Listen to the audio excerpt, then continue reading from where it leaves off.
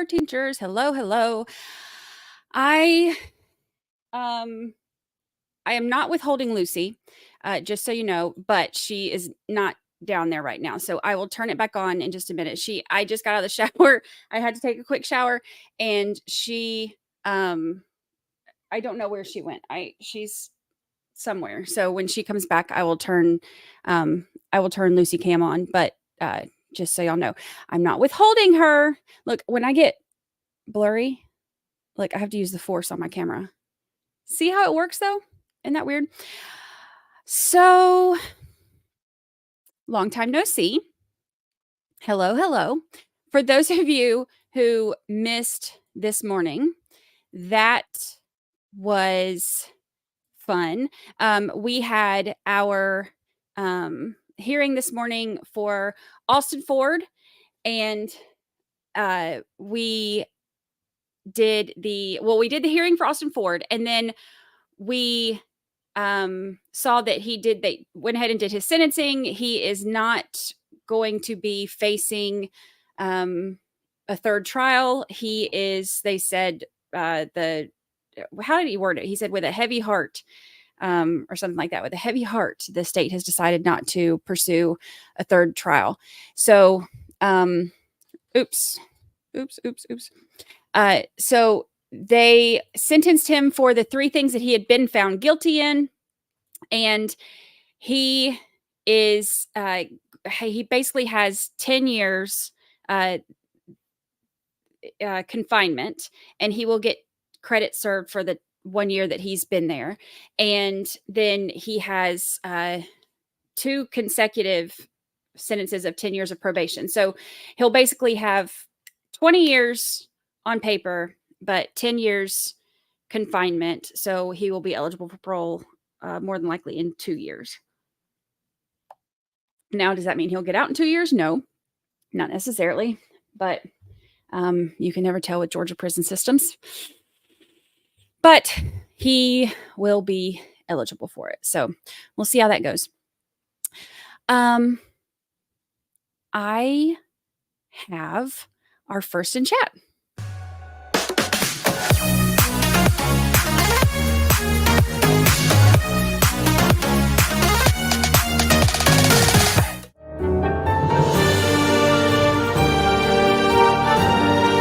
Gina Crawford.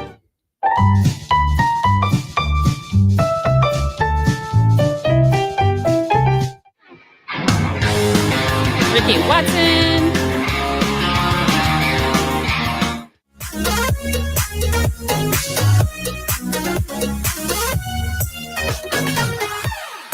Congratulations.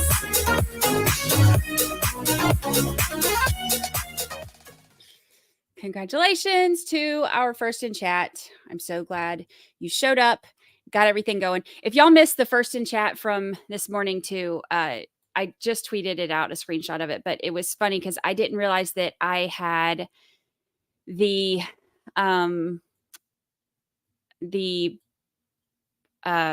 chat turned on, because normally I won't have the chat turned on. I'll have the I'll keep everything private until, a little bit beforehand, just in case you get people coming in, like, not us, of course, but people coming in being how people can be. Oh, there, I see a little foot. Whoosie. So anyway, I forgot. And then we had campers last night. So I made a little graphic for all of our overnight campers. So that was fun.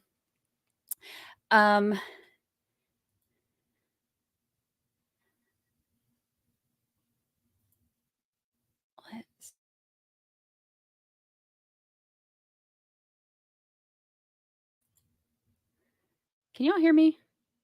Why am I echoing?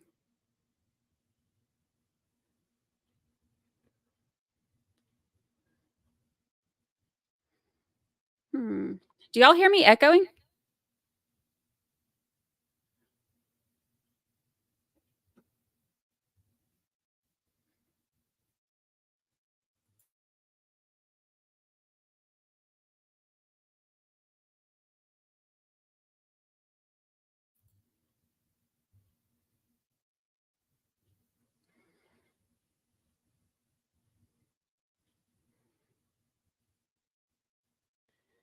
Um,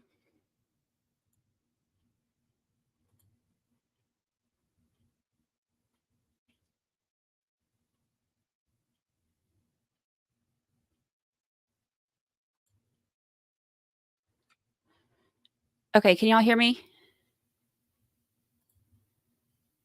Let's see. All right, now can y'all hear me? Because now I fixed my echo.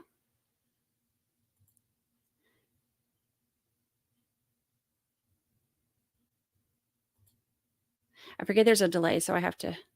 Okay, so now it's good. Okay, I fixed my echo, making sure that y'all don't have one.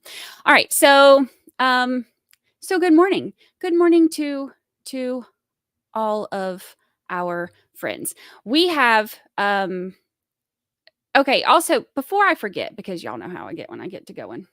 I did take my medicine, but sometimes it wears off too fast.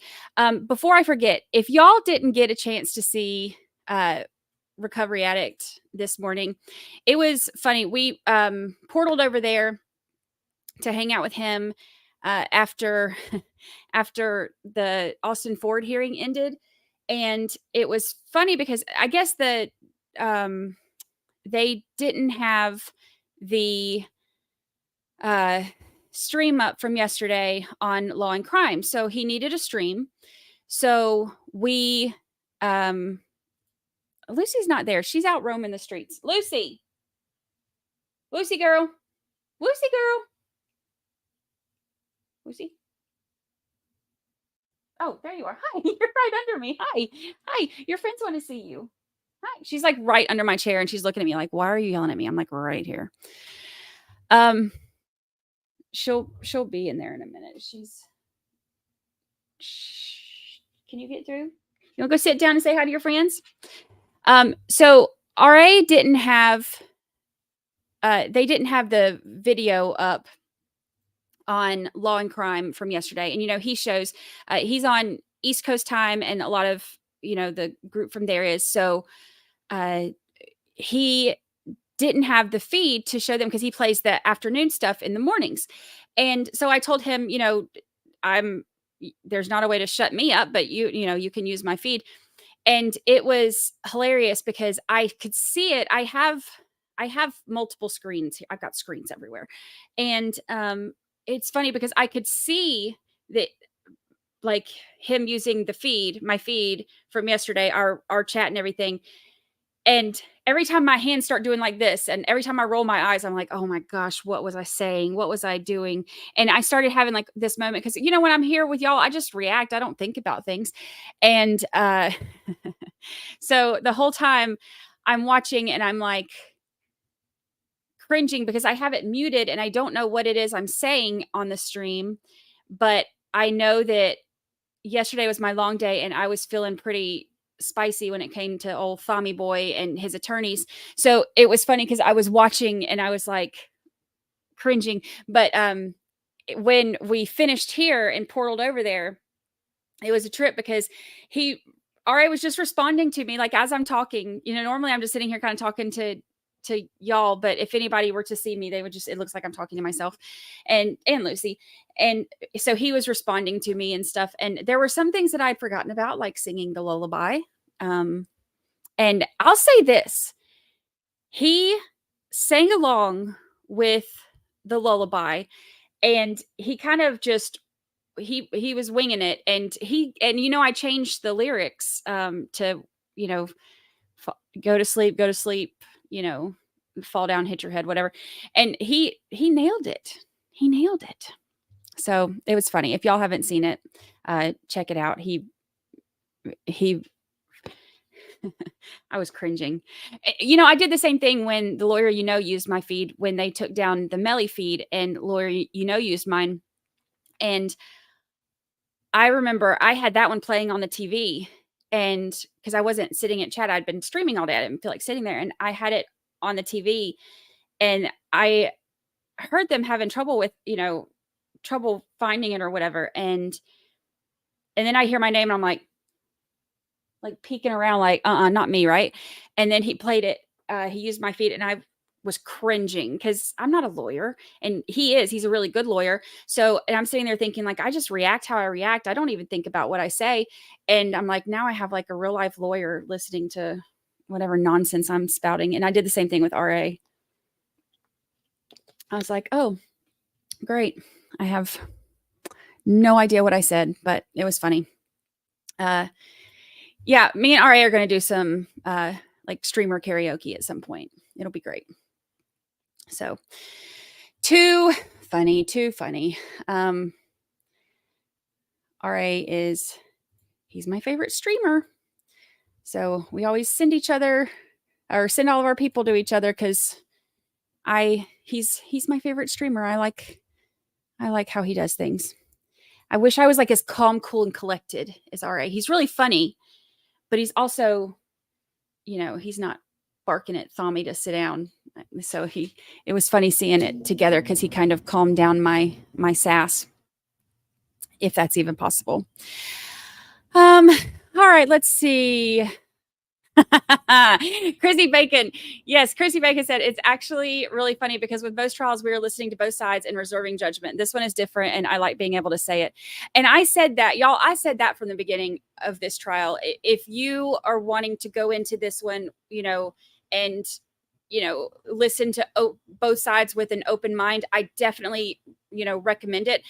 This is not the stream for that. I have gone too far in depth with all of this. So I know too much. So I'm not, and I have said that from the beginning, when it comes to this trial, I am not going to be unbiased. I don't like Thommy. I 100% believe he's guilty. I think he got off easy on the other ones. I think that he definitely has a pattern. And I think if he gets out, he will attempt to marry somebody else. And I think,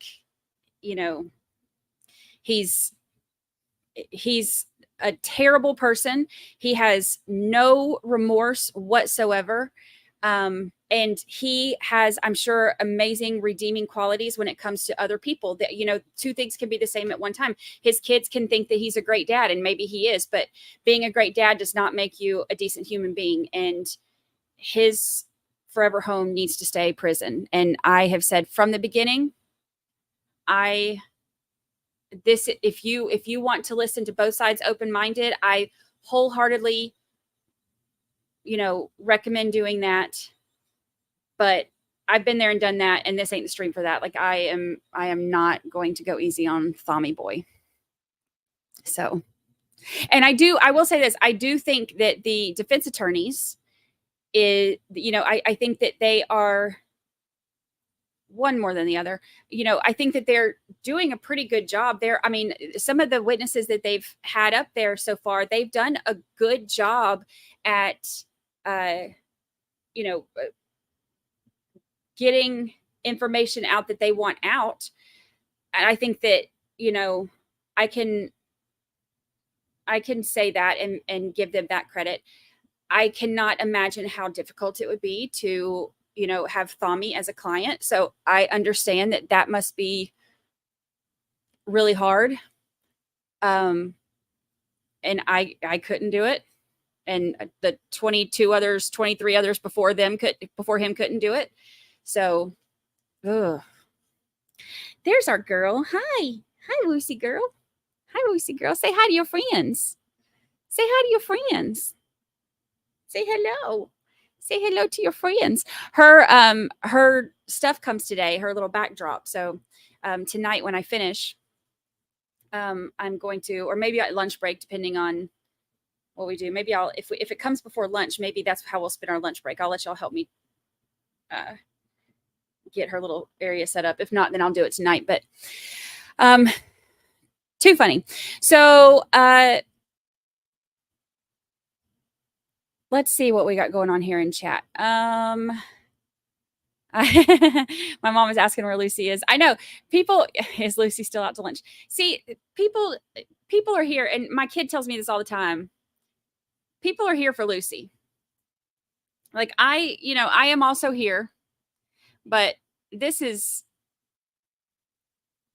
who y'all come to see. Oh, little bitty baby Lucy. It was funny too. I noticed on the chat yesterday, she had her back turned to Thommy.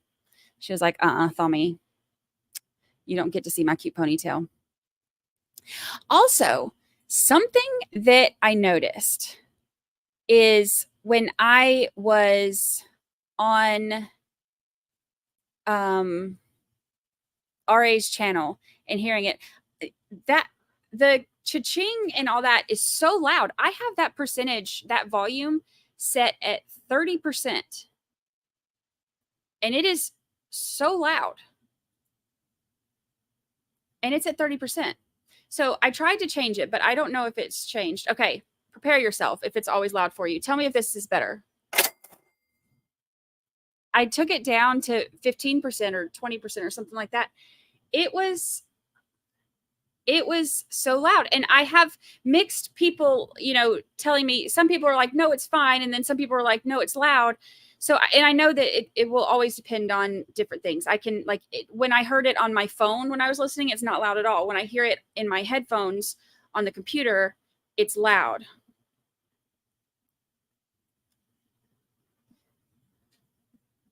I didn't hear it at all. Did I turn it down too much? Okay, listen, it's about to go again. Ready? Did I turn it down too much? Turn it up just a little. Okay. See, I have to. And it's hard because I can't. What I hear is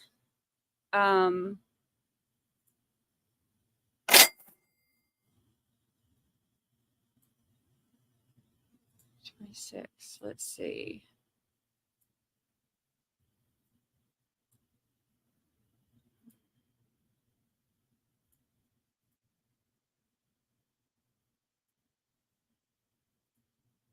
Okay.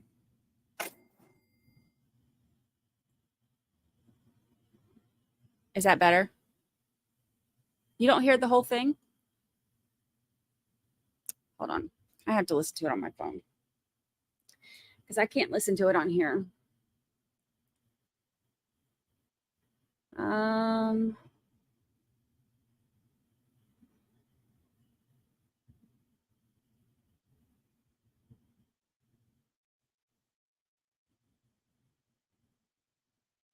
I can't listen to it on 6.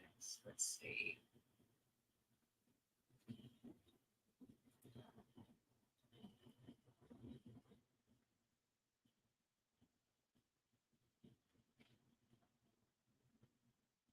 Okay. Oh, it's like too quiet now. Hold on. Is that better? It cuts off the whole end part. You don't hear the whole thing? Too quiet now. It cuts off the whole end part. I'm hearing myself now. All right, let's try this one more again. One more again. Let's see. All right, because I have to try to.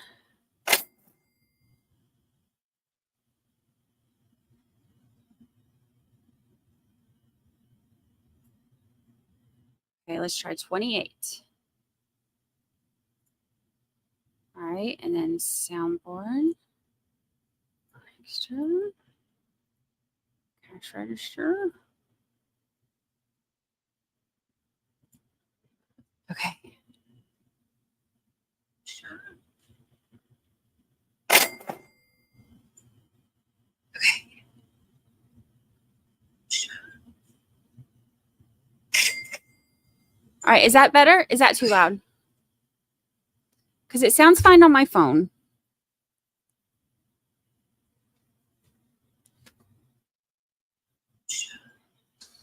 What? Did we just become best friends? Yep. What? Did we just become best friends? Yep. See, that one's too loud too now. Ooh. Quiet, quiet, you. All right, let me see if I can fix that one. Because, see, these were 30%. So I was like, oh, yeah, that's... What? Did we just become best friends? Yep. Let me try. Soundboard.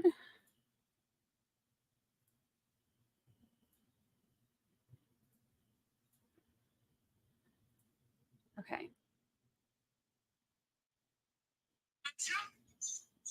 See, that one's too loud too now. What? Did we just become best friends? Yep.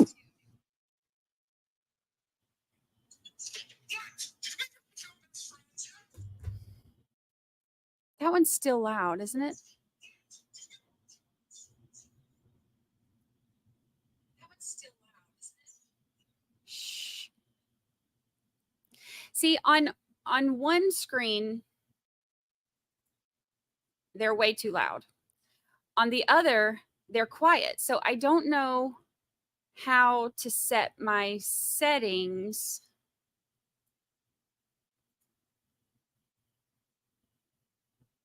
Where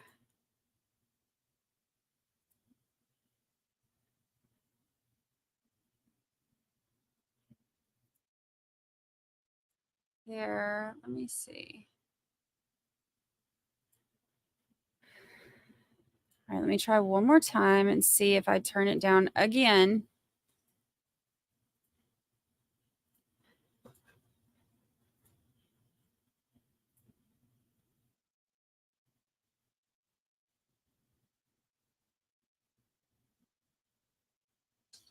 What? Did we just become best friends? Yep.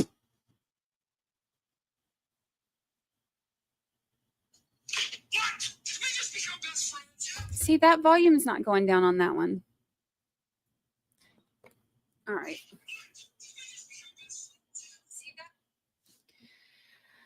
Okay, I tried. I'll have to try. Can we get a warrant issued for the Ching? I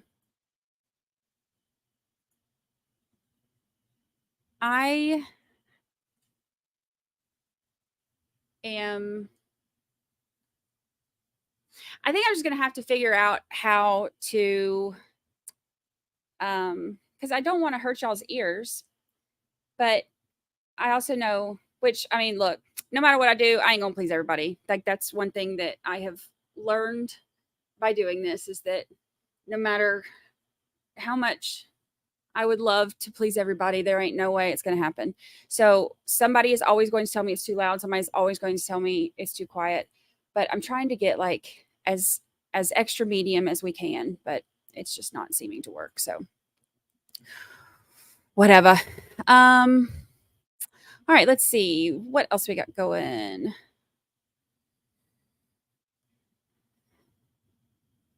Let me scroll up a little bit.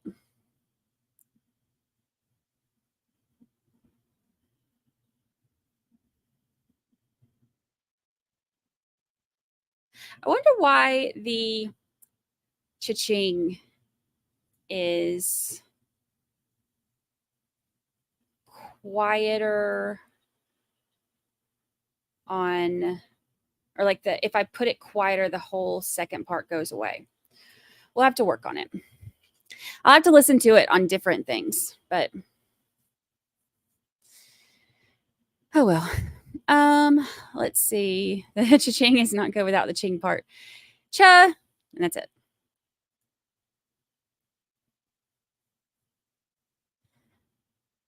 We love our rewatch crew.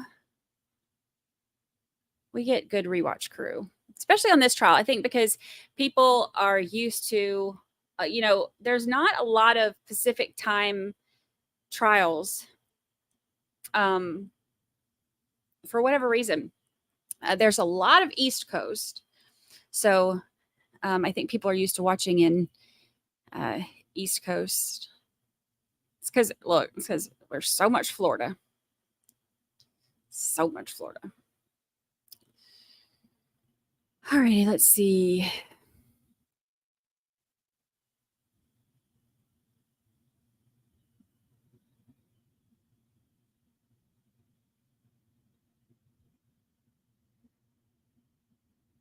Find the ching. You gotta find the ching.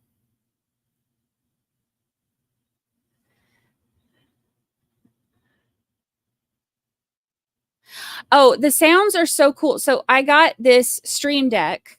Oh, I was trying to show, but I can't really show it. It's not, I can't, it's like plugged in, but it's a Stream Deck. It's one of the coolest gifts I've gotten. It has so many different settings on it. So I have my sound stuff, but then I also have like my mute, and then I can change my, like when y'all see me changing the stuff back and forth, like, like right now, there's nothing going on in court, so I'm over the court overlay, but then I can move us to over here and stuff like that. I can do all of that with just the button now, but there's all kinds of stuff that I can do with it. So it's a Stream Deck, and it's one of the coolest gifts I've gotten, and it has made life so much easier.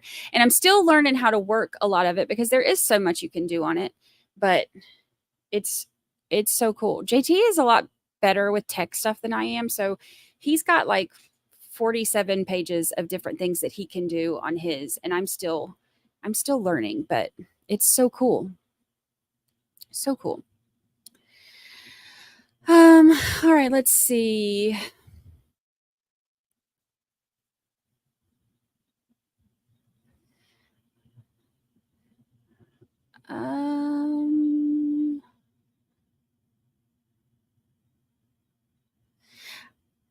I'm not using Luminous, but I might try it. I'll mess with it again later. Maybe I'll mess with it at lunch some. But I don't want to like blow ears out, but at the same time, I know that we love our exciting sound effects. If it ain't broke, break it. That's my motto. Bolo is put out for the ching. Hello, Kelly P. Allie B from Tennessee. We have a new member. What? Did we just become best friends? Yep. Is that one still loud? Welcome. We are glad to have you. Welcome to the family. Welcome to the family. You get your own fake furniture here. You get a Lucy Cam here.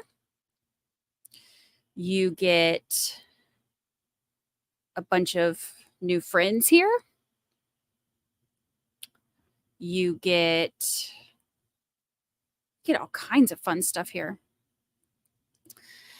Let's see.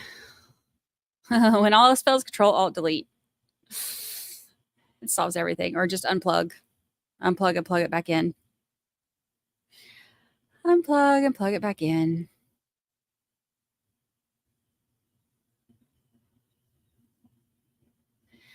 Jimmy, no, I do not live in Ohio. Okay, so Megan Baldwin, I'm glad you asked this because this trial was expected to last for 3 weeks, but they said yesterday that the state plans on resting on Friday. So we will actually probably go into the defense's case starting either Friday or Monday. Isn't that crazy? So it's going to be a shorter trial than we thought, and we will be in verdict watch. I already have anxiety about this verdict because, you always think that the jurors are going to, jurors are smart, y'all. I mean, look at us. Hello. But, you always have that fear, are they going to get something wrong? And so I'm already getting anxiety about the verdict day. But we're going to get our verdict eyebrows going.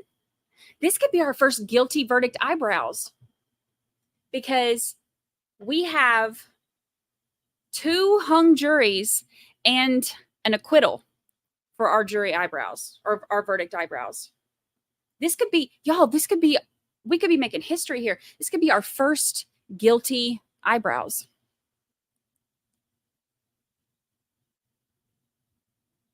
Could be.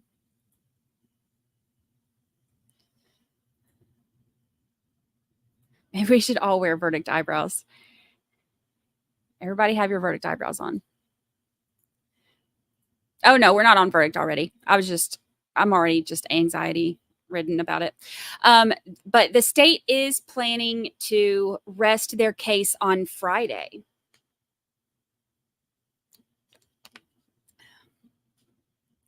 No, the first eyebrows that I did were Travis Rudolph because, right? I'm pretty sure. Because that was right after I'd gotten, I think it was during that trial that I had gotten that email from the lady who was in here the other day. FYI. She might be in here now. If you are, thank you for coming back. I promise I'll wear my eyebrows every verdict day. But the email that I got from the lady who said that she enjoyed the stream, but she found it hard to focus because I don't have enough eyebrows or whatever it was. Let's see if she's in here again. Hold on. If so, I'll go put on my eyebrows. Nope, she's not in here. Okay. Let's say. But yeah, anyway, so I had talked about that email, and then I got those in the PO box, and so it was like we were in verdict watch, so it was one of those things we were like, I was like, hey, why not? I'm gonna put them on air. We got nothing else to do while we're waiting on the verdict, and so I did, and then the verdict came, and it just became a tradition. So I did not block her because it was a strange observation, but she's entitled to them. So, but when I put them on that first day, I was like, somebody get her on the phone. Tell her, come on back. I got eyebrows now. Oh my gosh, I'm going to wear verdict pigtails. That's a good idea. I could do my I'll have to do Tommy pigtails for the instead of my Letitia. Y'all remember I used to do the Letitia hair on during the Lori Vallow trial, night court. However, Letitia would wear her hair that day when we would do the Lori Vallow trial in the evenings. I would do Letitia hair. God, does that feel like forever ago? Isn't that crazy? So crazy.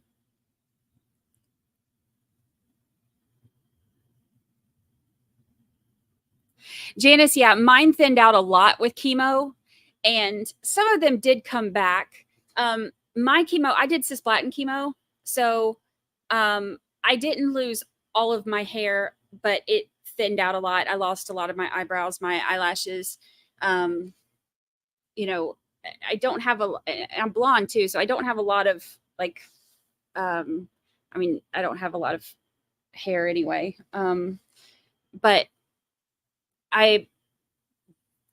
my hair used to be really, really thick, and I lost, like, my hair thinned out a lot, like a lot. I had like a couple kind of bald spots that have, for the most part, grown back now. But my eyebrows have always been, I'm blonde, so they're not going to be like real dark anyway. And, I was a teenager in the late 90s and early 2000s. So, that's when, like, you just pluck the bejesus out of your eyebrows. And so they're thin anyway, but so I don't have many left anyway. So, but you know what, Janice? We don't need eyebrows to be cool.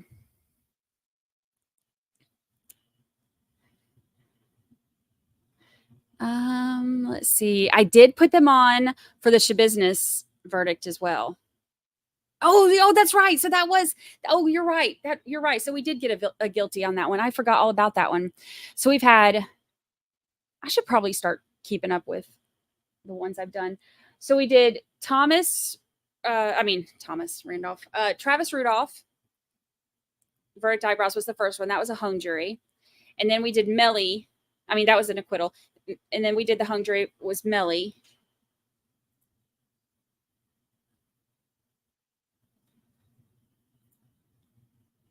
And I forgot about Shabusiness.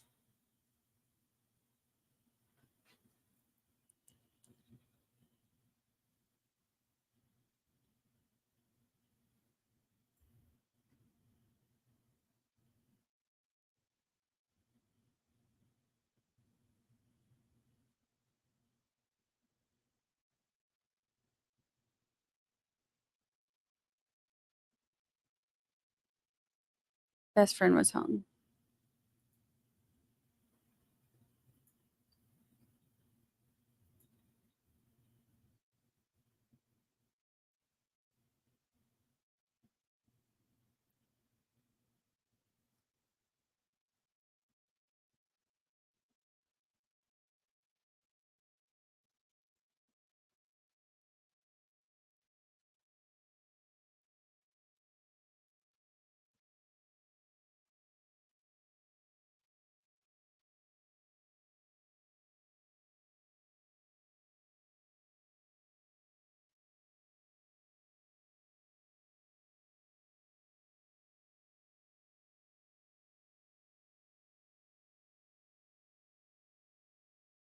Y'all can't hear that? So Mr. Stone keeps those notes every time he does a case like this, maintains it in his file. That's how the state has it now, and that's how we got a copy of it. If the state's position is, look, it's going to come in anyway if he denies it, well, the statement's going to come in because Dino Kelly's later going to testify that he in fact had this conversation, or he's going to deny it. It's going to come in anyway. So it's inevitable that it comes in under any analysis. The whole document's here say we don't have any objection to it coming in. We want the whole document to come in. The portion that the state redacted is admissible under not one but two separate exceptions to the hearsay law. So I don't think it qualifies as a report. These are notes that he took that are detailing his sort of like what he was doing with the ejection pattern, like his measurements and stuff like that. It's not a police report, but it is a documentation of the testing he did. The lab routinely has conversations with detectives, and those are all hearsay. As far as the state of mind, I don't think it does tell Detective O'Kelly's state of mind, and certainly he's a witness who's going to testify in this case, so they're free to ask him on cross-examination what it was. But Randall Stone's recitation of a phone conversation isn't illustrating Detective O'Kelly's state of mind, or I would also say, I'm not sure how that's relevant at this point, the firearms interpretation of Detective O'Kelly's state of mind. Okay, so if these notes are accurate, if Detective O'Kelly said, as long as I could state in my report that the casings were ejected rearward, I'm sorry, I pronounced that terribly, and to the right, that would be sufficient. Does Randall Stone then go forward and do something in response to this? He doesn't do something in response to that. And that statement by Dino Kelly falls squarely within 51-105. It is a statement of the declarant, Dino Kelly, then existing state of mind, plan, motive, design, which is explicitly not admissible under the hearsay law. He says, that's good enough for me. You don't need to go do these things. And that's why Randall Stone doesn't. That's why he doesn't do that. He wanted to do additional testing. O'Kelly tells him, nope, good enough. Well, then I think that what he's permitted to ask is, did you have a conversation with Detective O'Kelly about doing additional testing? And he either says yes or no based on that conversation. What did you do? I completed the testing. And then he can ask Detective O'Kelly about what he told him. I mean, But here's the issue, Ms. Wagner. Either it's coming in today or it's coming in when Detective O'Kelly gets here, I guess is my question. Because if Randall Stone is asked, did you want to desire to do other things that based on representations made by Detective O'Kelly, you did it? If he says no, he can be impeached with these notes.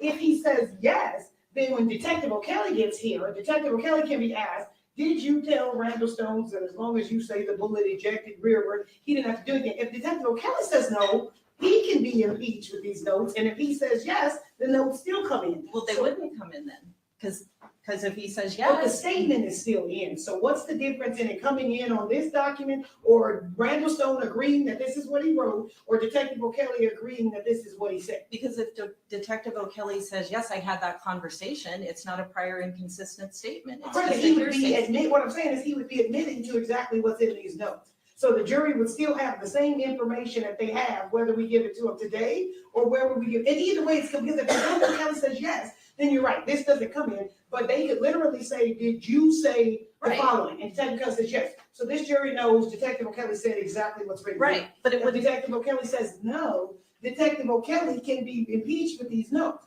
So Correct. either way, this statement is before the jury, so what is the issue? Because it shouldn't come in the note form at this point in the proceedings. It would only be if Detective O'Kelly testifies, yes, I had that conversation, then it comes in as testimony. It doesn't come in the form of Randall Stone's notes. Then the She is entirety of it beautiful. should come in. Here's how this plays out. And I agree with Your Honor. I can impeach either one of them regardless of what answer comes out. Right. But it's admissible under a separate exception that has nothing to do with the prior inconsistent statement. It comes in for that purpose. But what the state wants to do is introduce half a document, and then they want us to say, this is how the question answering would go. Did you conduct testing? Yes. Did you desire to conduct additional testing? Yes. Did you have a conversation with Dean O'Kelly about whether or not you should? Yes. Did he instruct you not to? Yes. As a result of that, did you not conduct further testing? Yes. Did you document that in your notes? Yes. And now there's a blacked out spot on the notes. It makes zero sense. Well, that's, I guess, what I'm struggling with, because if he says that, then what is the purpose of blacking it out on the notes? That's the part I don't understand. Like, what is the purpose of blacking it out if it is inevitable that this statement by Dean O'Kelly that caused him to do something, to not do something, if this is accurate and everybody can, it's still coming in front of this jury. So what is the prejudice to the state in allowing this document in its entirety rather than giving the jury a document where something has been blacked out? The state's, I'll substitute out, I'm not that worried about it. I'll substitute out the document and have the one with the notes. But the position of the state is it does not become admissible until Detective O'Kelly testifies. But it could become admissible if he denies that he wrote it. He would have to deny the conversation. Right, I don't know what he's gonna say, but if he denies, let's just say hypothetically, this next witness says, no, I've never had a conversation with Dean O'Kelly, this would become admissible at that point. That's correct. I doubt he's gonna say I didn't write those notes. So I disagree that it only becomes admissible when Dean O'Kelly testifies. But then that would be only if he denied it. Right, He's but not. I don't know what he's gonna say, but I just don't see the harm to you. This statement is coming for the jury, whether it's today or whether it's when Dean O'Kelly gets sent. The jury is going to know that Dean O'Kelly said it. Okay, well then the state's request is we'll substitute out, I have the you have it actually. Okay, And if we could unredacted. just substitute that with number 323. The unredacted copy will be admitted to the jury if the proper foundation is laid, because he has to lay the foundation that these are his notes and that he wrote them. All right, any other issues? No, I just need to, if I could have the court's indulgence. Okay, these are your copies, and I appreciate those, because I had it, but I needed to see. No problem. They're objecting to Dean O'Kelly's statement coming in. Oh, yeah. All right, anything else outside? But I don't know what statement it is. 1 second, I forgot one photo I need and I just need to find it real quick. It's the diaper. Hey, Michelle P. Yeah, there's a lot.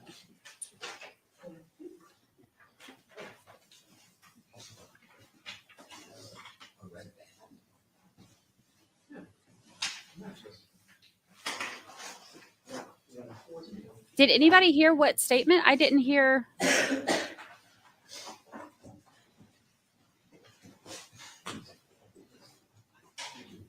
Maybe we'll try to rewind it when. You have it? Okay. Look at him grinning. I'm good, Your Honor, thank you. Okay. Wait a minute. Do we want to make a stipulation on the record? Oh, hold on. What? Stipulation on the record about the exhibits. We can do it. I mean, Right. So So we'll clear it in front of the jury. Yeah, we'll do it in front of the jury, but we're good. Move it all in, all right. saving time. Bring the jury in, bring the evidence in. Everything. Go ahead. All rise for the jury.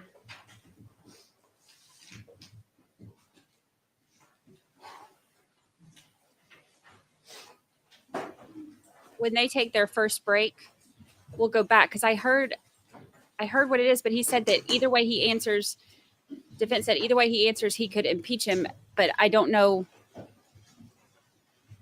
exactly about what. We'll go back and look.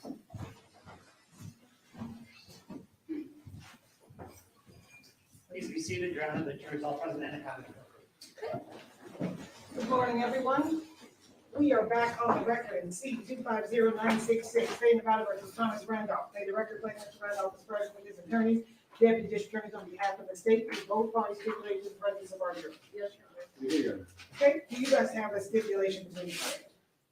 So I believe the parties have stipulated, Your Honor, to the admissibility of all the physical evidence that has been brought into the courtroom, as well as all photographs that have been marked as well. What are the numbers? I believe that 1 through, I want to say the last exhibit is 326. So it's going to include, for example, some CDs with some data on it and things of that nature. Okay, it's 326. Okay, all right, so 1 and 2 are already in. So let's do 3 through 104 is admitted pursuant to stipulation. And then 105 to 117 was already in, so then we'll go 118 to 122 is admitted pursuant to stipulation. 136 to 167. 169 to 213. 215 to 284. 289 to 304. 310. 318 to 323. And 326. Does that cover all of them? So stipulated. Okay, those are all in pursuant to stipulation. Okay, State, do you have your next witness? Yes, Your Honor, the state called Randolph Stone. All right. On the stand, Randall Stone.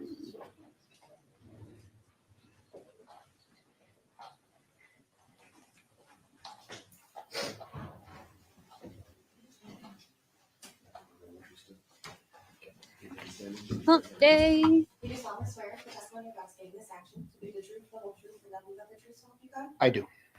Chrissy Bacon gifted a membership. Thank you, Chrissy Bacon. Please state and spell your name for the record, please. Randall Stone, Randall. Last name is Stone. Thank you, Your Honor. Sir, how were you employed back in 2008? I worked in the forensic lab for the Las Vegas Metropolitan Police Department. What was your job in the forensic lab? I worked in the firearms unit where we analyzed guns and cartridge cases and bullets for identification purposes. How long did you work for Metro as a firearms and ballistic analyst? About 8 years. I retired in 2014, so I've been retired for 9 years now. Okay. In order to do that job, did you have to undergo training? Yes, I started, I've worked in the lab for 29 and a half years total. I have Wow. a bachelor's degree in criminalistics. I was hired by the laboratory shortly after I graduated back in 1984.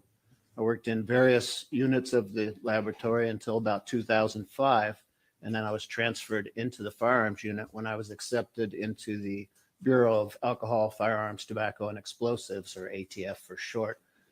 Their National Firearms Academy. And as a firearms analyst, can you give the members of the jury sort of an overview of what you do? Yes, we receive items of evidence from crime scenes, including guns, bullets, cartridge cases. We test the firearms to make sure they function properly.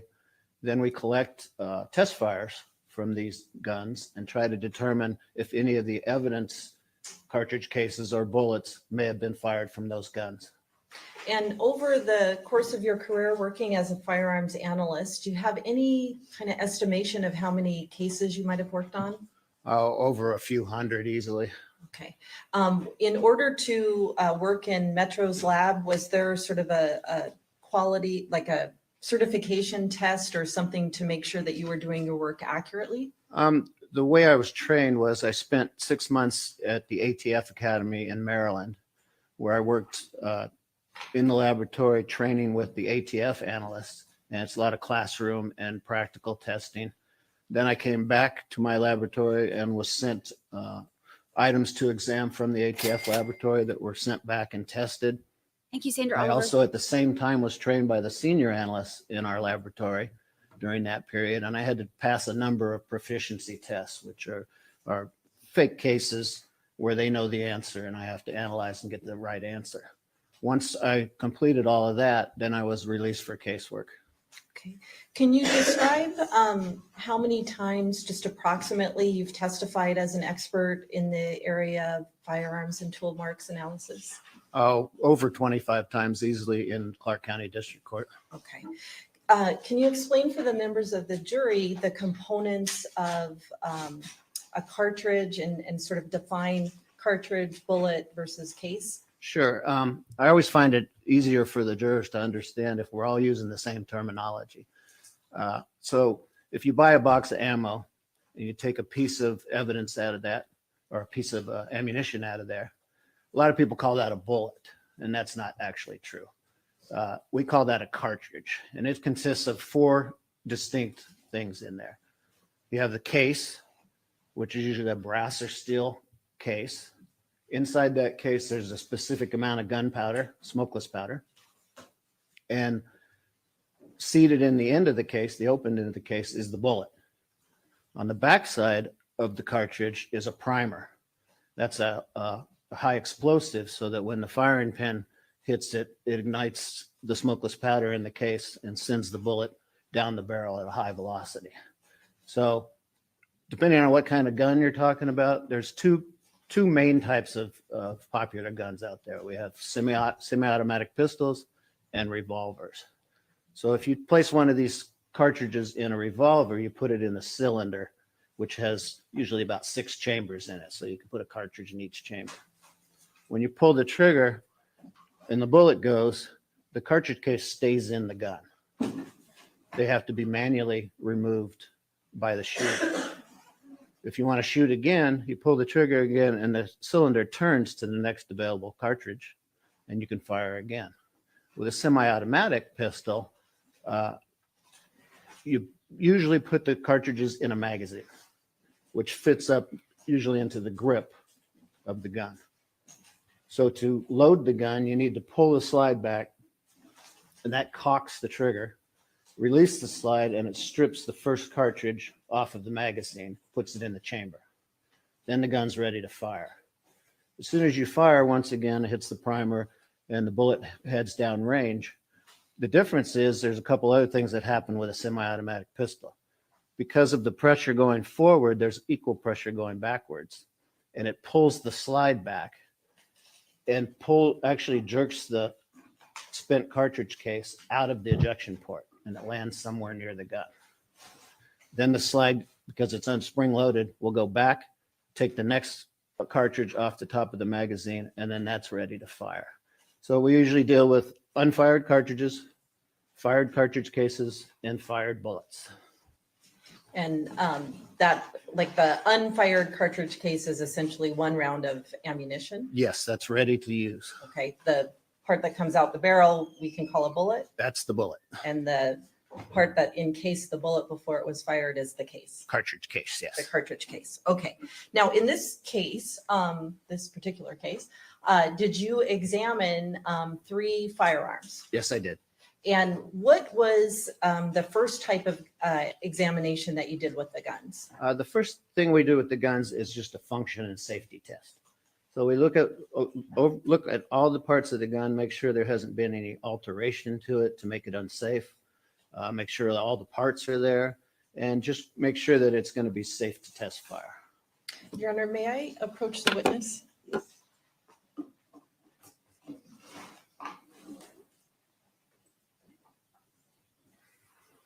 We'll get Lucy Kim back when we get our likes up. Nope. I am showing you what's been admitted by stipulation, states 290, 291, and 292. I'd like to have you first look at 292, and can you tell me if you recognize that as one of the guns you examined? Yes, I recognize it because it has my personnel number and initials and the date I analyzed it on the seals of the box. And with the court's permission, can he hold it up to the jury? Is that okay? Yeah. I leave that to Adam. Okay. I don't want to break any rules. Can you tell the members of the jury what is that gun? What kind of gun is that, and what do you see when you look at that gun? This is a Bach Hill. I think it's a IJ70 model number. It's a Russian gun. It also could be Chinese. It's hard to tell on some of these. They were imported from Russia and they also were imported from China. So it's a semi-automatic pistol. It's a 9mm Makarov caliber. That just means the size and shape of the cartridge that fits in it. And it's also the diameter of the barrel. And are you able to hold it up and kind of point out where a fired case would come out of the gun?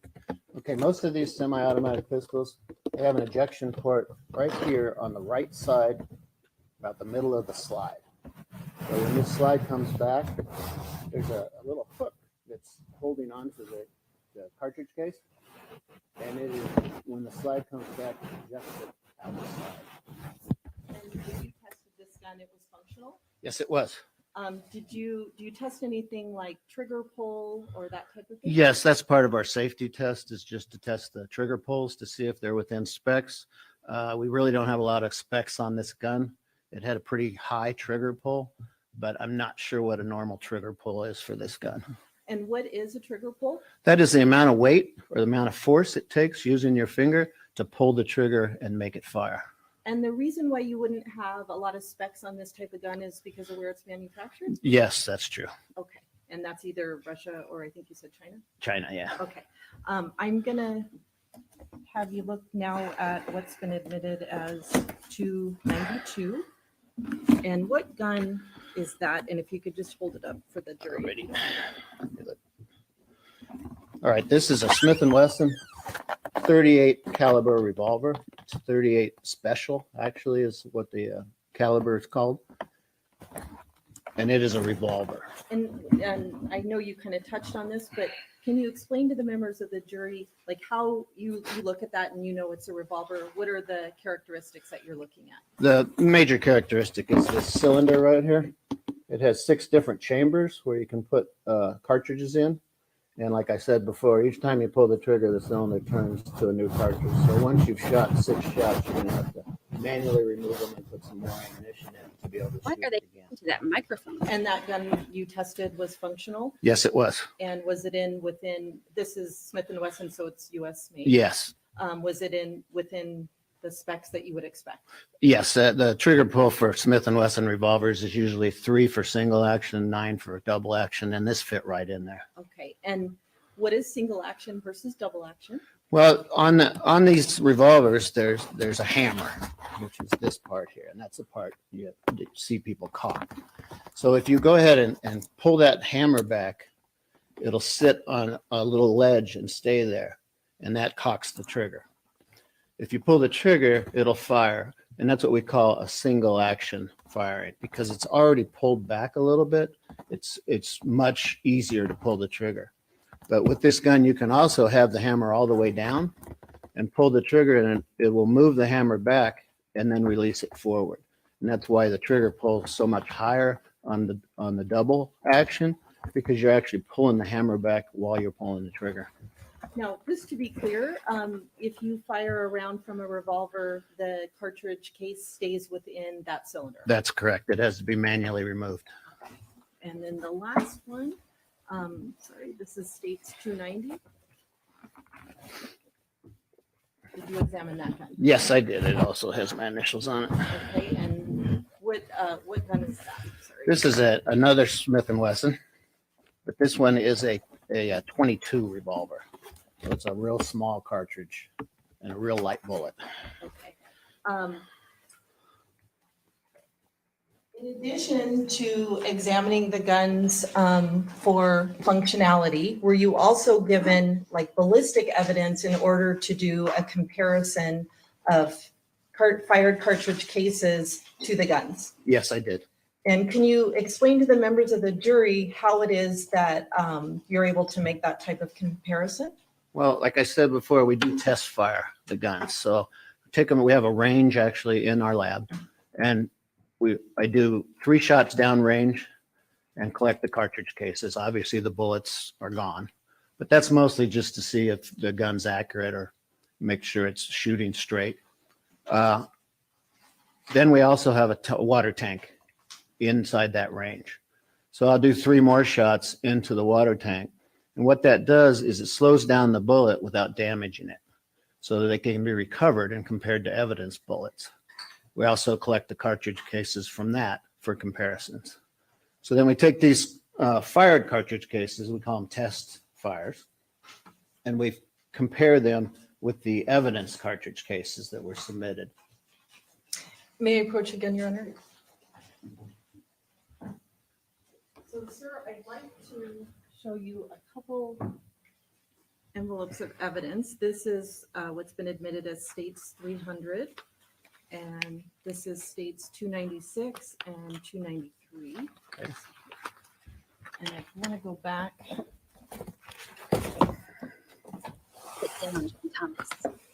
so do you recognize those items of evidence? Yes, once again, they have my personnel number and initials and the date I analyzed them. Okay. And what is contained in those packages? The first package, which was 9618, was 1 bullet. Okay. And are you able to tell where that bullet was recovered from? It says 1704 Pinto Lane, which I know is the coroner's office. Okay, so that bullet appears, at least to you, to be from autopsy? That was what I would assume, yes. Okay.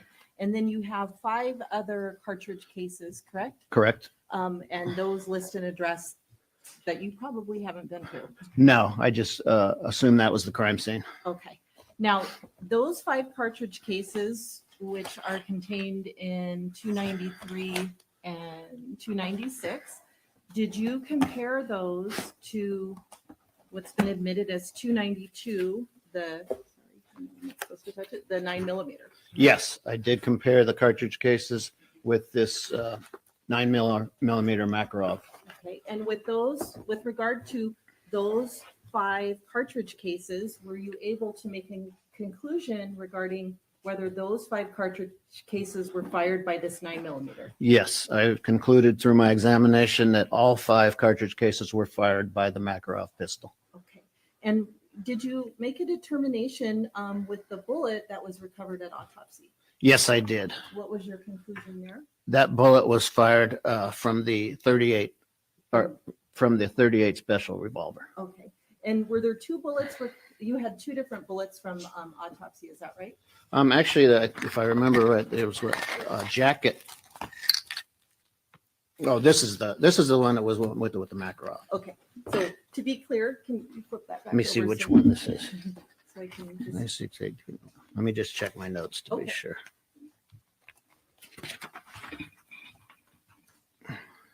Yeah, 961811 was ID'd to the Makarov. okay, so let me just so our record is clear, the bullet that was in States 300, right, Correct.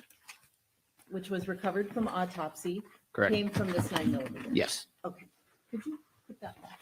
certainly. Size 11. Yeah, we're all gun experts. Great.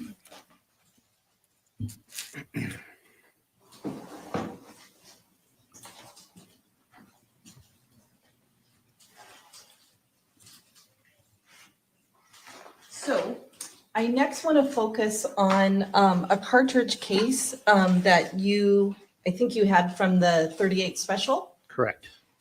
And what were your conclusions regarding that cartridge case? After examination, I concluded that cartridge case was fired by the 38 special revolver. And just for the record, I think that's in States 299. Yeah. Yes, it was package 925510, item 15. So in States Exhibit 291, which is a 38 special revolver, there was 1 cartridge case that you examined, Correct. and it came from this gun. Yes, it did. Now, with regard to this 22, did you have any expended cartridge cases to compare for that one? No, I did not.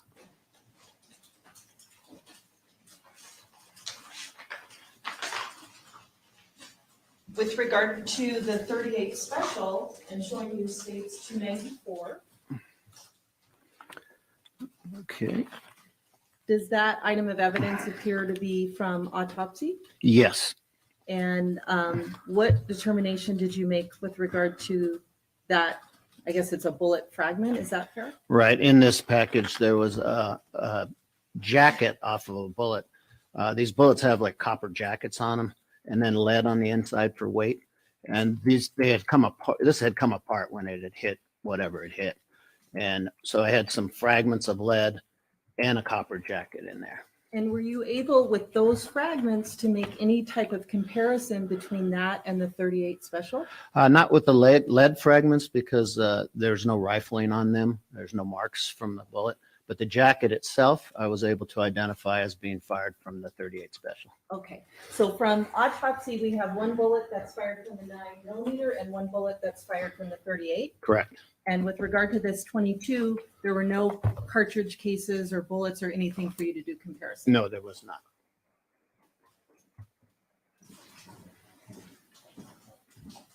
Now, were you asked by Detective O'Kelly to do what's called an ejection pattern analysis? Yes, I was. And what is that? As I said before, with the semi-automatic pistols, they eject the cartridge cases out, so they fly out. And normally, most guns that I've ever seen, because the ejection port's on the right side and the slide's coming backwards when this is happening, they eject to the right and to the rear.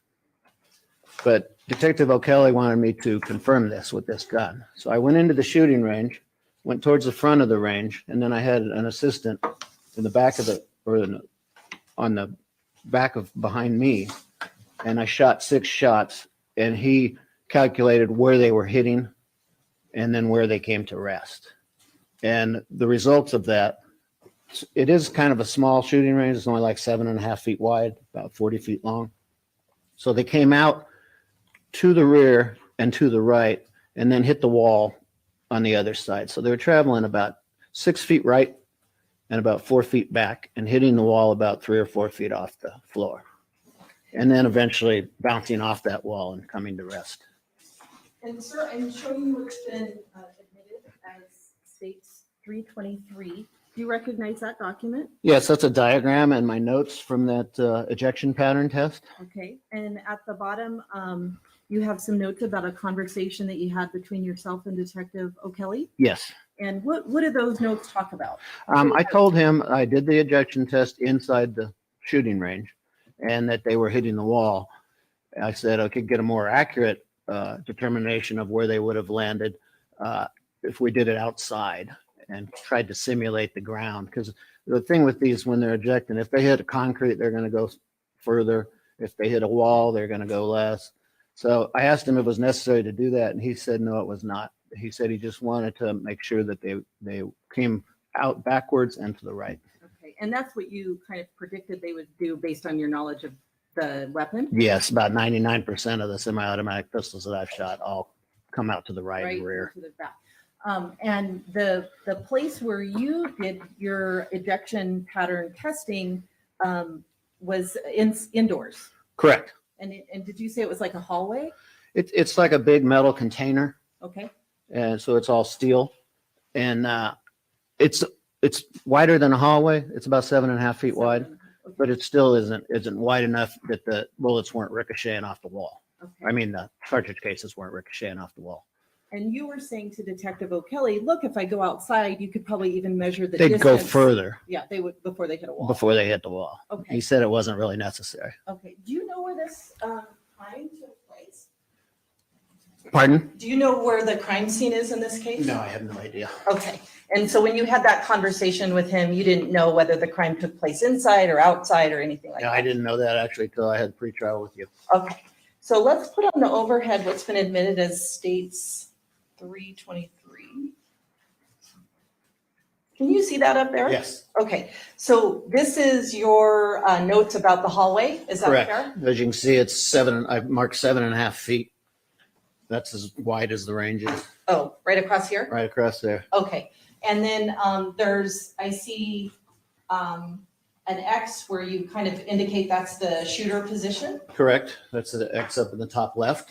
And then what is that other X, like the bigger The one? other X is where the cartridge cases were hitting the wall. And I noted that they were hitting at this position 3 to 5 feet from the floor. Sir, I think there's a mouse up there. Oh, okay. Oh, thank you. Sure can see There we go. it. So right here Uh-huh, was where they were hitting the wall, and it was 3 to 5 feet above the floor. So they're coming from this shooting position over here where I'm shooting. okay, They're crossing about 5 feet back okay. and about 7 feet across to hit the wall at this point, and then they're ricocheting, and there's 1, 2, 3, 4, 5, and then 6 that landed back here. So the X that's higher up in the box and that's marked as the shooter position, I think this is probably obvious, but what direction are you firing? Downrange, So up on the? no, up just piece? straight downrange. Up, yeah, just they were going down into the trap Okay, right here. And There's a the- bullet trap at the back. all right. And then the cases are those little X's that we see on the lower part of the? Correct. rectangle? That's where they finally came to rest after bouncing off the wall. Okay. And is it based on that you confirmed that it went to the right and behind?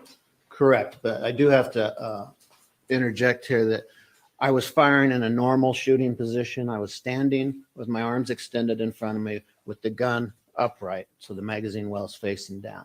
Obviously, if you turn the gun one way or another, it's going to eject differently. For example, if you flipped it this way, here's the right side of the gun. I would expect it to come back and almost hit you in the forehead, which things like that have happened and they hurt. They come out hot. If you turn it the other way, facing down, it's going to come back towards your feet. So when we do an ejection pattern, we're assuming that they were shooting in a standard firing position. And that firing position would be a standard firing position, obviously for, to have some consistency for comparison purposes. Correct. And so you did like a standard position for firing when you were doing this analysis. That's correct. And they went backward or to the right and backwards. That's correct. And it looks like on the diagram, to varying distances, but it also looks like they hit that wall as well. Yes, And that's why you made that notation? correct. Okay, now That said to me that if the wall wasn't there, they would have went a lot further. a right. lot further. Yeah. But still kind of in that direction. Correct. They're still going backwards and to the right. Okay. And the conversation that we just spoke of, where you spoke to Detective O'Kelly, that's noted in your notes on your diagram as well? Correct. That's this little paragraph right here. Okay. And that's when you suggested, hey, look, I could do this outdoors and actually measure how far they would fly outdoors. Right. But he said that wasn't necessary. Right. And we've done that before. We've actually gone outdoors, but it was a shooting that occurred outdoors and they were landing in grass. So we could simulate that. Okay. Now, I believe you analyzed bullets that were collected at the crime scene as well. Is that fair? That's correct. I'm showing you what's been admitted as states 295 and 297.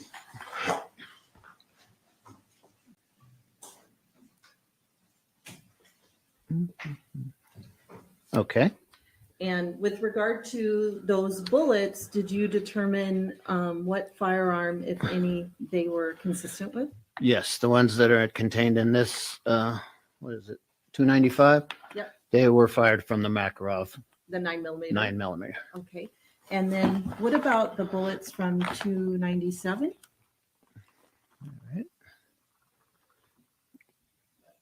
Yes, this is inside this package. There's 2 bullets and some metal fragments. The 2 bullets, items 10 and 11, I did identify to the Makarov Okay. 9mm.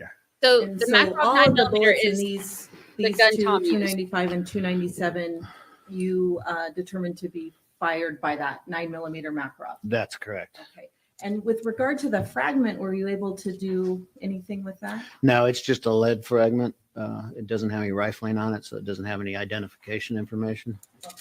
So overall, there was 5 cartridge cases fired by the Makarov, and there were 5 bullets recovered from the Makarov. Okay.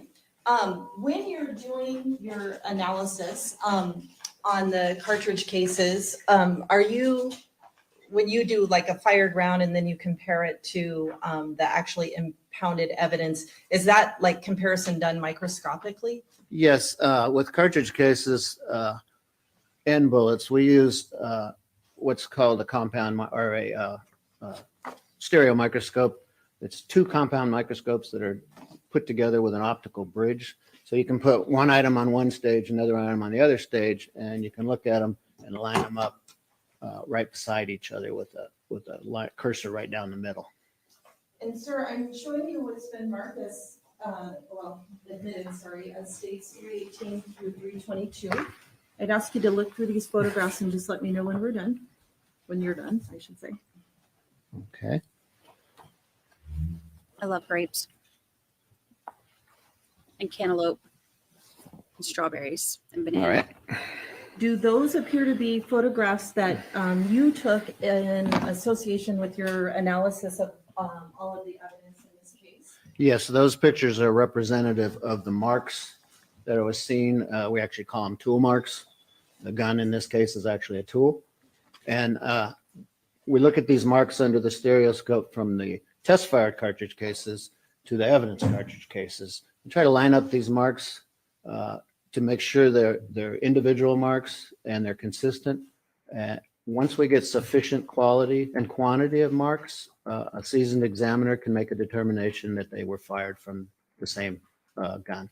Okay, and I think you said these are representative, meaning you took many more photos than There was many more photos, yes. We just keep a representative example of what we saw, for which comes in handy on a case like this, because I don't remember doing this case. It's just a representative of what I saw. Okay, and I'm gonna put on the overhead states 318 and just back up a little bit. So the And 5 shots in Can the you garage tell were the from members Tom. of the jury, like, what are you looking at in that type of photograph? So In, You know, oh, you have this the is- mouse? this is the stereoscope that I was talking about. This line here differentiates what's on the left side of the stage and what's on the right side of the stage. So over here on the left, it says T2 there, so that's the test fire. And over on the right is the evidence cartridge case. And what we're looking for is, see all these lines, they call them furrows and ridges. And we're looking at their spatial relationship and the size and shape. They're not all going to match perfectly, but if we get enough of a pattern, then that would be an identification. Okay, and this is states 319. What are we looking at there? This is actually the breech face marks. So on these guns, when the cartridge is in there, the back of the cartridge is up against what we call a breech face. It's a real strong piece of steel because there's a lot of pressure there.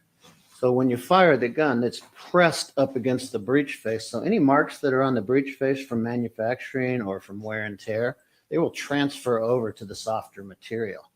So as you can see on this picture, we got lots of lines that are all the same, all lined up. And that's a really good breech face identification. Okay, and it's these sorts of comparisons you're making in order to make the determinations that you discussed earlier about, I determined that those cartridge cases came from the 9mm or something like that. That's correct. And we look at a number of different areas on the cartridge cases. For example, with the 9mm Makarov, it had a mark called an ejection port mark. And that's one of those pictures too. That is when the cartridge case is slung out of the ejection port, it hits the slide and it repeats the same way almost every time. So you can compare a test cartridge case to an evidence cartridge case, and those ejection marks match up really nice. So I'm gonna put on the overhead now. I'm gonna do it in order. This is states 320.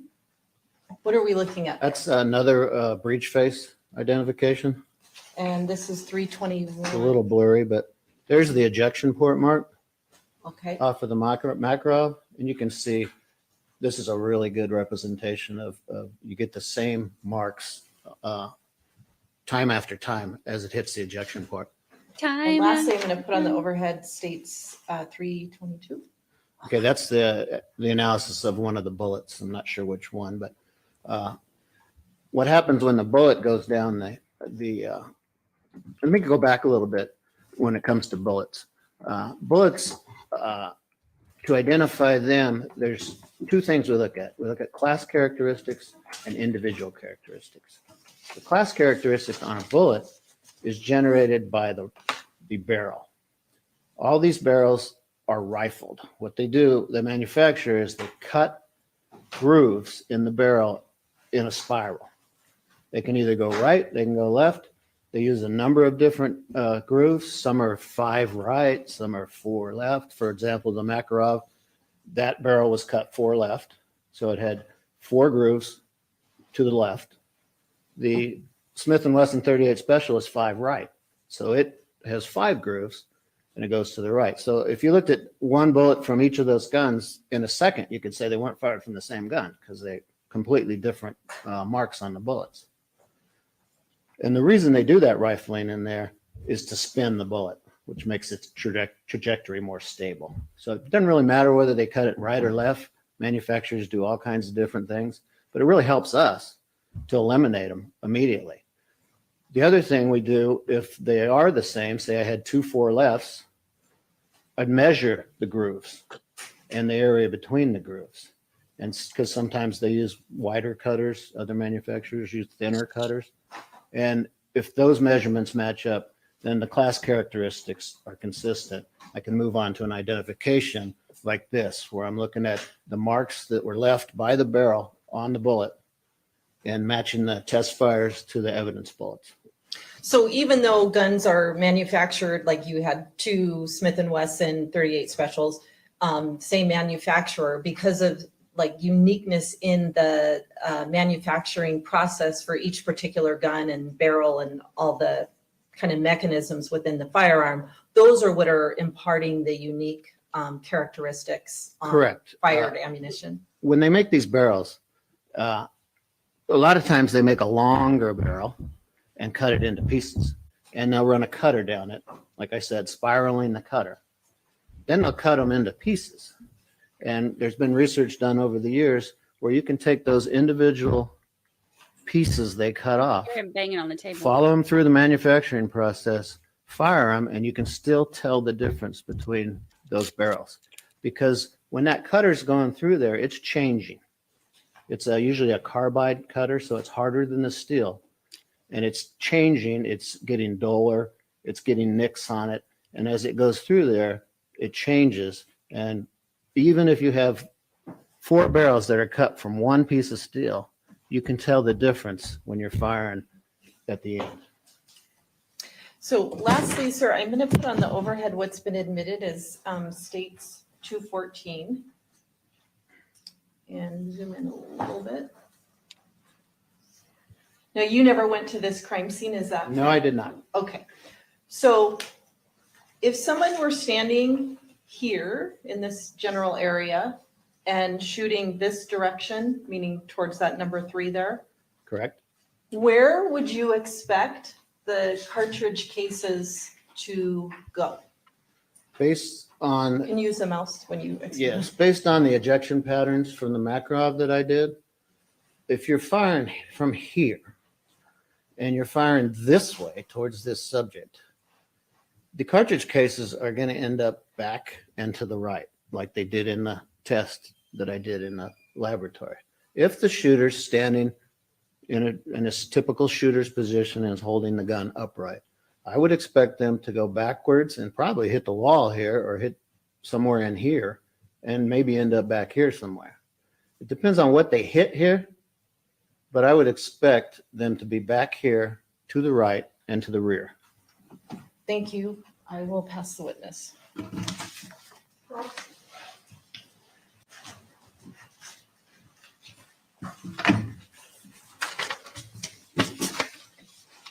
How you doing? Good, how are you?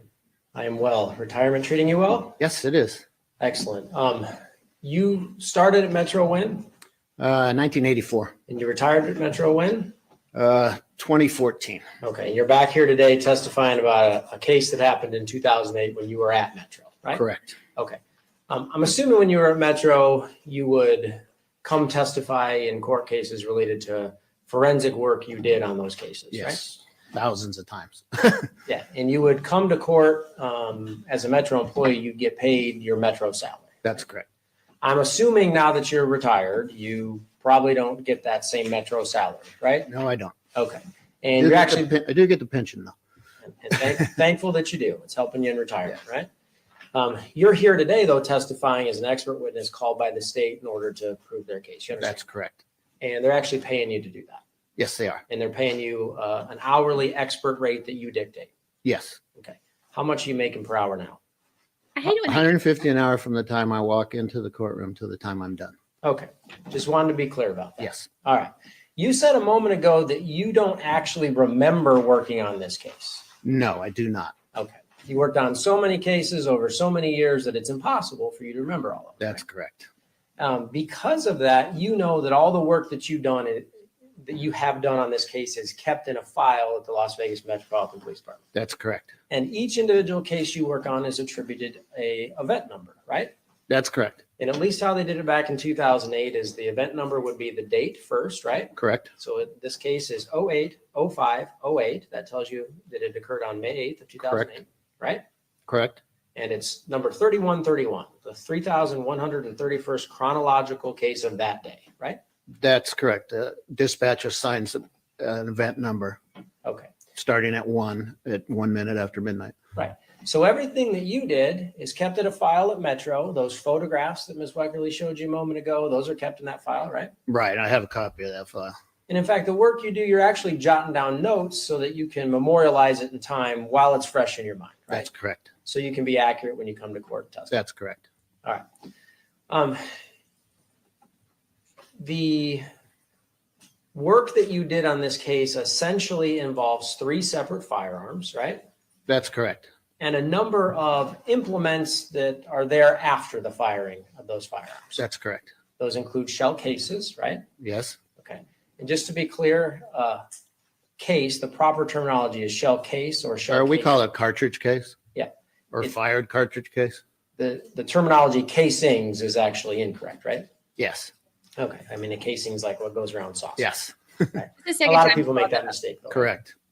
And if you could just do me a huge favor, I know you know what's coming and you're giving me the answer, but sometimes you're talking before I finish the question. Okay. I just want to make sure we have a real quick record. And if I talk over you, just point it out and I'll try to correct you. Okay. Okay.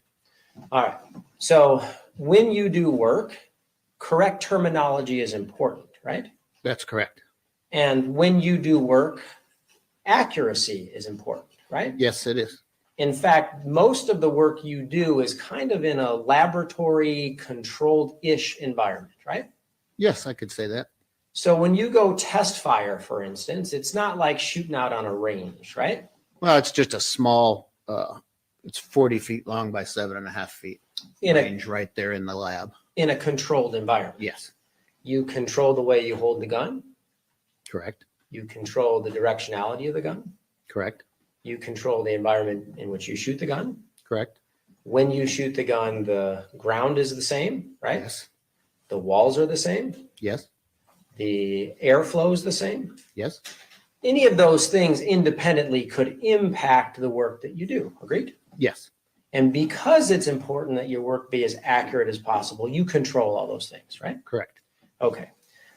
In this particular case, you mentioned 3 separate firearms. I'm going to put them up on the screen here.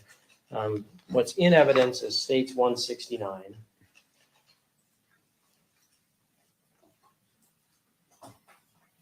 That's that semi-automatic 9mm Makarov you described earlier, right? Yes, it is. Tom's I gun. just want to clarify a small point related to this firearm.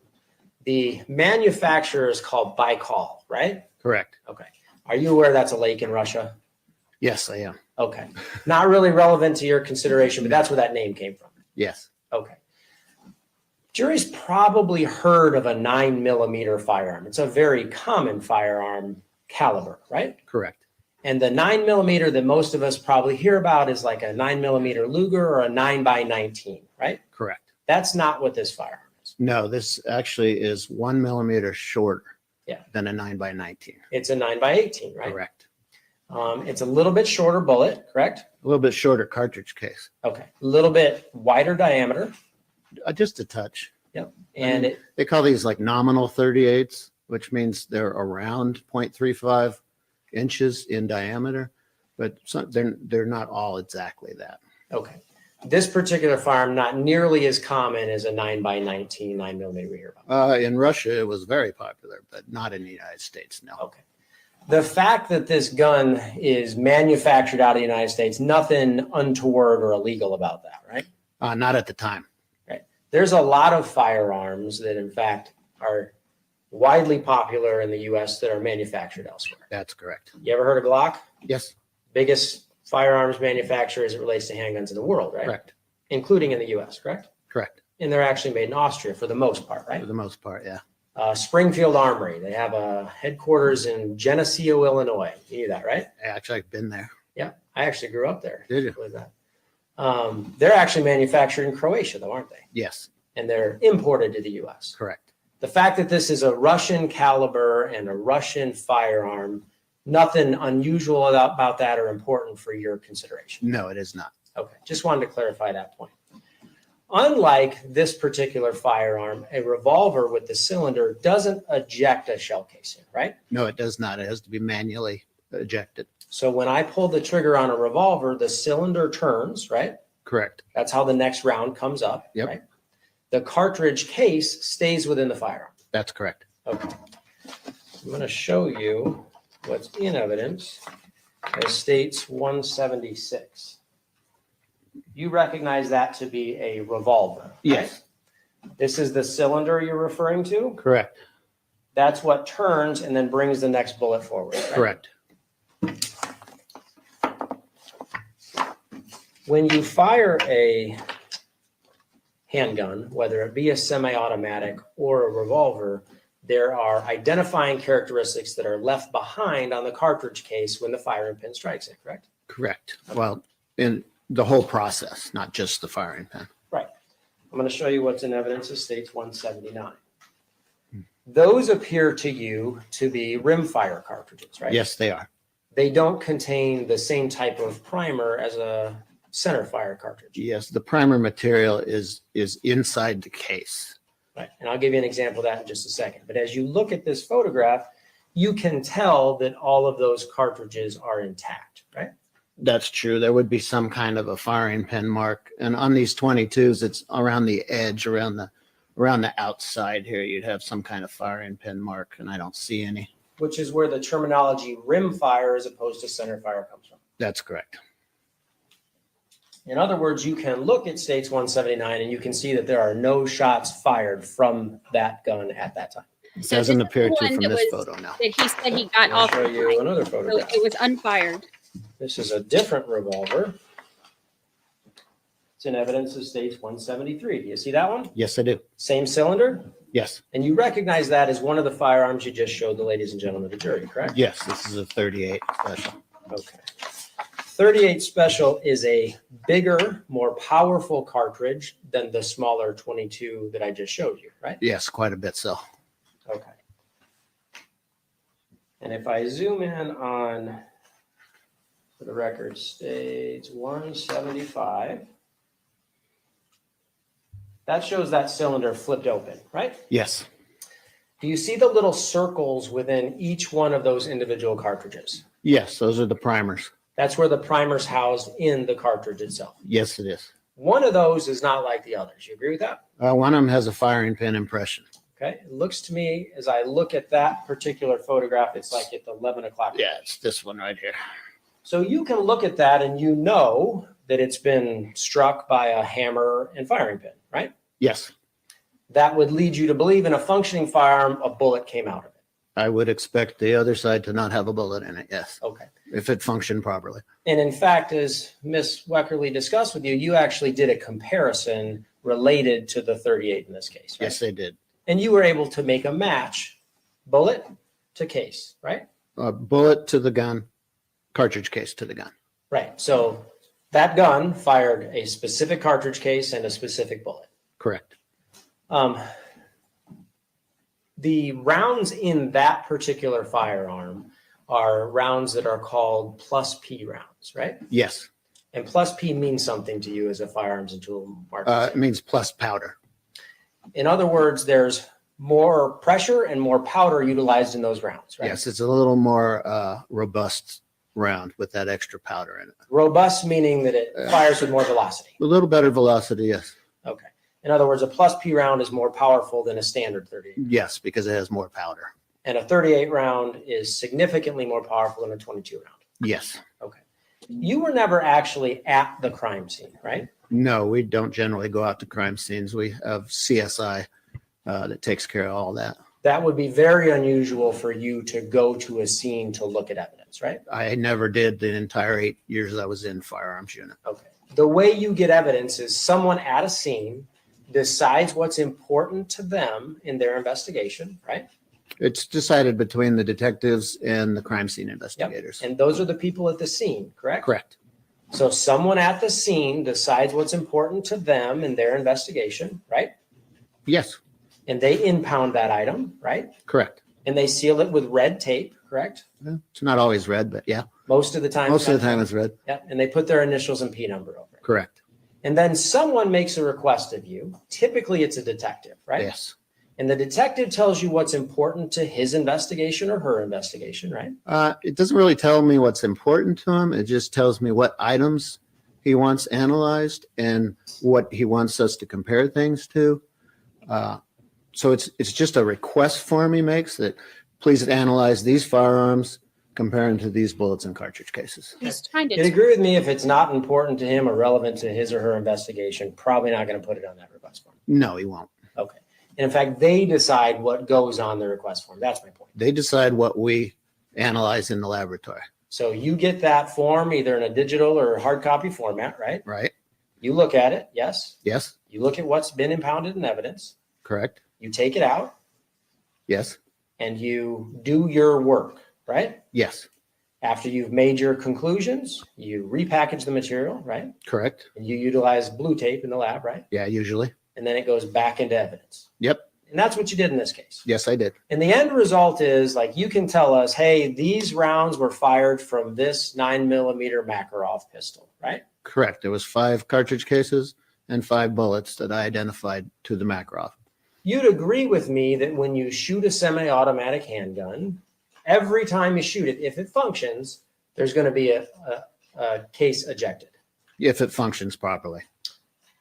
If it functions properly, there will be a case ejected. Correct. And if you fire it and there's 5 bullets that come out, theoretically, you would expect 5 shell cases. Not necessarily, because sometimes they're very hard to find. And a lot of times they don't find all the cartridge cases. Why? They roll under things. They get lost, especially if it's an outdoor shooting. They get lost in the weeds or the grass. So not always do they match up that way where you have 5 bullets and 5 cartridge cases. And a lot of the bullets are hard to recover. Some of them go way off where you don't even know where they are. So it's kind of unique to have 5 bullets recovered and 5 cartridge cases, really. So this is my point. When you shoot a bullet out of a semi-automatic handgun, it's going real fast. It's going about, in this gun, about 1,000 feet per second. You'd agree that's pretty fast. That's pretty fast. And when bullets hit things, they do weird things sometimes, right? Yes, they do. Unlike in your laboratory static environment, when you shoot into a water tank, bullets come out in different conditions, right? Yes. And bullets go different places.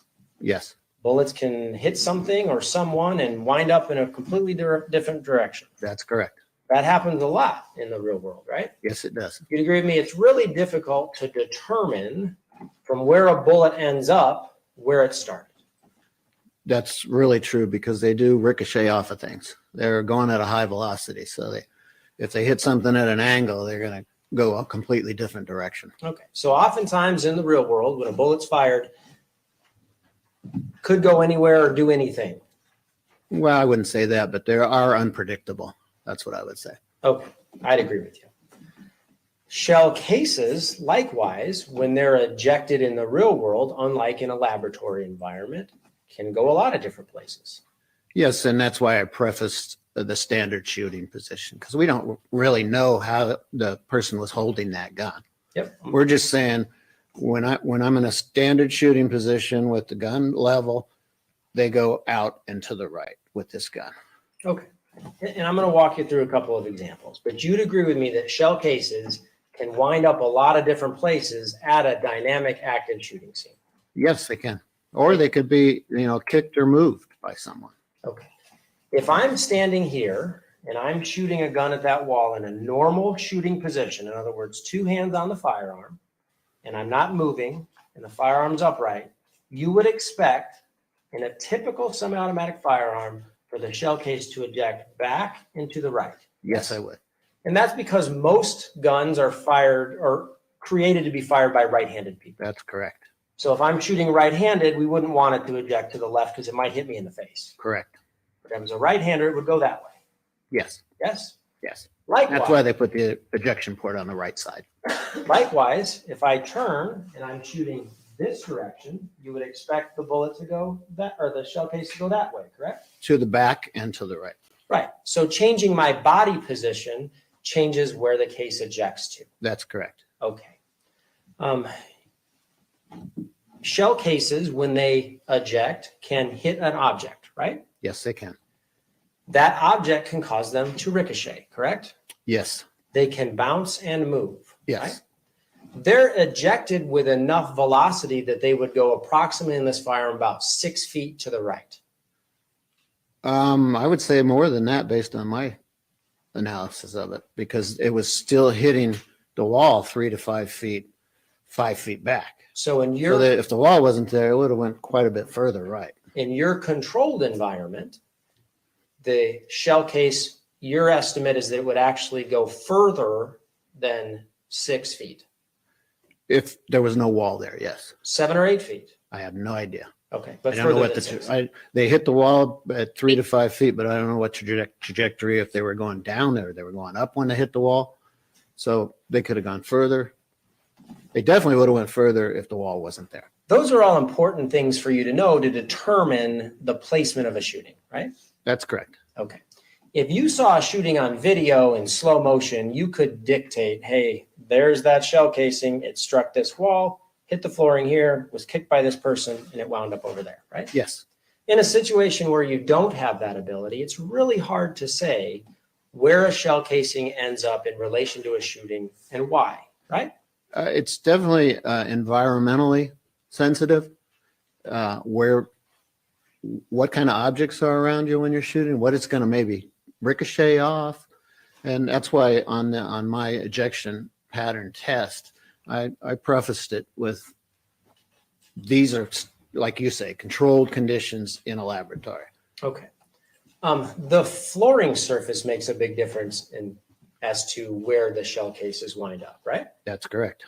A hard floor might cause a bigger bounce, Correct. further travel. Correct. A soft surface, like if I'm shooting in a beach in a stationary position, the shell cases might just land on the sand and stay there. Yes, they would. On a hard floor, they wouldn't do that. No, they would bounce. And sometimes they can bounce quite a ways. Yes, they could. Okay. A barrier or an obstruction to an ejected shell case can make a big difference, right? Yes. I want to give you an example. If I'm shooting at this doorway and I'm shooting 1 foot inside the door from a stationary position, both arms forward, gun upright, Yes, you would expect the case to eject back over in the area of this desk. that's correct. If I step 1 foot forward and my arm is now in the doorway, you would expect it would actually hit the surface, right? Yes, it would. And it might bounce that way. It probably would bounce right across the shooter's face. It might bounce into this side. It might. It might bounce again. Yeah, there's no way to tell. If there's something else on the other side of that door, it might hit that object Correct? and it could bounce, right? Yes, it could. If I shoot a shell case out of a gun and it lands right here and I walk by and I kick it, it could go anywhere. Yes, it can. If, say, 2 people walk by, that would increase the statistical odds that someone kicks it. Yes. And for every person that walks that same route, it increases those statistical odds, right? Yes. If 30 people are walking back and forth, that shell case may very well end up a different location than where it started, right? That's definitely possible. Give you another example. if instead of shooting in the doorway, I'm now standing in the same doorway, but I'm 6 inches further forward, and now my hand's on the opposite side of that doorway when I pull the trigger, where do you expect the shell case to go? It depends on what's on the other side of the door. Are we assuming there's a right turn with a wall? I don't know. You tell me. Well, if you're clear of the door jamb, then it's probably going to come back behind you again. Okay. If I'm clear of this door jamb, my hand is 6 to 8 inches past it. I'm a foot inside. If you're right up against the door jamb like that, it's going to hit the door jamb. I'm past it though. Oh, I can't see from here. Yeah, say I'm past it. I can't go past that door, but say I am. If you're past it, then it would hit whatever's on that side of the door. On that side of the door, right? That's correct. And if it comes back, it might hit that wall, right? Yep, If there was a refrigerator right there, it might hit that refrigerator. that's correct. Shell case would bounce off of those objects, right? Yes, they would. And then if, let's say, all the people in this courtroom walked through that doorway, they could kick it somewhere, right? That's definitely possible. Yep. You have no idea, based on those scenarios, what shell case wound up where from where it originated, right? Can you repeat the question? Yeah. Under those scenarios, those various different minute changes can completely change where a shell case ends up, right? Yes, it can. Okay. And you'd agree with me that unless you know those variables, you can't estimate where a shell case would wind up in those situations. I can't estimate at a crime scene that I've never been to where they might end up. But with the controlled circumstances that I did my ejection test in, the shell casings go out to the rear and to the right. Okay. If I'm shooting, say, 2 or 3 strides from that doorway, and I'm shooting in this direction, could the shell case go right through that door if it was open? If it was open, yes. If it was the right trajectory, it certainly could. That wouldn't surprise you at all, would it? No, Those would be good things for you to know in order to determine the location of a shell case in relation to where the trigger was pulled, right? to definitely say that this is where the shell cases are going to land. Yeah, you need more information. All I did was say, when I shot this in a standard position, they ended up here. I'm not saying how the shell casings at the scene got to where they are. If they were kicked, I have no idea. Kim Newton gifted 5 memberships. Didn't you suggest there was something else you could do in order to conduct further testing about where a shell case would wind up when fired from this 9mm Makarov? Yes, I could have went out to an outdoor range where we'd have more room and there's no wall for the cartridge cases to hit, and get a more accurate of how far they would travel. And I asked Detective O'Kelly if he wanted me to do that, and he said, no, don't bother. By my count, you've said about 3 times now that you were never at that scene, right? That's correct. You have an understanding that Detective O'Kelly was at that scene, right? Oh, I'm sure he was. And you have an understanding that he's the one that requested forensic testing of all the ballistics evidence recovered from that scene, correct? Yes, his name were on both of the requests I received. And in fact, once you received them, you continued to communicate with him about your findings, right? Just in reference to the ejection pattern testing, if you wanted me to do it outdoors. Okay. Remember you told us at the inception of this cross-examination that you kept notes so you could remember exactly what was said at the time it was said? Correct. Okay. I'm going to show you what's in evidence of States 323. These are your notes, right? Yes, they are. And the state showed you this portion up here, correct? Yes. And they showed you the X for the shooter's position. For the record, that's in middle left of the page with an X with a line that says shooter position. That's correct. Okay. And then you've got some distance measurement estimates there, right? Yes, that's just the distance to where they hit the wall. Okay. And you'd agree with me, there's a 1, 2, 3, 4, 5 that are kind of clumped together right here, right? Right. And then there's one over here all by itself, right? Yep. And that's in a controlled environment, right? That's correct. With the gun vertical, yes? Correct. With a stable shooting position, yes? Yes, that's correct. With both hands on the gun. Yes. You didn't do any testing or examinations with the gun canted or cocked to the side, No, right? I did not. That would drastically change things, right? Oh, yes, definitely. Do you have any idea whether or not Thomas Randolph has any kind of physical ailments that prevent his arm from straightening? I have no idea. You wouldn't know that, I right? do not. Okay. Detective might ask things like that, right? He could have. Okay. I'm going to read to you what's at the bottom of 323, and you tell me if I got this correctly. Called Detective O'Kelly and asked if we needed a more accurate ejection pattern, informing him that I would need to go to the outdoor range. Did I read that right? Yes, You told us before in your cross-examination that accuracy is extremely important to what you do, right? that's correct. You want to be as accurate as possible, right? Yes, Because you know that your testing might wind up in, I don't know, a murder trial, right? correct. He said, as long as I could state in my report that the casing were ejected rearward and to the right, that would be sufficient, right? Correct. Detective O'Kelly told you, according to your notes, that you memorialized at that time, as long as you'll write in your report that it ejects to the back and to the right, that's good enough for me, right? That's correct.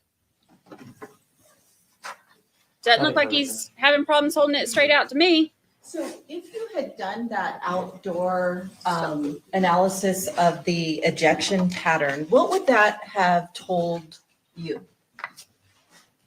If it was outdoors and there was no wall for them to bounce off of, that would tell me how much further they would have went to the right and to the rear. Okay, so what it would basically tell you is sort of a measurement of how far a bullet would, a case would go if unimpeded by a wall. That's correct. Okay, it wouldn't tell you anything else other than that measurement. That's correct. And so if our scene was inside and in a hallway, it wouldn't tell us a whole lot more about our scene. No, it would not. Okay, so it would probably be meaningless to do that outdoor shooting to see how far it might fly in a field unobstructed. That may be kind of meaningless in terms of an indoor scene. Yes, and that was the impression I got from talking to Detective O'Kelly, that it wasn't necessary. Okay, because it has no applicability if your scene's inside. Right. Okay, so you were asked about if flooring is a factor in how a casing or how a case moves or bounces, that type of thing. Correct. If it's like carpet, it's going to pretty much stop right where it comes to rest. But in the laboratory range, they rolled and bounced quite a bit. Okay, It's a hard floor. it's a hard floor, and they still all ended up to the right and behind. Yes. Okay, and regarding variables of how many people maybe went in a scene and how many people walked through it, those are things that you can't recreate in a lab setting to see how that might affect the ejection pattern analysis. Is that fair? Right. I don't have that information. Okay, and even if you did, no one's going to remember like, well, I took 3 strides, or you have no way of knowing if witnesses or first responders can recreate their movements exactly. Correct. And so is the ejection pattern analysis, it isn't telling us to the millimeter or the centimeter where a cartridge case might land. It's a general pattern. Right. It's a consistency of that pattern. Okay.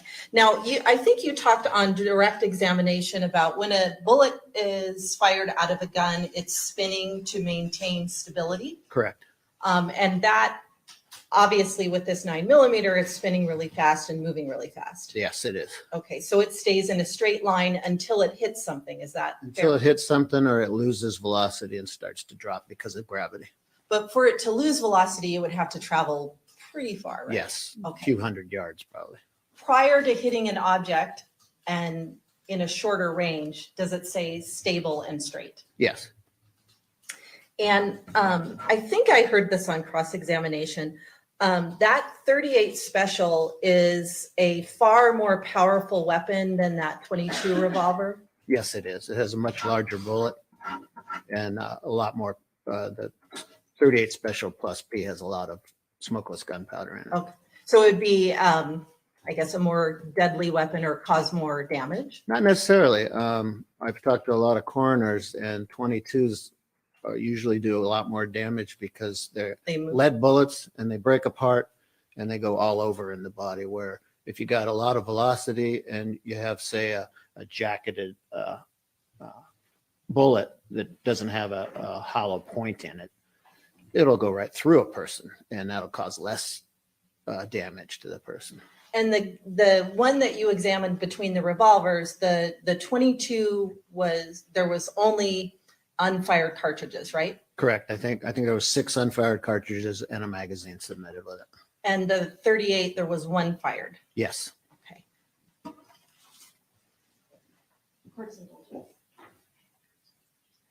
We'll do Lucy Cam back when we get to 300 likes. Thank you, sir. 2 minutes, Okay. if that. I just listened to the state ask you questions and I listened to your answers and I want to make sure I got this one right. Okay. You were asked the question, it would be impossible for someone to remember exactly where they were or how many steps they took at a scene, right? I believe she was referring to people walking through the scene. Is that?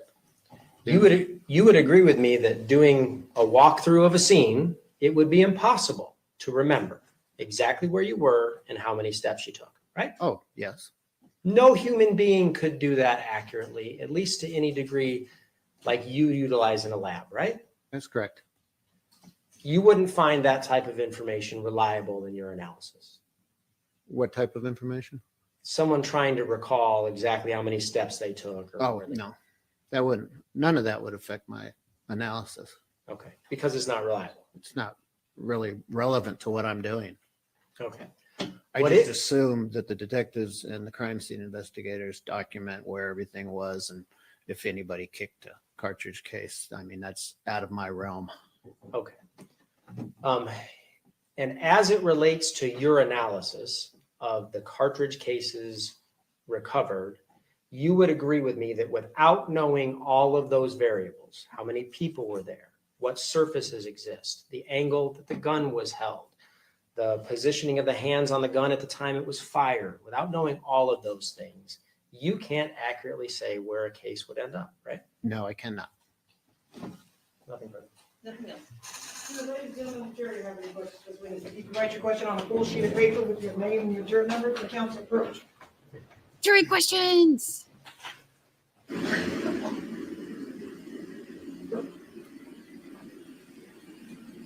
Jury questions. We're at 273 likes. When we get to 300, I'll bring Lucy Cam back.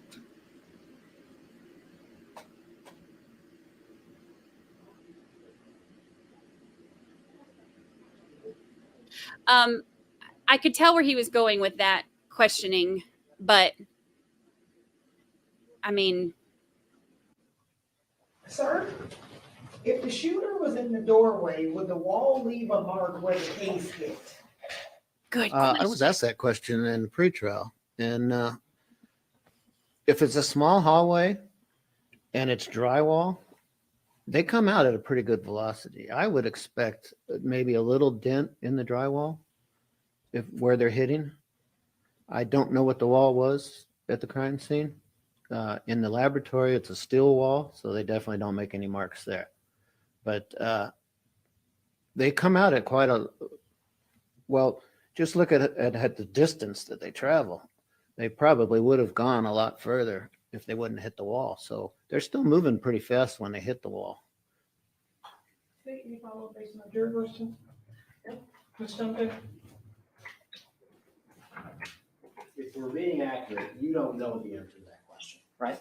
I have not done an experiment with it. No, Because it could depend on what the doorway is made out of, right? that's correct. Could depend the surface covering the doorway, right? That's correct. The type of paint could impact whether or not a mark's left behind. That's correct. Shell case wouldn't leave a mark on a hard floor, right? No.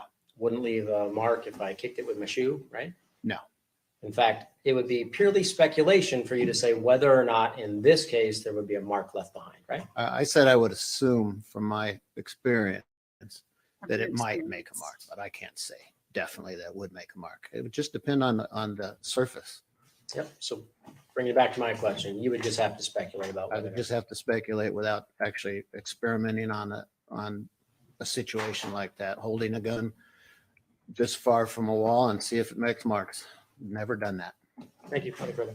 Any follow-up, Ms.? And so your answer is based on, with when they're ejected, they're moving fast, there's a lot of force in the ejection. Yes. If the hallway is fairly narrow, would Would it be more likely that it would leave a mark rather than a really wide hallway? It would be a slower velocity the further it traveled. So if you're right up against the wall, it's going to hit it pretty hard. If you're on the other side of the hallway, it might not hit it quite as hard. But like I said, I've never actually tried an experiment like that, so I can't say Sure, definitely. sure. But the higher velocity would mean more force. Yes. Thank you. Any follow-up on that? Aaron, thank you. Ladies and gentlemen, does Jerry have any further questions for this witness? Okay, seeing no response, sir, you're excused. Thank you, Your Honor. Ladies and gentlemen, at this point, we are going to take our lunch recess. During this recess, you must not discuss or communicate with anyone, including fellow jurors, in any way regarding this case or its merits, either by voice, phone, email, text, internet, or other means of communication or social media. You must not read, watch, listen to news or media accounts or commentary about this case. We need You must 9 not more do any likes to get research, Lucy such as Cam. consulting dictionary, using the internet, or using reference materials. You must not make any investigation, test, theory, case, recreate, aspect of the case, or in any other way investigate or learn about the case on your own. 7 more. And you must not form or express any opinion regarding this case or its bias submitted to you. Ladies and gentlemen, 12 o'clock will be in recess at 1:15. All rise for the jury.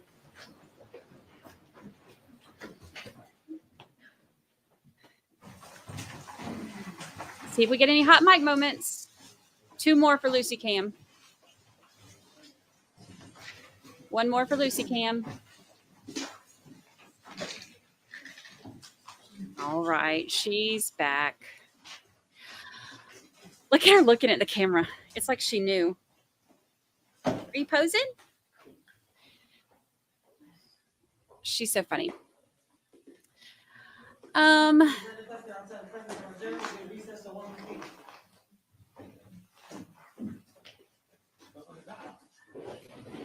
What did they say till 1:15? We got just over an hour.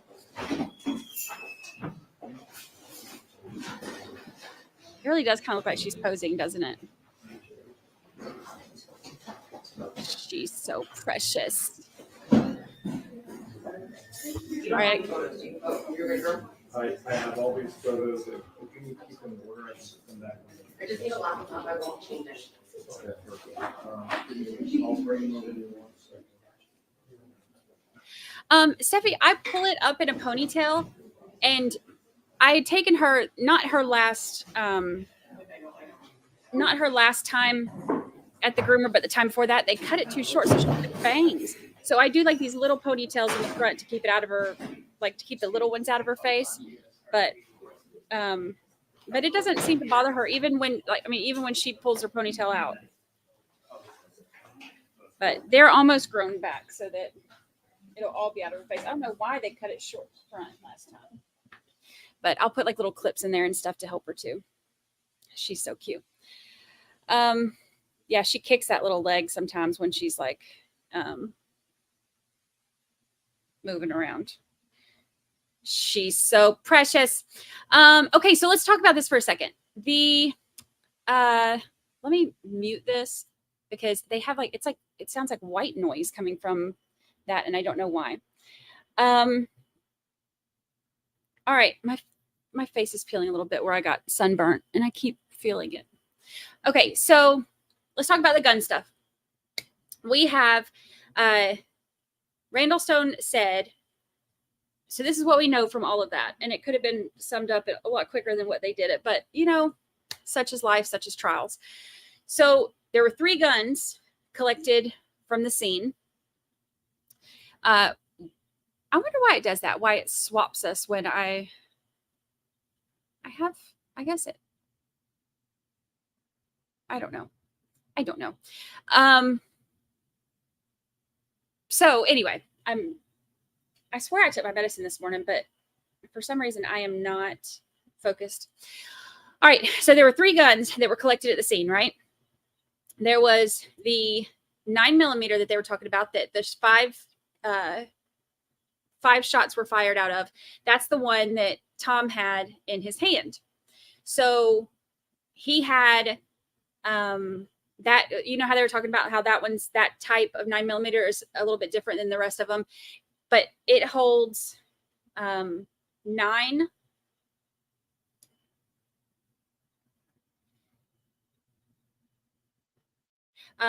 total.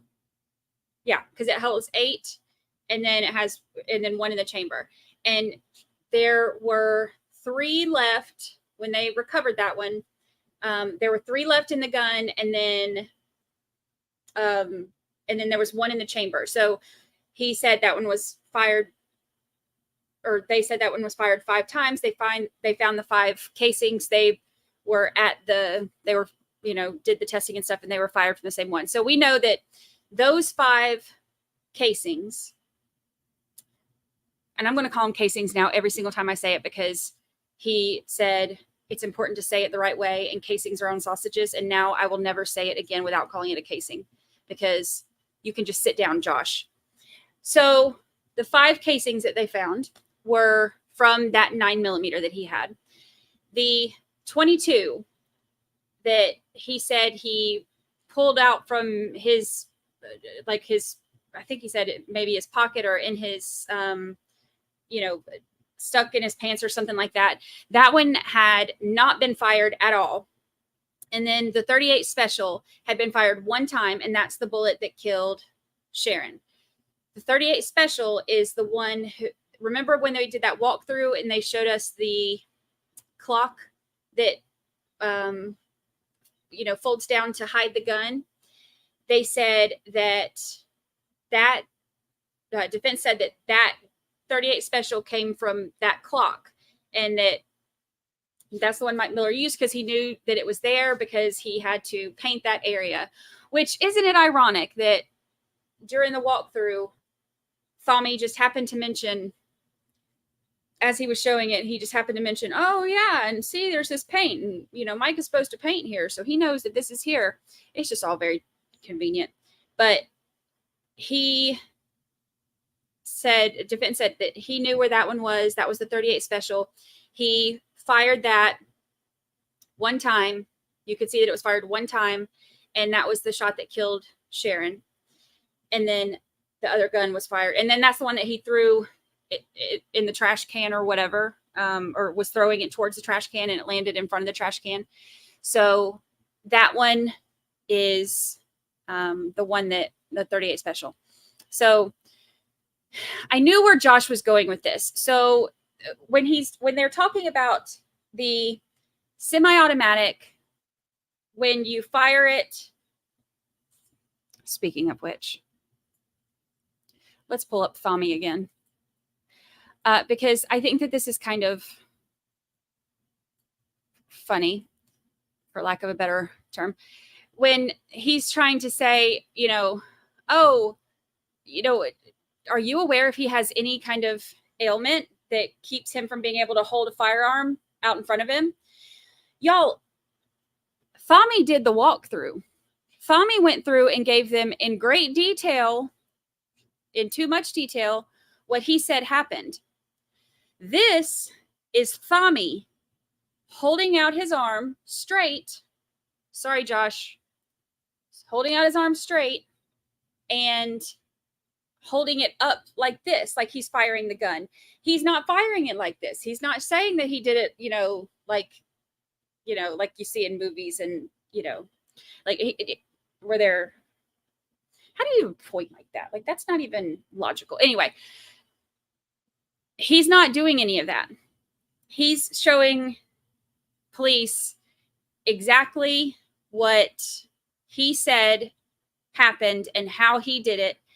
And this is exactly how he said he fired it. And this is how they tested it. Firing straight out, hand up, exactly the way Thami said he did. So when they were talking about the, no need to test these going, the way that these fire and the way that they project in the semi-automatic, there's no reason to, for the ejection pattern test to be done outside. There's not. With him saying that, it's making it sound like he's like, oh, y'all didn't do, anything that, y'all didn't do your whole jobs.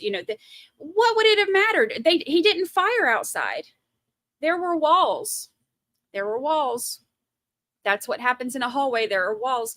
There was no reason to do the ejection pattern testing outside because he wasn't outside when the shots happened. So I knew where he was. I mean, we could see as he's walking through it, we could see where he's going with it, but it doesn't make a whole lot of difference if he's not shooting outside anyway. Another thing is, so defense's whole point with all of that testing is, or all of that questioning is, that the testing wasn't done outside, making it sound like they could have done more. You know, keep in mind, they've mentioned multiple times that they had the, we have a raid. Hello, recovery addicts. Hello, addicts. Welcome, welcome. Come in, take a seat. Come on in, take a seat. Lucy's so glad you're here. If you can't tell, she's really glad you're here. Raid. Raid. I'll wait till y'all come in and get your seats, and then we'll finish talking about this, about old Thommy boy. Hello. Welcome. Welcome. The one where he used my stream, I don't remember what day it was, but it was from the Melly trial.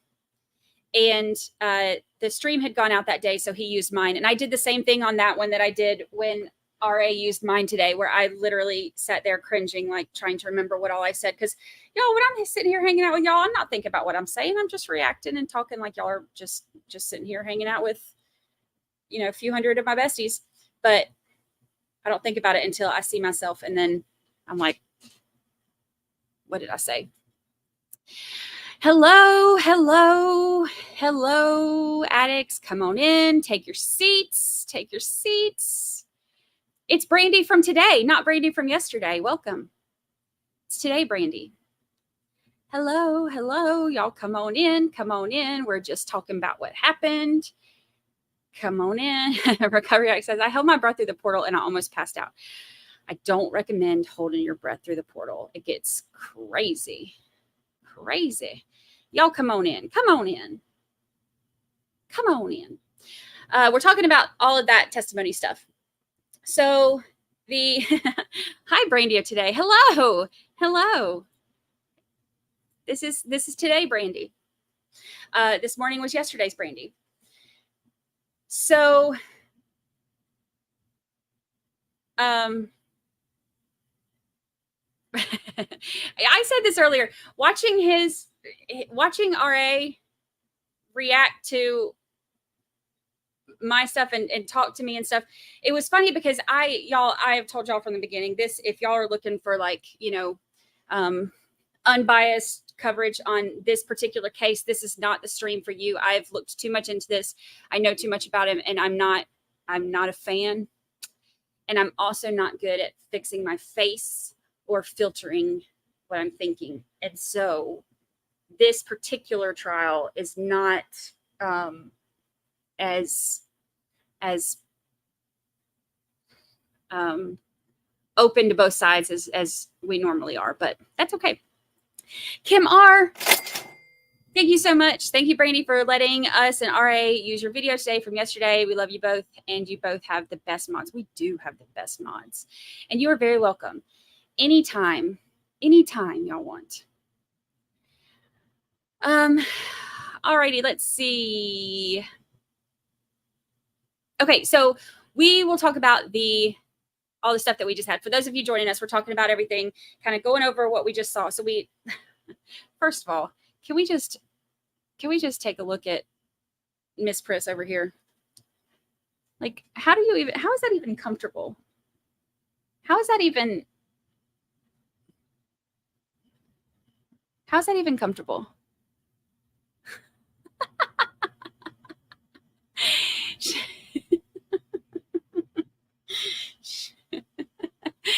Is she the funniest thing ever? I love me some Lucy Cam. I'm gonna have to hold the thing right here so we can see her from this angle, because it's too funny, because you can't really see her if I put the camera back up. And she's also, it's like she knows that I'm talking about her too, because she kind of like side eyes me like, excuse me, I'm really busy right now. Could you leave me alone? She is so funny. So funny. Look at her closing her eyes like we know you're awake. Your friends see you, just so you know. All right, so back to the testimony. For those of y'all who just joined, we were talking about how this testimony, kind of summing it up, I think one of the main points that they had is, of course, there were 3 guns that were found at the scene. The one that Tommy said he got off of, out of, what did he say? It was, I can't remember. I'd have to go back and look, but he said he got it out of his, Mike's, like, pants or his pocket or something like that. That one was the 22. It had not been fired at all. The 9mm is the one that Tommy had. And Tommy is, with that one, he shot it. We know he shot it 5 times. And then the other one is the 38 special. The 38 special had been fired 1 time. We could see from the firing pin, the mark on the firing pin, in the gun when they opened it, you can see that it had been fired 1 time. And that was the 38 special. That's the one that was used to kill Sharon. And that one's the one that was, that defense said was kept in the clock. The defense was trying to kind of get around some of the things that they were saying. So the whole ejection pattern testing, them saying, oh, well, you didn't do it outside. And, he said that you asked him if you needed to do it outside. And he said, no, don't bother. He makes it sound like he should have done it outside, and that Detective O'Kelly saying don't bother was, somehow not,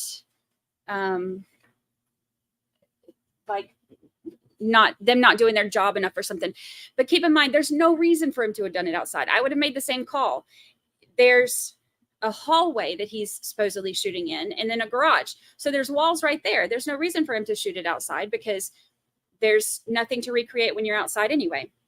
The biggest thing was they wanted to see, where it was traveling, kind of how it happened, whatever. So, and then it was firing back and to the right. Now, with Josh saying that he had whatever he said about, him having some kind of impairment that kept him from being able to, hold his arms straight out. Because when he was talking about the testing about holding his arms straight out and holding the gun up like this instead of like to the side or down or anything like that. Okay, this is from the walkthrough, and this is, surprise, surprise, Tommy holding his arm straight forward. Sorry, Josh, but, your client did this in the walkthrough and jury's already seen it. He's holding his arm straight forward, and he's holding his hand up like this. So when he's reenacting how he did it and how he shot, this is how he held it up, which is exactly how they did the testing. Now, with Joshy going over the stuff about how, there were so many people on the scene and they could have kicked, the cases and all of that stuff, they could have, but where he's trying to go with that, I think, is to have the jury think, okay, well, that could explain why he, his story is that he shot in the hallway, but the cases were out in the garage. Okay, but there's still no bullet holes or anything in the hallway. So the casings, like sausage, Josh, the casings being out in the garage don't really make a difference if there's no bullet holes in the hallway where he said he shot. So to me, that would be more of, solid evidence. You can't kick a bullet hole to the other side of the hallway, so the shell casings, I get where he's going with that, trying to, poke holes in that specific part, but that's kind of irrelevant when there's no bullet holes in the hallway. Thank you for the super sticker. I think we got our cha-ching back too. Thank you. I appreciate it. Let's see. And what else did he say? I'll say this about Joshy. His whole thing about when the jury had, because I love me a jury question, when the jury asked if the ejection of when he fired, if it hitting the wall would have left a mark. And he said, in my experience, it because it does move fast, it would be possible to, whatever. He can't say a yes or no. That's not a yes or no question. And the jury is going to know that, I'm sure that that's not a yes or no question. They didn't ask, in my opinion, they didn't ask thinking he's going to give an absolute yes or no. They're asking his opinion, is this something that is likely to happen or could happen or, whatever. And he gave that opinion. But did you notice that Joshy came back and he was like, so you're just speculating. It's not based on anything. But the way that he breaks it down, it is good lawyering, because he's taking everything that he said. And yes, Mr. Stone gave his opinion based on experience and, gave them an idea of, yes, this is something that could happen. But the way he broke it down and he said, so you really don't know anything, do you? It was good lawyering. Still a little bit in my feelings about Joshy and the way he's behaved, but it was good lawyering, so I got to give him credit for that. And then this, no blood in the hall.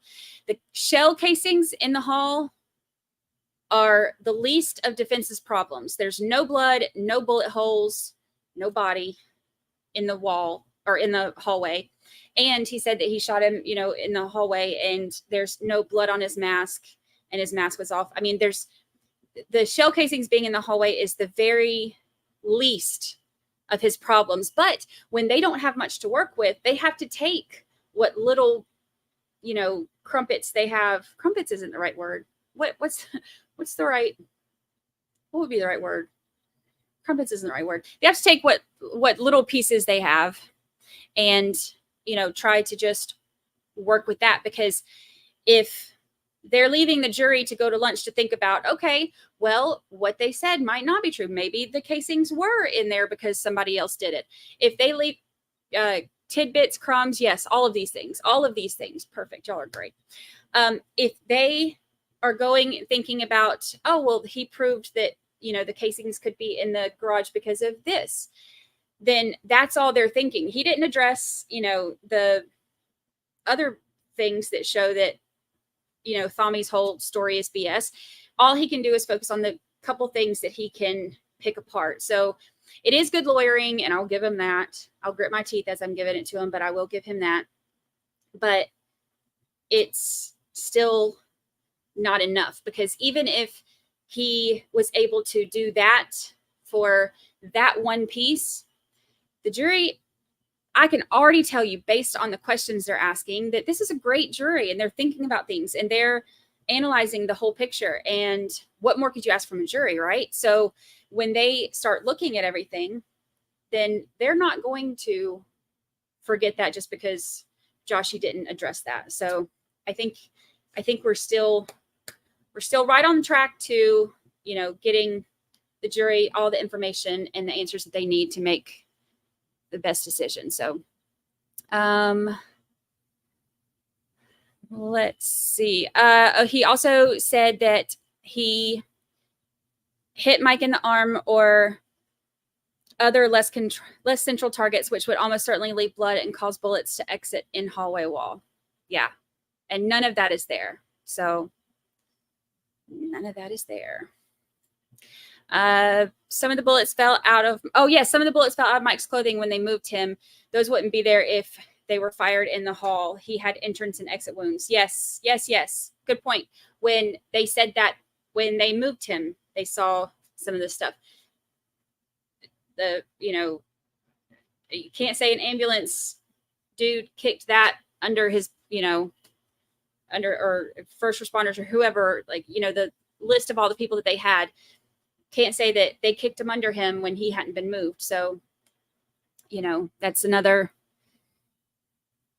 I mean, does anybody actually believe his story anyway? I don't think so. Let's see what else we got. Oh, yes, Samantha M. I love jury questions. I love it. It lets you know what they may be thinking or if they are paying attention. And they are, which is, it's funny that you mentioned that too, because that's one of the things I thought about earlier when they asked one of the questions. I was like, oh, thank goodness they're paying attention, because then it's like you have the jury questions like during deliberation for Melly, when they're asking for testimony from somebody who doesn't exist, and they're asking to see the broken blue cell phone that belonged to Juvie, but it wasn't Juvie's cell phone that was broken. It was the blue one that was in the car. Like, so those things, I was like, this ain't going to end with common sense stuff. But, so seeing those things are terrifying, but seeing stuff like this, you're absolutely right. You can tell that they're paying attention, which is great. I love it. I love it. Love it. Yeah, his whole statement is bull butter. All of it, every bit of it. Sounds like defense is going to try to say the stress of the situation caused him to remember the sequence of events incorrectly. Yeah, one of the experts that they have coming in, and I put this in the podcast when I did the podcast thing. I made a point to point out who it is coming in, but one of their experts they have coming in is going to be talking about a lot of that, about the stress of the situation and the psychological effects it has on you and all of that. And I totally agree with, all right, I agree, that's exactly where they're going. But I don't think that the jury will be fooled by that, because I think that if you've ever been in something traumatic, don't you think, because I know for me anyway, there are, and we've talked about this on stream before, there are certain things where I remember very specific details about, almost like in snapshots, I remember a piece of jewelry that I saw, and I remember it dangling and hitting, the light, and just the most random little details, but only in snapshots. I don't remember those insane amount of details for the entire portion of it. And there are some things that, what happened in what order is hard to recall. But I get the overall stuff, of how things happened. There are, little details here and there that I can't remember if this part happened before this part or whatever. But overall, I have an understanding of how it happened. But those insane amount of details that he gave are, it's overly done, honestly. But also, I don't think realistic or understandable. I don't think that the jury is going to hear that and be like, oh yeah, I bet he's telling the truth. He seems like a truthful fella, that one. So I think that they will definitely try to go with that. And I think that to an extent that can explain away some stuff, but he blabbered on and on in, so many different statements and the walkthrough and different things. So I think they're going to have a hard time convincing the jury of their theory with that. So yeah, a significant emotional event sticks in your mind just like a snapshot. That's the way things are. I have snapshots from it. I have a basic understanding, and not understanding, but basic memory of what happened. But I have snapshots of the, look at this little thing. Speaking of trauma. How funny is she? I got her new little backdrop too. I'm gonna have to get it hung for her. She's the cutest little thing. All right, so let's see. Little bitty baby. She's so funny.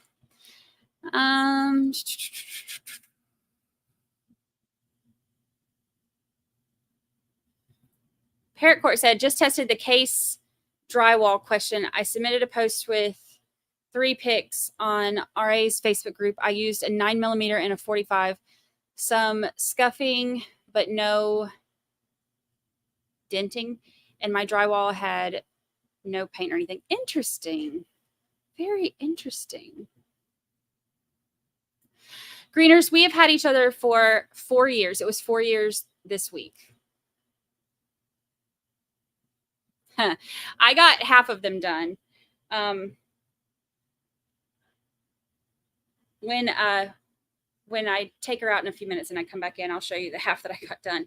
But she was not having it last night when I was doing it. So she was over my nonsense.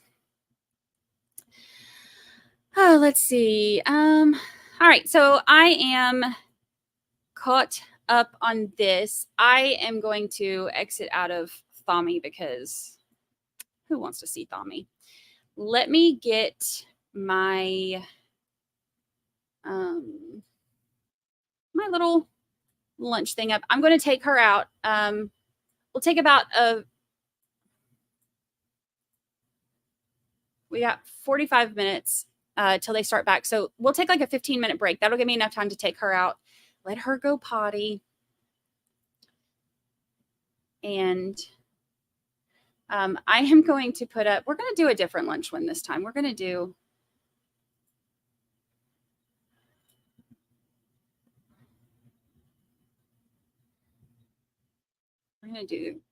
this. Hold on.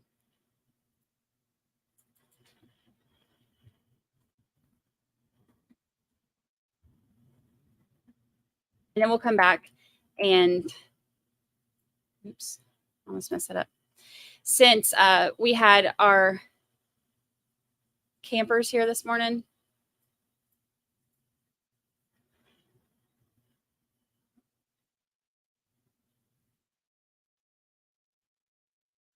there we go. Since we had our campers here this morning, we'll I'll leave up our little campsite. I'm going to take her out, and 80s Music Man sets up his tent. I'm going to take her out, and then I'll be right back, and we will get started again. Behave.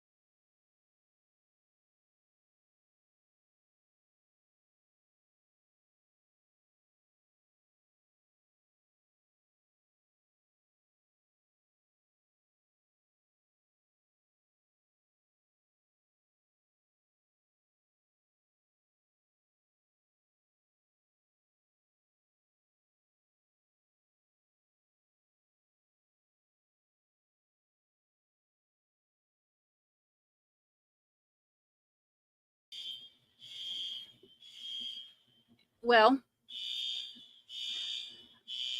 it took me a little bit longer to come back.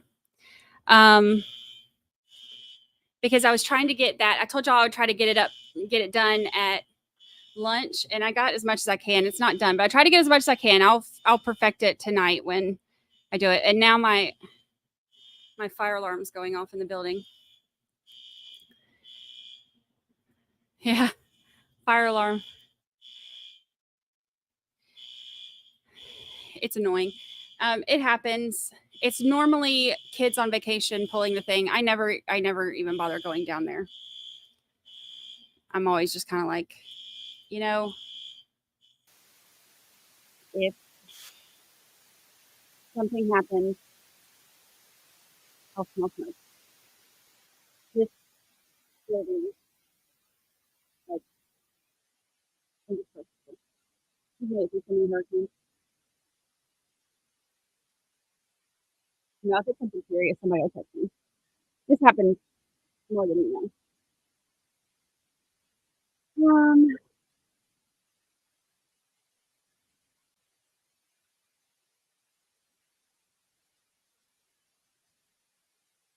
I found underwater. Is it this? There's a lot of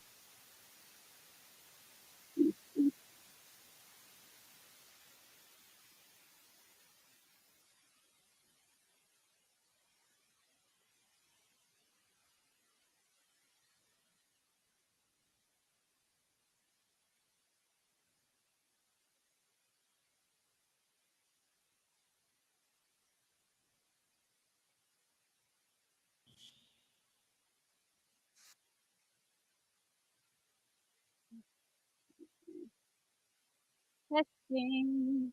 Does that sound any better?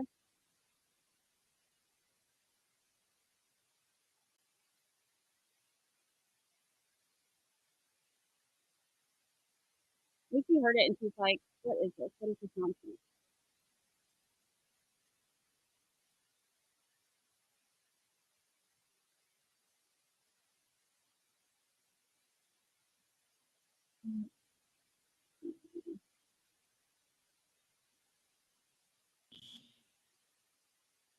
Testing.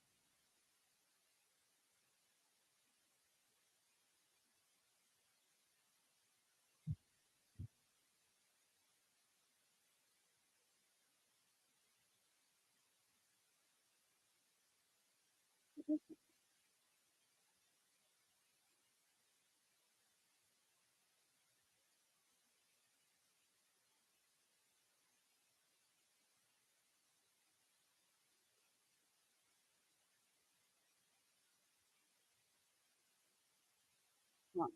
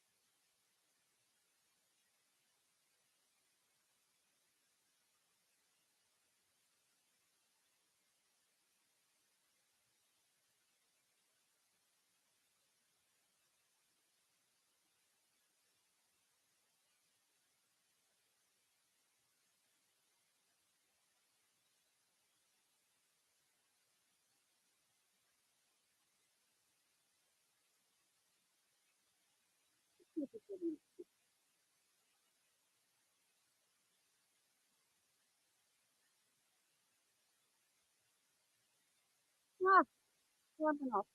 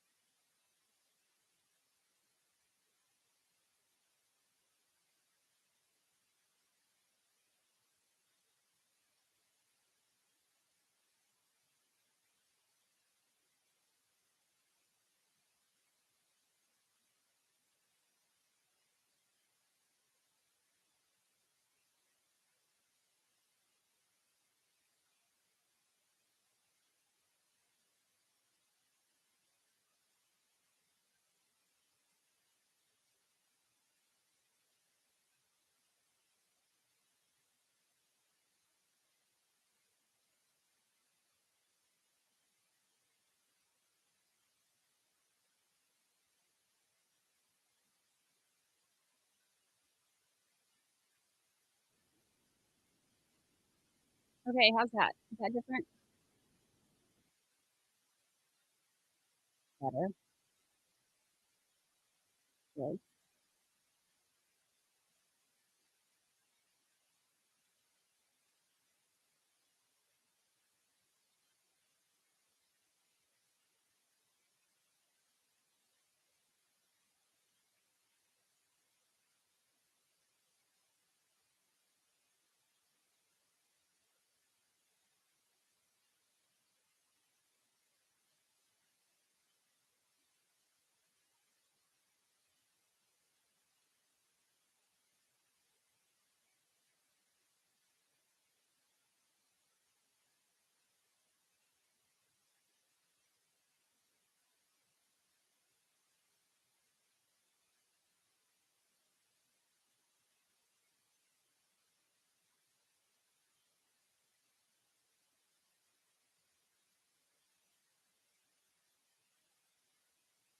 Testing again, because all of a sudden I'm having all kinds of problems.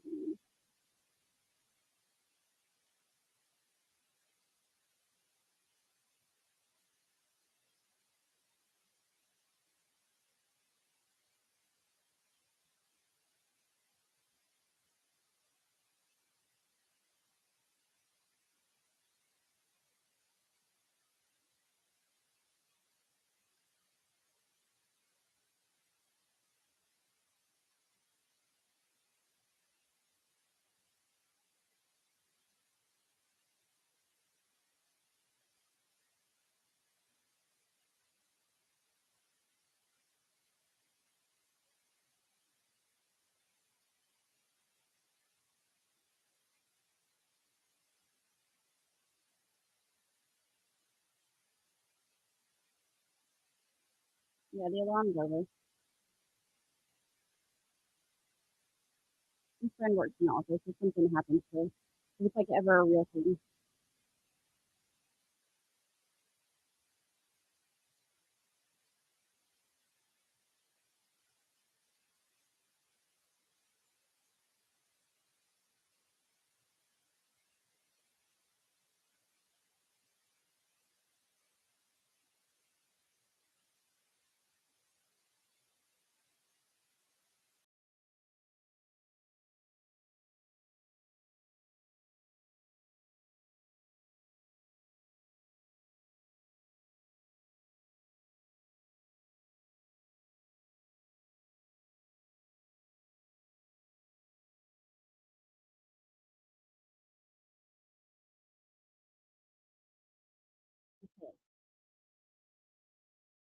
If I get anything,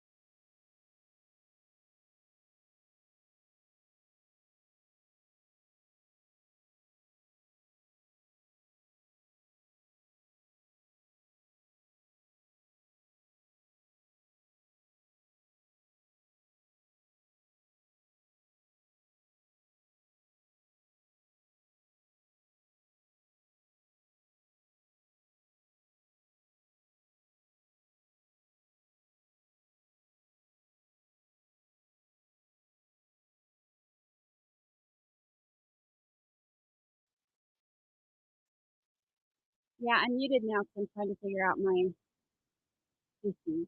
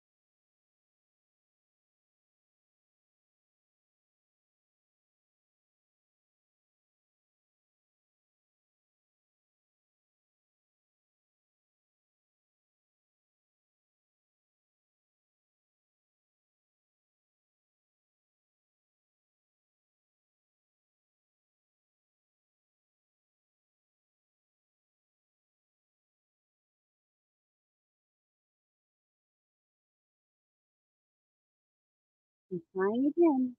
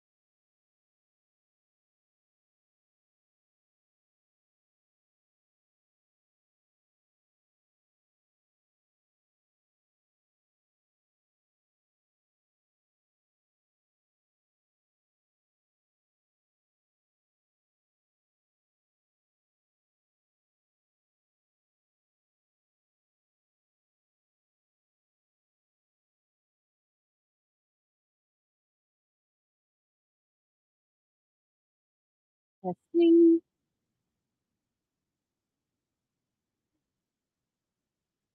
All of my settings are right.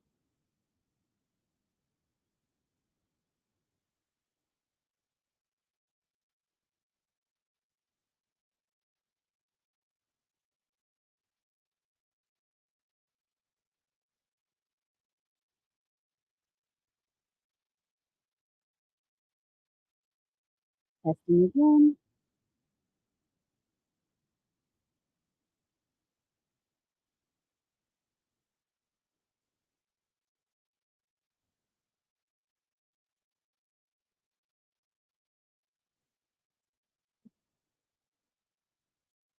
Nope. None of her stuff. I have no idea. All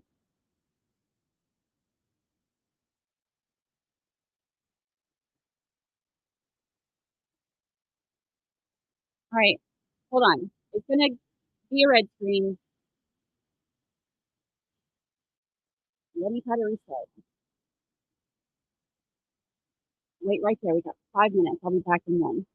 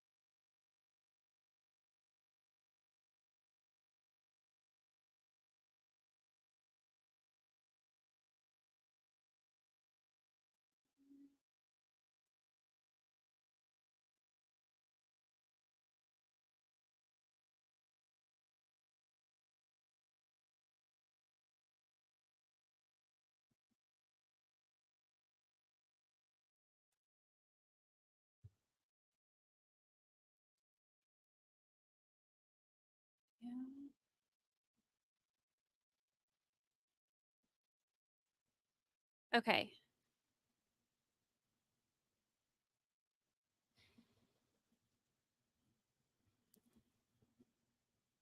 Did that work? Echo. Echo.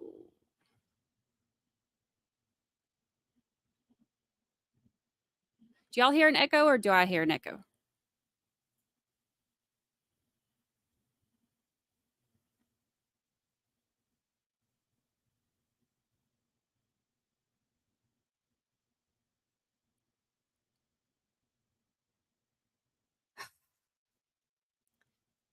Okay.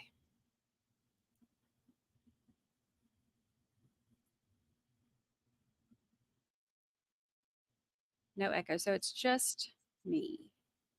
I could deal with that. Settings.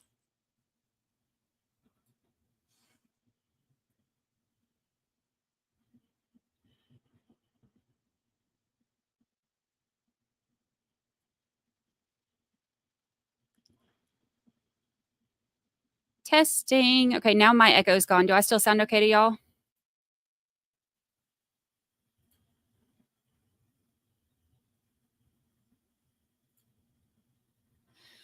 Okay.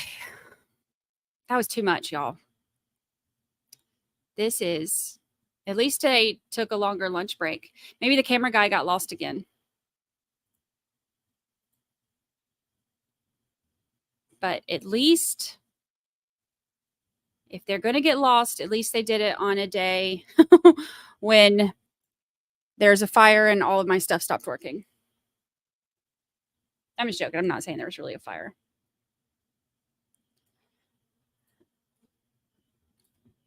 When all else fails, just turn everything off.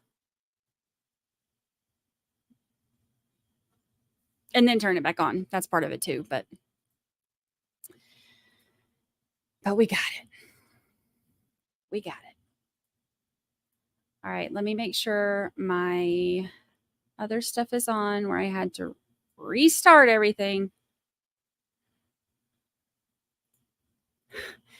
Thommy. Casey, you don't like that picture of Thommy? Well, the good news is my little lightning bolt was going dead, so I had to put new batteries in it. So she's got her little lightning bolt, but you can see I've got like a little greenery thing. I want to get her like one of those little mini neon signs that says Lucy. How cool would that be? Ow, ow, ow, oh, my toes cramping, my toes cramping. Ow. Ow.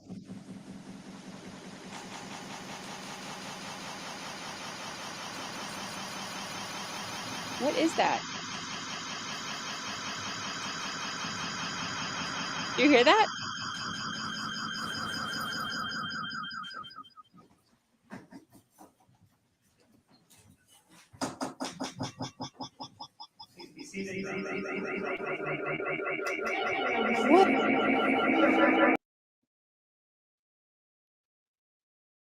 What just happened?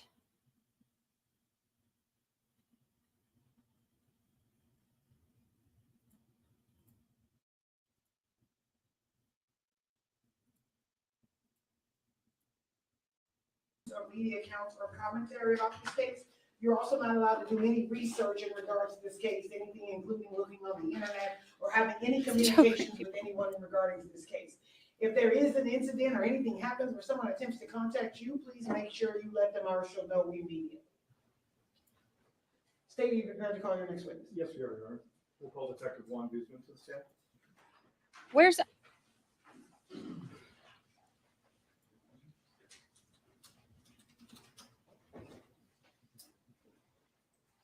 so the camera? Okay, so it's not me. Oh, I was about to say, like, how many problems can I have? Okay, at least that part wasn't me.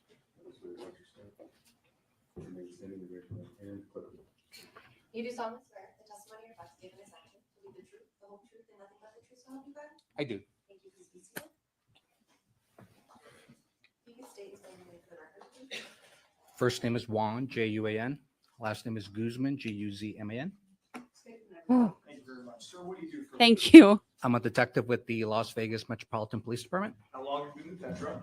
15 years. And what division are you currently assigned to? I'm currently assigned to the technical and surveillance section. What we do is we manage and support the entire agency and outside agencies with covert cameras, GPSs, pen information, call records, and also using that information to locate people. Okay, when you say pen information, you're talking about pen registers? Correct. Okay, and that's and what are pen registers? So pen in itself doesn't stand for anything. A pen is essentially collecting activity on a telephone. So phone numbers in, phone numbers out for any specific phone number. Okay. So one of the things that your division does is analyze and review phone. As a support unit, yes. Is analyze and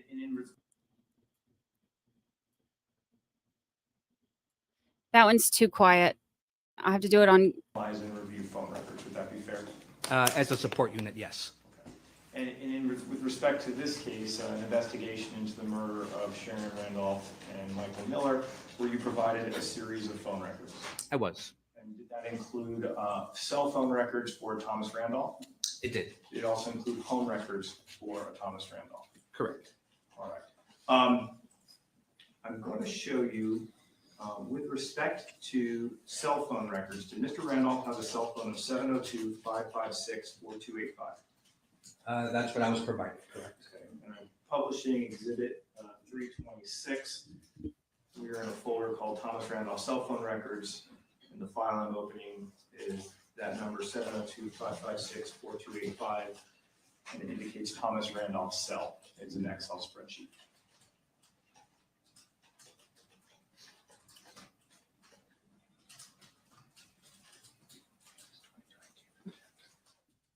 Do these records appear familiar to you, sir? They do and they don't. So these records go back to 2008. At that time, I was brand new to the department. That's not what I mean. I meant in reference to the cell phone records you in fact reviewed. Are these the cell phone record, the spreadsheet of the cell phone? Yes. Yes. Okay, thank you. If you look at this second cell, what is the date of this first phone call? December 20th, 2007. All right, and you have Mr. Randolph's cell phone number under the calling number, correct? Correct. So the calling number would indicate where the phone activity started at. Okay, so that's the phone making the call, correct? Correct. And then the called number is the person he is trying to reach out to, whoever is using the phone number, correct? Correct. All right. I want to go down to the last entry. What is the date of this last entry here? That is June 2nd, 2008. Now, were you, in preparing for this, did you take these phone records and upload them into a software that can calculate certain information about the phone records? Yes. What's that program called? So the program that I used for this particular set of records is called PLX. PLX is owned by a company called Penlink, which is out of Nebraska. Okay. What sort of general information can you pull using PLX? So the way PLX works is PLX doesn't change any of the records ingested into it. I essentially upload this Excel file, which if you had to scroll through all of these lines line by line, it would be kind of hard to visualize the actual phone activity without doing all sorts of filters. When I enter this information into PLX, it makes it quite easy for me to determine what are the phone numbers most frequently called, what days of the week he calls, what hours of the day, how long the calls lasted. So it provides a easy way to view these records without altering them. In the course of your preparation, were you provided a cell phone number for Sharon Randolph? Yes. Were you provided a phone number associated with Michael Miller? Yes. Were you provided a phone number associated with Liz Labrador? Yes. And were you also provided a phone number associated with T-Mobile's voicemail system, a number you call T-Mobile to get your voicemails? Or did you locate that? I located that within the records. Okay. So you inputted these cell phone records into PLX, is that correct? Yes. Did it generate a series of reports? Yes. Okay. Additionally, you were provided home phone records for Mr. Randolph. Yes, Did you also put that in PLX? I did. Did it also generate reports?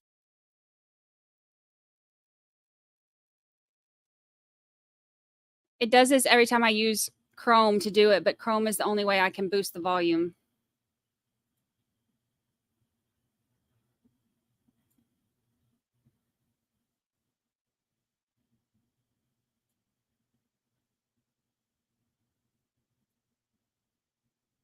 Unless it's them again. They did this the other day.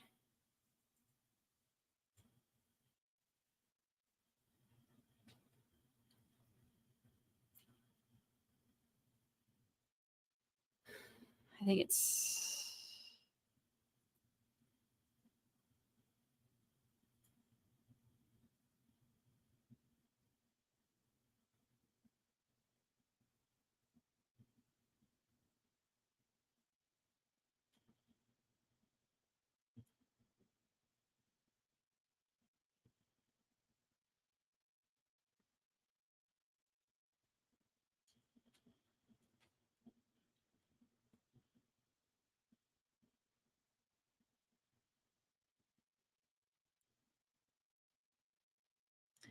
today is not my day.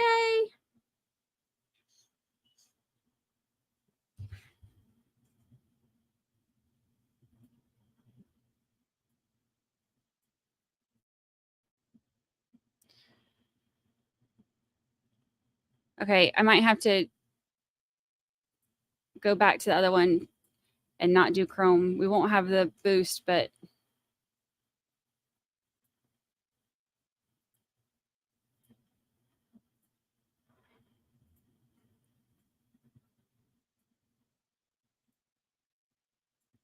it's either that or it buffers on Chrome. Read what that number is. Mike Miller. All right. Could you please provide the date of that call? Nope.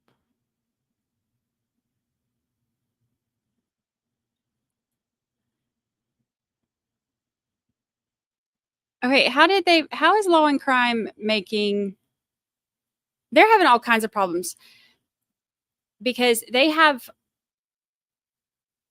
live right now.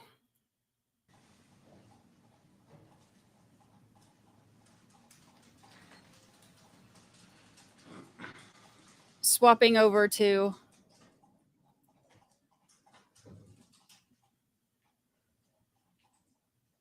a whole new feed. In this area here, cell number 1750, what is the date of this call? So I can't see the 1750. Sorry. You can't see it in the. Not on my monitor. Okay. If you give me just a quick second here, maybe I can adjust the. Oh, it's cut off. Yeah. It's cut off. Let me see if I can move it a little bit. Does that help you at all? Oh, perfect. Okay. So 1750, column 1750 is a phone call associated to Mike Miller, or And the phone what's number. the date on that? It's May 6, 2008. Okay, so these records include the 6th. It also includes May 8th. Is that correct? Correct. Were there calls made to Mr. Miller on the 8th?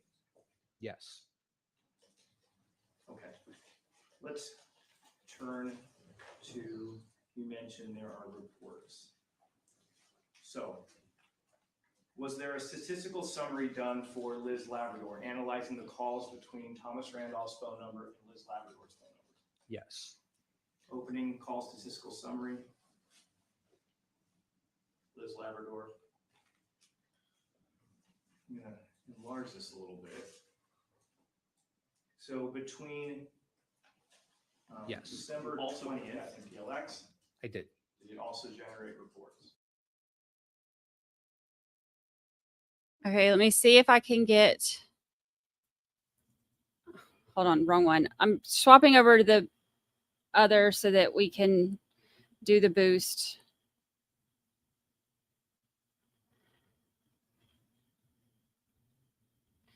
Where'd day 4, part 2 go? Labrador. They have it and labeled wrong. defendant's cell phone. If I can explain this sheet just Sure. really quick for the jury. So when I Come on. imported those raw records from T-Mobile into PLX, All right. this sheet, I actually chose which phone number I wanted to analyze.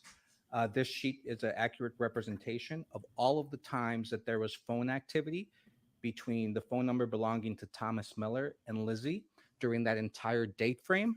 Thomas Randolph. Thomas Randolph during the entire date range of those call records. So during that time, there was 335 voice calls between those two phone numbers. There's a category here called direction. What does that mean? Direction is whether the phone calls were incoming or outgoing to Thomas. How many outgoing calls did Mr. Randolph make towards Ms. Labrador? 321 phone calls, which is a total of 96% of that entire call activity. Okay, and she only called back, or at least that number only called back his number 14 times. 14 times or 4%. Right. There's a column here that says duration. What percentage of those calls last over 2 minutes? 49% or 164 phone calls. All right. Aside from calling his voicemail, who was of the 3 numbers you were provided, Ms. Randolph, Ms. Labrador, and Mr. Miller, who was the number 1 most frequented call, aside from voicemail calls? Mike Miller was. Okay. Well, I guess I should have asked you to explain during what date range. Sure. I want to talk about the total range right now from the 20th of December to June 2nd. Who was number 1? Sharon Randolph. Okay. Let's just look at the calls. How many numbered here? This is 335 phone calls Right. Now, between Lizzie. yep, let's publish a statistical summary for Ms. Randolph's cell, publishing that report. How many towards Ms. Randolph? 331 phone calls.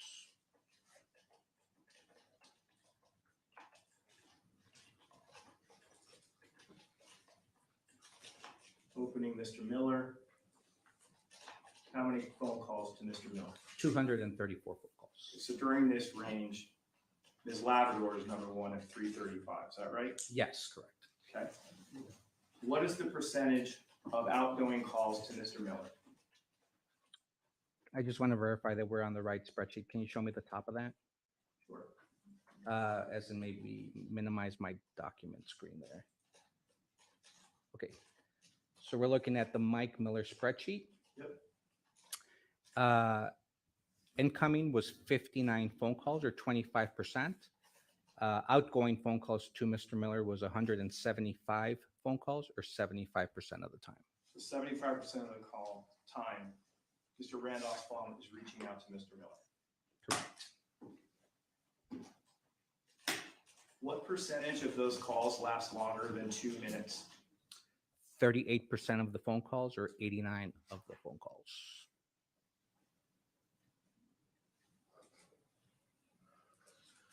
He's laying in my lap. It's really not that bright. It only looks like it on in the camera, but her little area down there is actually pretty dark. Additionally, you looked at home records as well, right?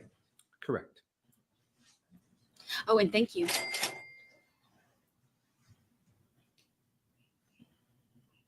Publishing Mike Miller's call statistical summary.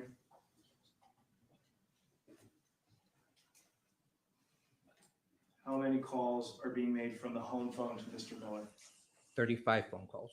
How many are there outgoing? All of them. I did not come here to 35. math. Which exhibit is this? This is Exhibit 326, Your Honor. The folder is telephone records, and the subfolder is Thomas Randolph home phone has. And it states statistical summary, Michael Miller. When we open the statistical summary from the home phone to Ms. Labrador, how many calls were made to that phone number? 3 phone calls. How many of them were outgoing? All of them. All right.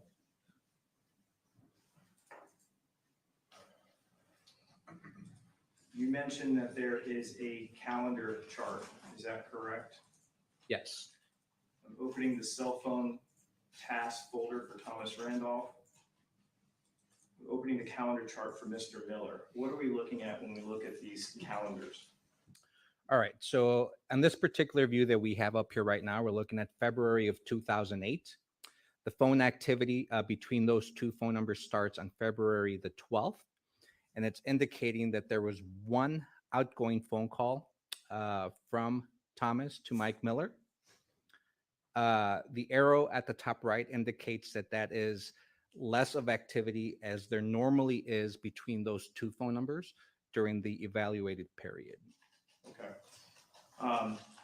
But as you go through this, you can basically see on a calendar how many times that they talk per day. Is that right? Correct. So for instance, an example of that, if you could go back, please. Sure. For February 21st, that box is green and the arrow shows pointing up. That would indicate that during that specific date, there was more phone activity than average between those two phone numbers. And essentially what we're looking at is this calendar captures those 234 phone calls from that statistical summary. Would that be correct? Correct, and just spreads it out month by month, day by day. I'd like to turn to the month of May. For the entirety of May leading up to May 8th, is there a day that they don't talk? Or are there calls happening every single day between Randolph and Miller? From May 1st through May 8th, every single day has phone calls. Okay, let's look at the month of April. Is there a single day? How many days in the month of April are there no activity? Only April 9th, or actually April 19th, April 22nd has no activity. Let's look at the month of March. How many days are there no activity between Randolph and Miller's two phone numbers?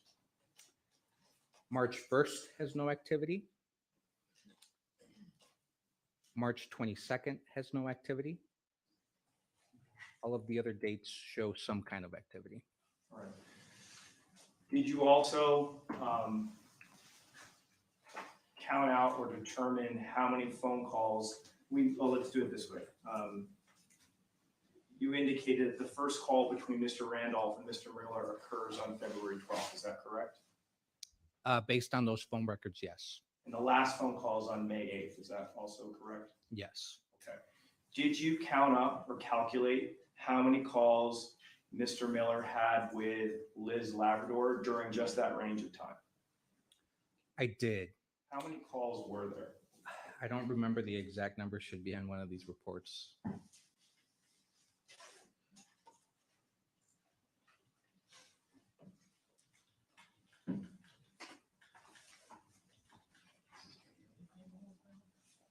Reports.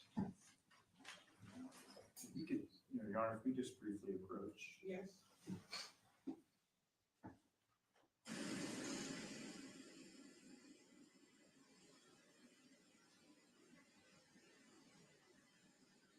Well, I guess law and crime is having all kinds of technical issues too. So at least it's not just me. And I think once again, our camera guy didn't come back from lunch.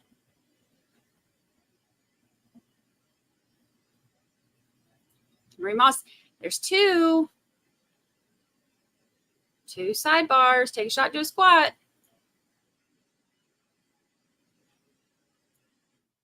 Okay.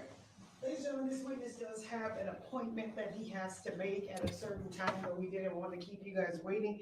So, sir, at this point, I'm going to excuse you. I'm going to remind you that you are still under oath. This witness's testimony will resume when he's back from his appointment.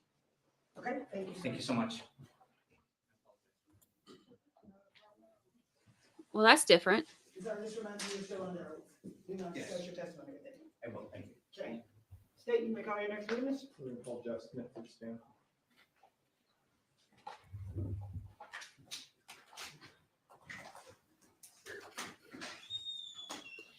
Law and crime's been having issues a lot lately with stuff.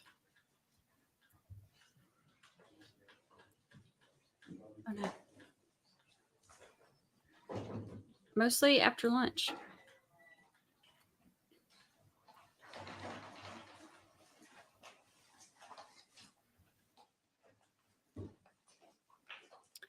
So he had an appointment. So he's gonna holler at us later. solemnly swear the testimony you're about to give in this action to be the truth, the whole truth, and nothing but the truth, so help you God? I do. Thank you. Please be seated. You can state and spell your name for the record, please. Jeff, Jeff Smith, Smith.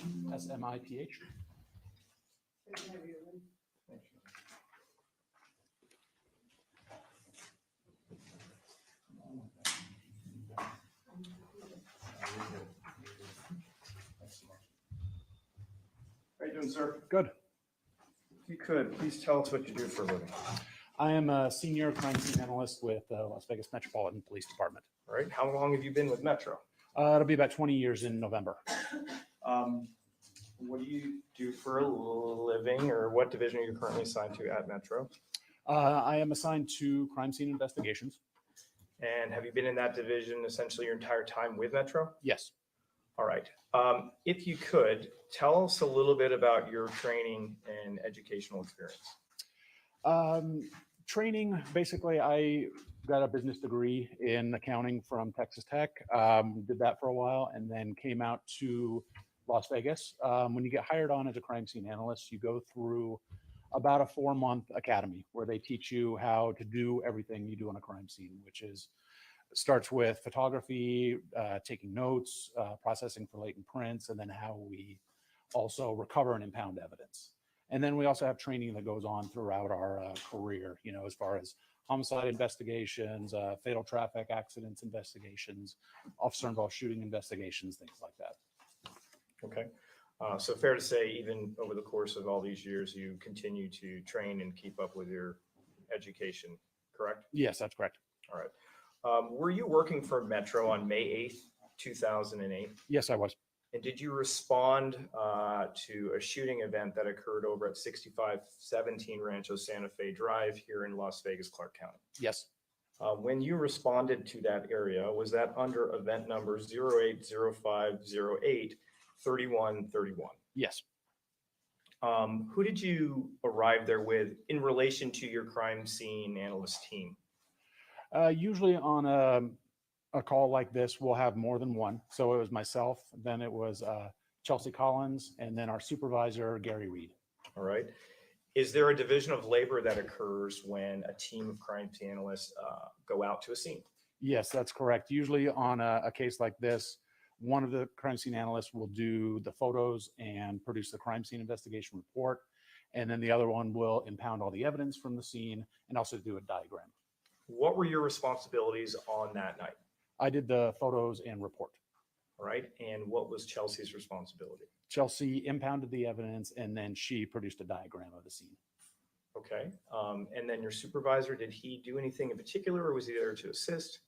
He's there to assist, work with us, work with homicide as far as us working all together, making sure that everything gets taken care of. So in this case, there were 2 bodies in this house. Is that right? Yes. Okay. Fair to say there was probably a large number of police in the general area. Yes, that's correct. When we arrived, the house has been secured by patrol. So they're making sure that the scene is kept pristine. And then they're also putting up their yellow crime scene tape and all that.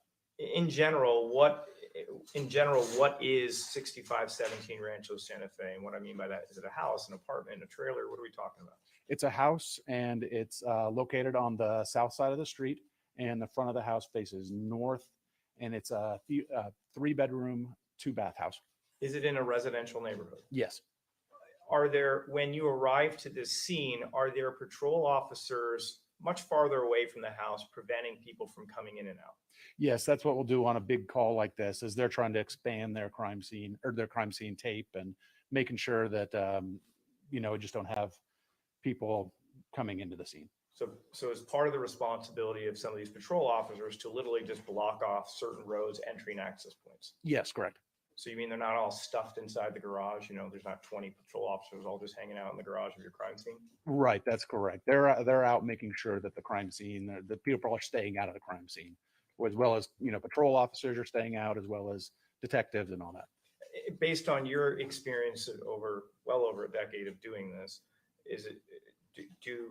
when you start preserving or walling off a crime scene, does every patrol officer have a right to come walking through however they see fit?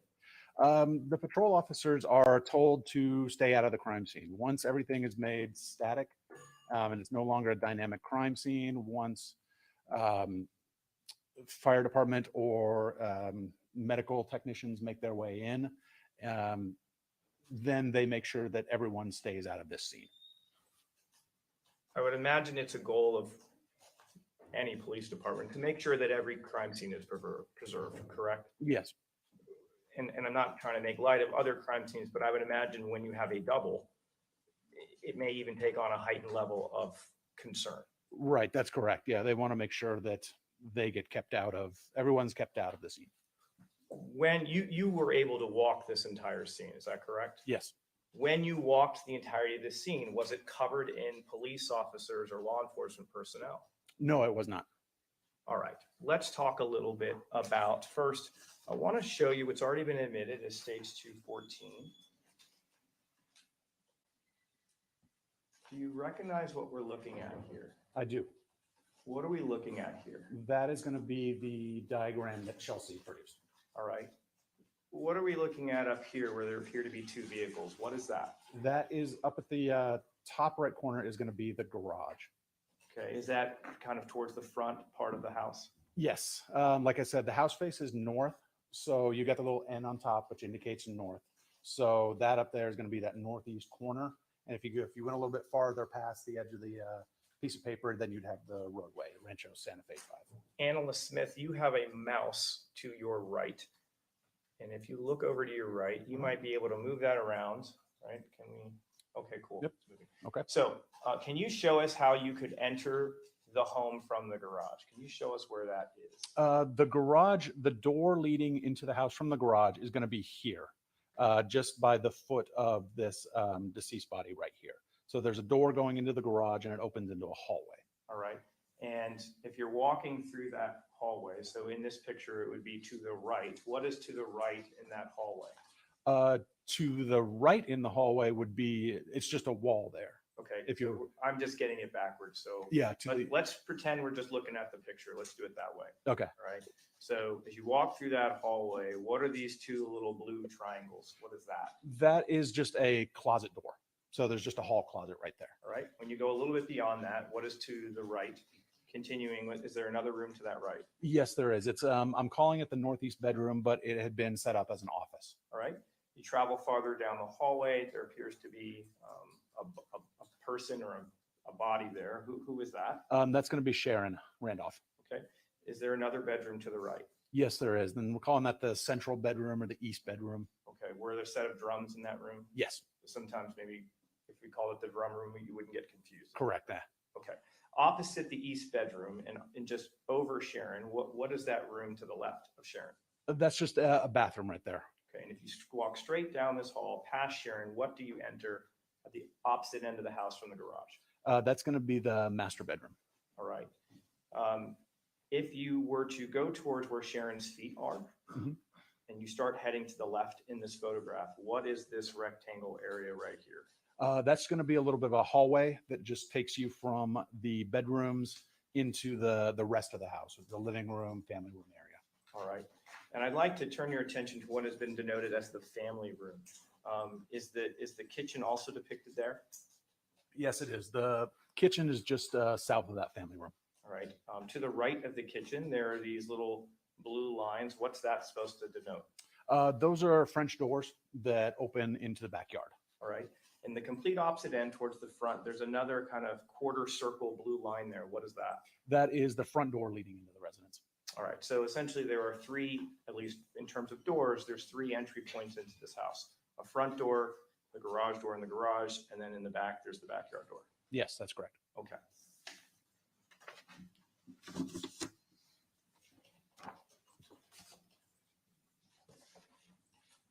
Publishing Exhibit 1.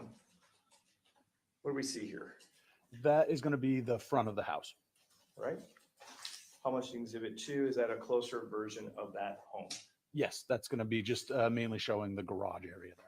Do you see anybody standing in that garage? I do not see anybody standing in the garage.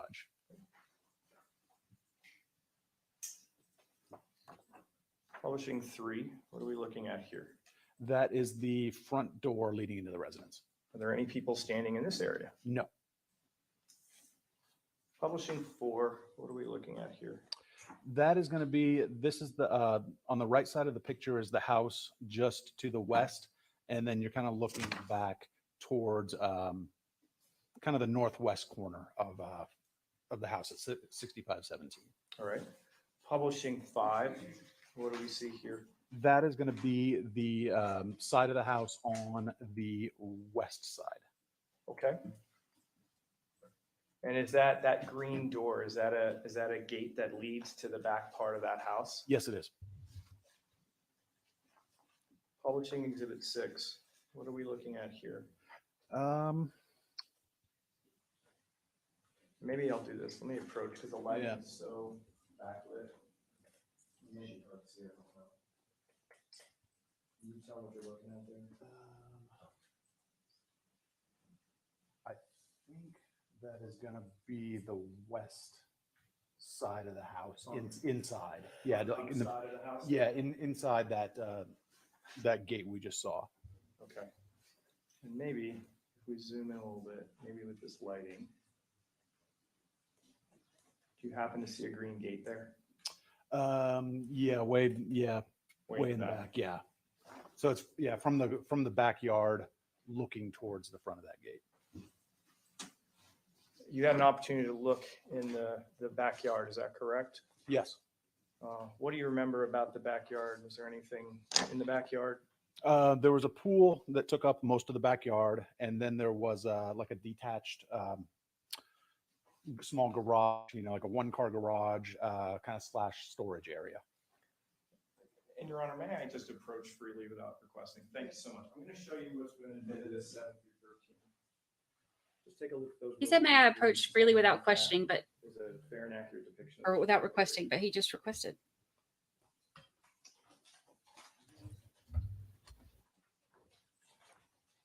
Yes, it is. Unless I heard that wrong.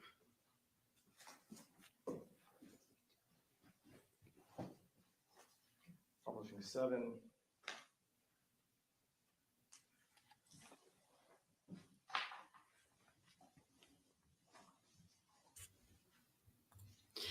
Selena K, no. 12.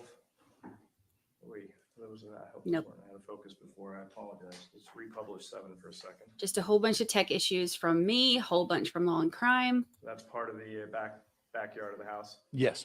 Okay. Publishing 12. Is that panning more over to the right? Yes, correct. Is the Me back too. door to the house open or closed? It is open.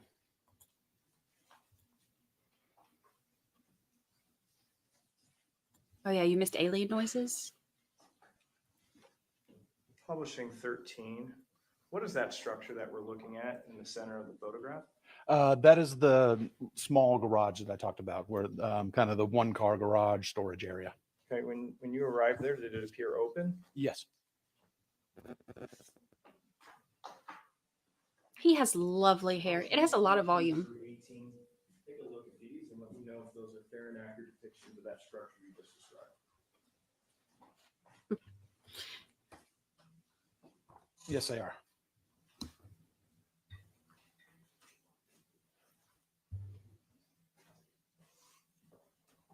Publishing 14. The mothership tried to abduct me. Is that what it looked like? Yes. Is there also a door that enters into that structure? Yes, there is. You can kind of see it on the side, on the right side of the picture, just kind of near that motorcycle. Why don't you take your mouse and you just kind of hover over it? Yeah, kind of right here is that that other door. Let the record reflect the witnesses identified a white door to the right of the motorcycle. Did you notice anything that was in the door or the doorknob when you got there? There was a set of keys that was hanging in the doorknob. Publishing state 16. What are we looking at there? Those are the keys that I saw. Okay. Publishing 15. I'd have pulled my hair out if I was her. That's just a farther back picture of that door with and you can see the keys that are hanging out of it. Were there any signs of forced entry to this door? No, there were not. And also in relation to the backyard door that went into the house. Were there any signs of forced entry there? There were not.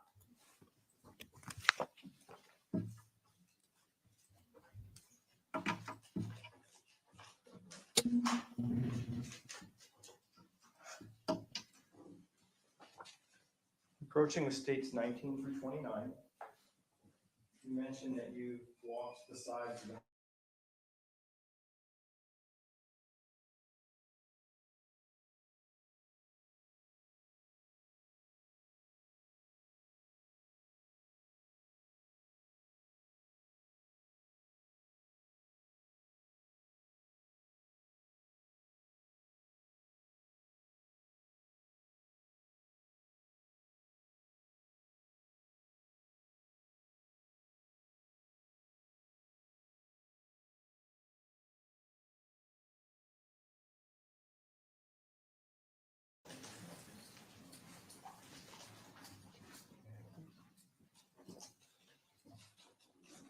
publishing 19.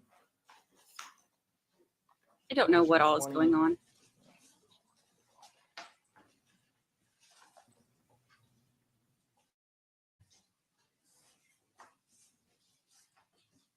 Publishing 21.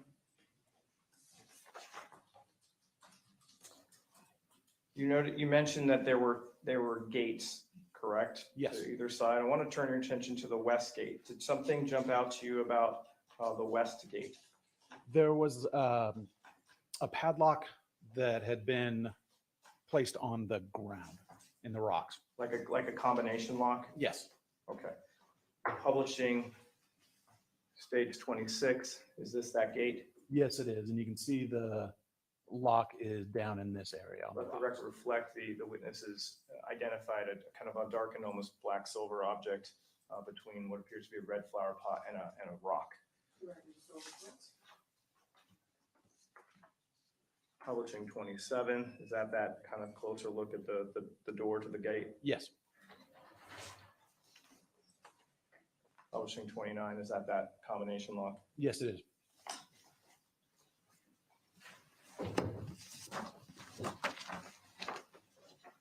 Publishing 30, what are we looking at here? That is the front door leading into the residence. Were there any signs of forced entry? No. Publishing 31, is that another example of that gate Yes, it to is. the front door? Yes, the security gate on the front door.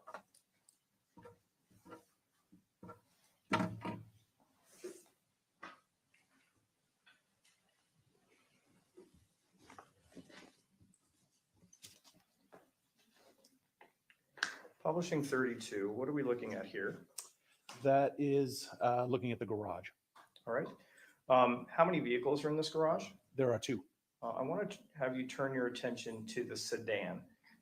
Did you find anything that was impounded that was to the left of that sedan in this photograph? Yes, there was a cartridge case on the left side of that sedan, kind of right up next to the wall. All right. Publishing 33. Is this a close-up version of that sedan? Yes.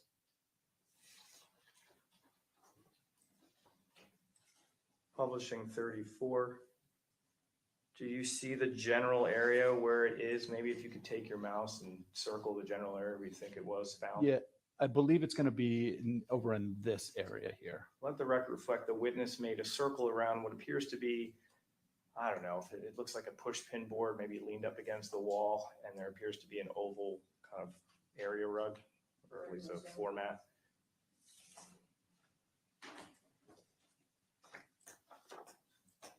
Publishing 35, do you see, and I may need to zoom in. Do you see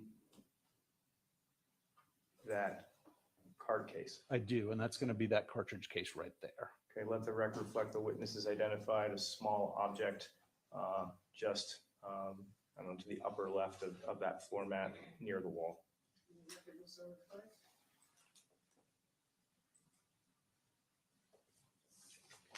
When you were briefed on this, did you have an understanding in general about where these shootings occurred?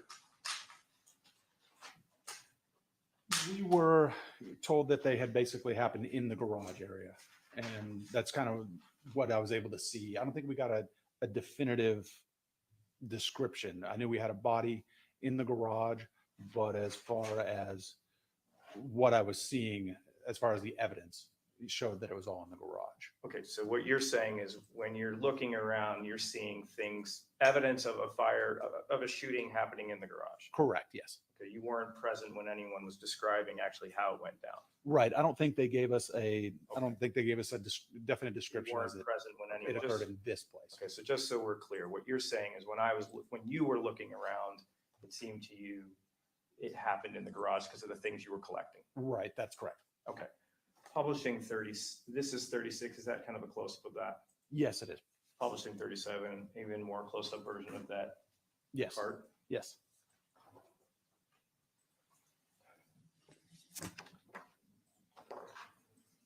Publishing 38. What are we looking at here? It's just showing the cargo area of the SUV. Was anything Here we go, going down around the corner. He's getting off at Venice. What? He's stuck in traffic. And we're gonna go, coming back north. He's looking back northbound, turn on Sawtell. It just redirected us to this.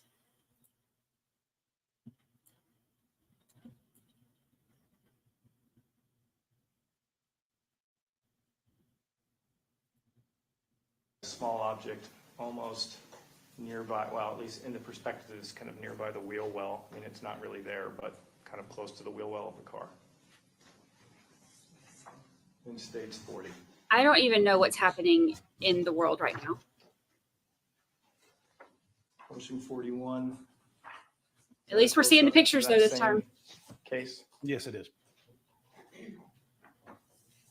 Publishing 42. What are we looking at there? And that's just going to be a close-up of that cartridge case. Right.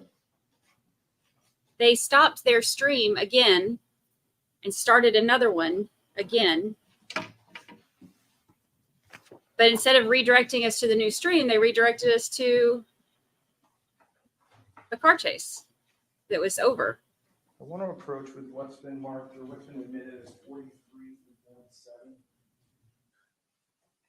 What are we looking at in these photographs?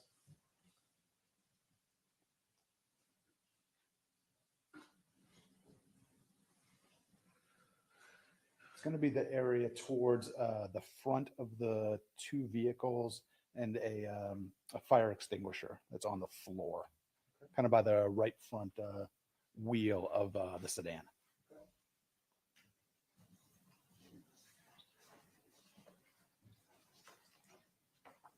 Publishing 43.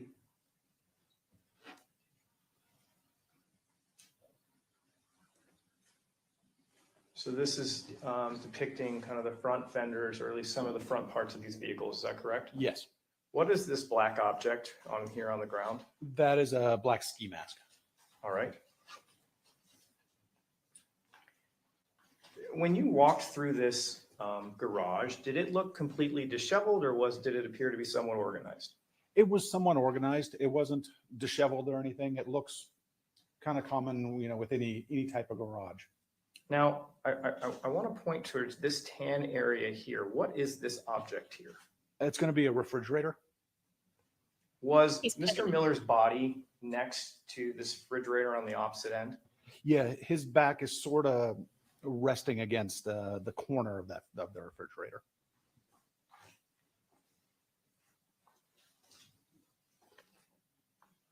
I want to publish states 45.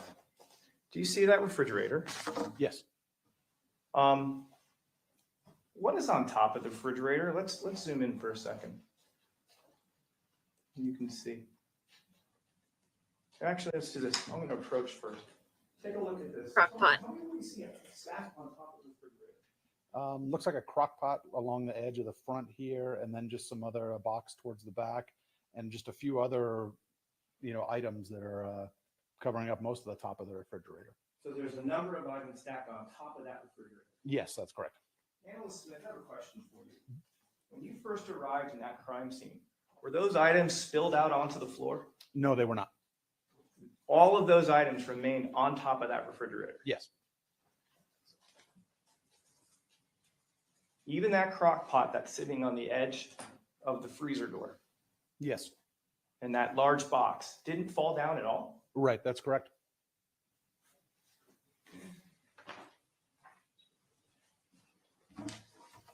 You mentioned there was a fire extinguisher found on the ground.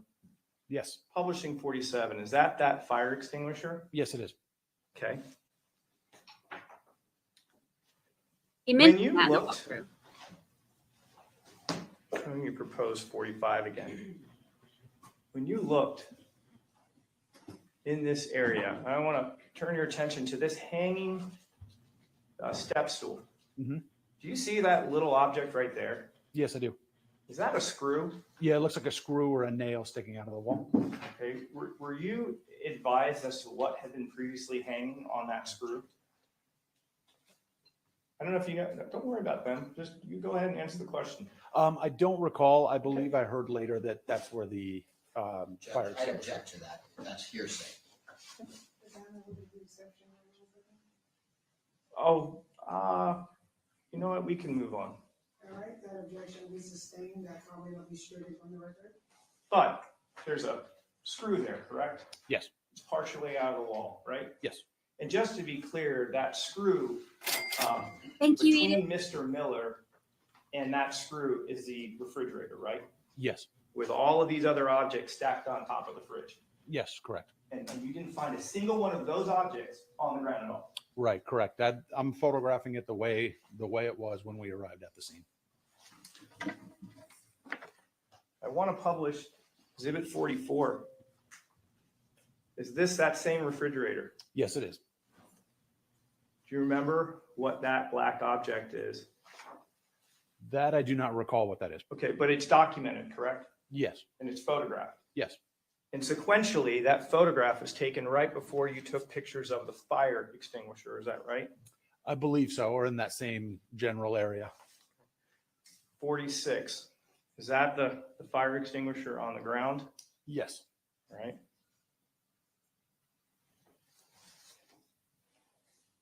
In your experience in investigating crime scenes, have you ever seen fire extinguishers affixed to the wall of a house? I have, yes. Okay.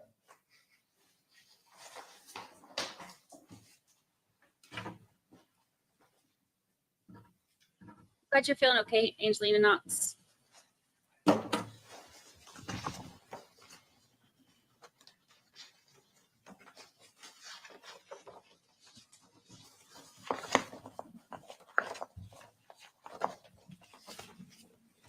And remember how many times he said it? I want to show you published. Oh, Exhibit I just 52 heard for the a fire second. extinguisher fall. Trigger warning. What is this object here? That is the refrigerator, just the other side of it. When you looked at that side of the refrigerator, did you see any apparent blood transfers on the side of that refrigerator? No, it doesn't appear that there are any. No smears, no nothing? No. Did you see any dents in that side of the refrigerator? No, not that I recall seeing.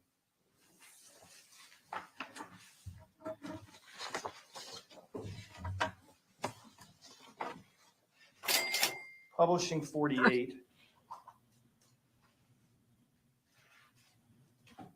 Is this one of the two bodies that was found in the house? Yes, it is. What is on this individual's hands? He had on a pair of black fabric gloves. Okay. If you could, please tell me what type of footwear this man is wearing. He is wearing brown cowboy boots.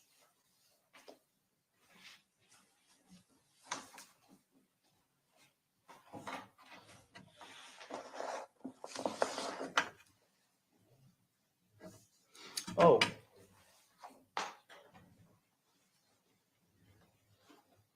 Trigger warning, trigger I warning, trigger noticed warning. that when you were processing this crime scene, oh, I apologize. I'll just republishing 48. I think it was upside down before. So it's 48, but let's just orient it this way. I noticed when you took all these photographs, this man was still present in your crime scene. Yes, that is correct. When you arrived, did you come to learn this person's name is Mr. Miller? Yes. Okay. Had Mr. Miller been transported by paramedics? No, he had not. Okay. You've been to plenty of homicide crime scenes, I'm sure, in your career. Yes. In your experience, if there tends to be a chance to be able to actually save someone, are these people transported to the hospital before you even get a chance to process the scene? Yes, yeah. We'll go to a lot of homicide scenes where we don't have a victim there because they've been transported. So it's fair to say, if the body is still in your scene, they were dead by the time you've arrived. Right, that's correct.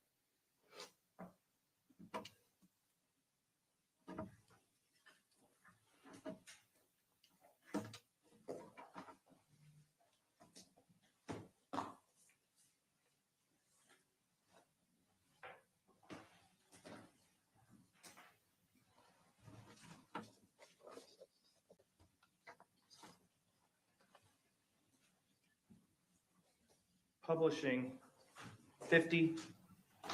What are we looking at here? That is a black bag. There's a lot of jewelry inside of it, towel, I believe a tank top or a t-shirt. Okay, so there's one bag here, there's a second bag here. What's Yes. that object there? And then that is a blue Adidas hat. A baseball hat. Yes, Nearby it, is there a ski mask? it is, but it's just off, I believe, off the picture. Both are objects that you wear on your head, right? Yes, correct. Okay.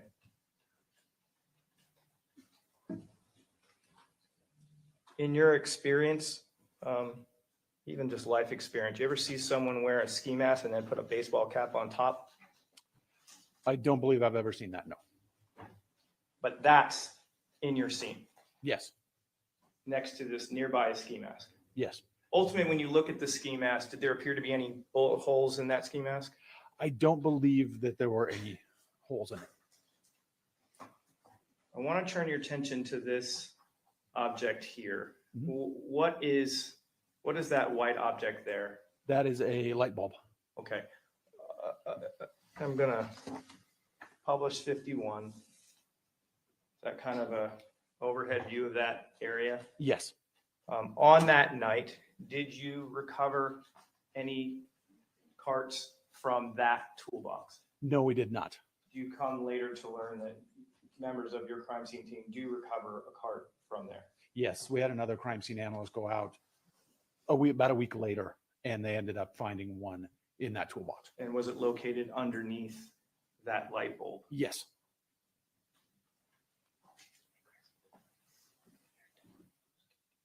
Do you think that he ever had the mask on, or you think Tommy just threw it there? No blood, no bullet holes.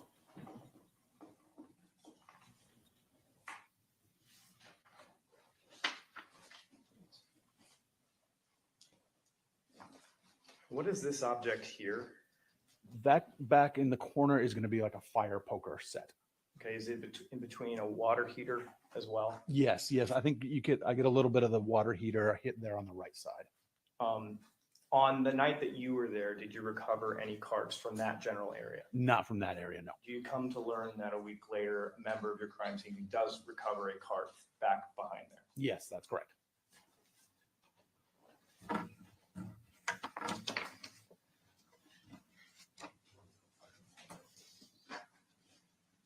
She's asleep in my lap right now.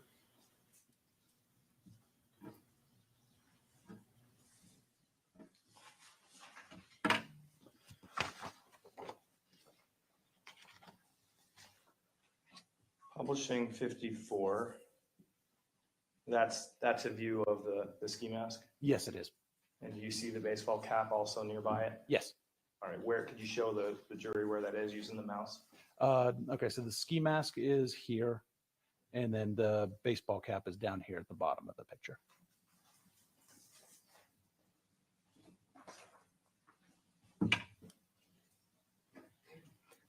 Ultimately, during the process of your processing crime scene, did you or someone take any steps to move Mr. Miller's body? Thank you, Nikki. The coroner, when we're ready for them at a scene, will come out and they will do their investigation of the body, and then the body is removed from the scene.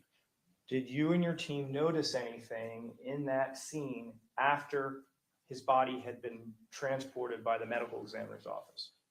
When the mortuary moves the body, there were 2 bullets that came out of his clothing onto the garage floor. Okay. Publishing 55. Is that the general area where Mr. Miller was previously? Yes. And I'll approach the 56. Do you happen to see one of the bullets? Yes, I do. Where? Okay. Publishing 56. If you could show us in the mouse, where is it? It's going to be right there. Okay, let the record reflect that the witness has identified what appears to be a bullet, and it's nearby kind of a plastic container for a lead.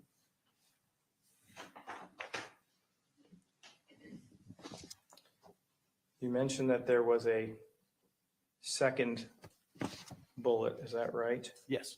Okay. Approaching with stage 57 and 58. Do you see that second bullet? So that's, what is that? I Exactly. think that's going to be our second bullet. Okay, you got your 2 fingers out here. Yes. Yeah.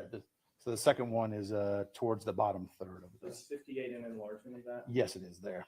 Okay, so can you take your mouse? I'm sorry, I keep doing this, but the lighting's not great through the overhead. Publishing 57. Why don't you show the jury where the 2 bullets are? And I can try to zoom in a little bit if that helps. I'm sorry, here. Yeah, there's going to be a bullet there, and then the other one is up here. Okay, near that plastic wrapper for the lead. Yes, correct. And publishing 58, that is an enlargement of that second bullet. Correct. I wondered if he had it It's on like a good time to go back to our diagram, 214. when he shot her and then took it off, but there would be no Diagram is reason for him prepared to. like this. Is this in 1 dimension or 2 dimensions? It is in just 2-dimension, basically. Okay, or 3 dimensions? Yeah, it's not That's right. 3-dimensional. That was my bad. When we look at this number 1, what is that supposed to signify? That is going to be that cartridge case by the sedan. Okay. Number 2, what is that? That's the cartridge case on the other side of the garage near the SUV. Okay. Those 2 bullets that you just identified, do you remember ultimately what they're numbered as? They were numbered as 10 and 11. If we look on this diagram, I don't see a 10 or an 11. Do you know why that is? That's correct. What we opted to do when Chelsea did the diagram was, since the bullets came out of his clothing, we had the option of either putting a 10 and 11 on the diagram and having a little, arrows showing that they came from his body. But we just opted to leave them out, and then we could describe it later. It was a little bit easier, since we're not getting a good definitive description on where they're at for the diagram. Okay, so this is not an issue because you guys can't count numbers, correct? Correct. All right. Are the bullets photographed without a placard? Yes. Ultimately, are they then photographed with a little yellow placard with a number? Yes, they are. Are the 10 and 11, as well as every piece of items impounded, are they documented also on an evidence impound report? Yes. Okay. When you mentioned you prepare a report as well. Yes. Did you describe these items as 10 and 11 as well inside your report? Yes, I did. So there's your report, an evidence impound report, photographs, plus this diagram. Yes. This diagram just doesn't happen to have 10, 11 marked on it. Right. That's correct.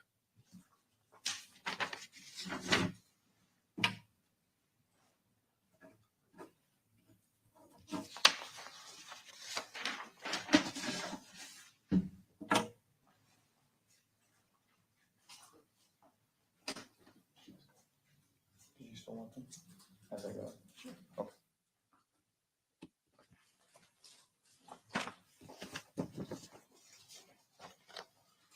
I think that we'll hear more about this, but I think Publish that 60. medical examiner and stuff is going to show us that Mike did do that part.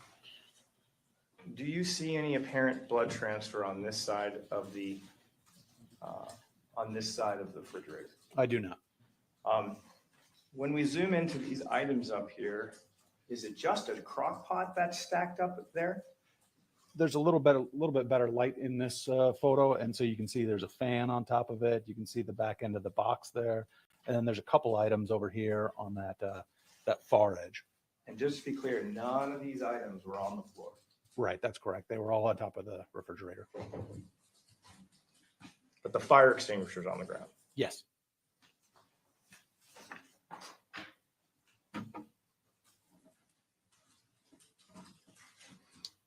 A minute ago, we were talking about little placards.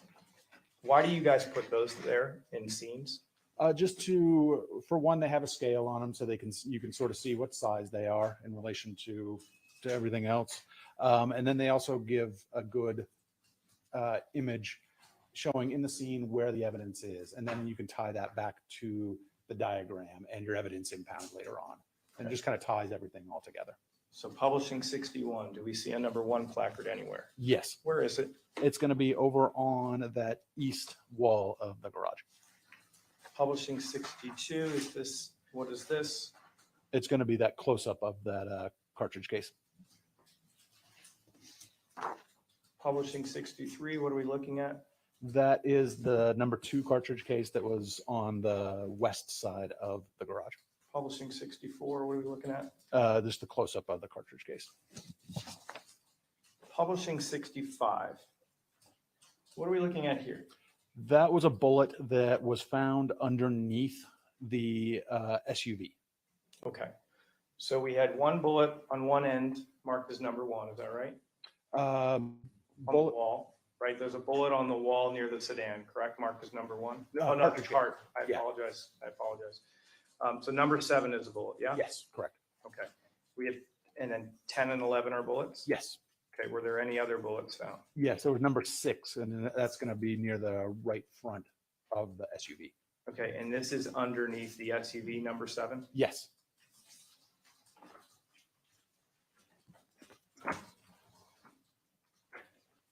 Publishing 66. Do we see that 4th bullet? Yes, it is. Number 6 right there, that placard. Right. Publishing 67, what are we looking at here? Just a close-up of that bullet. 68, what are we looking at here? That is going to be the ski mask.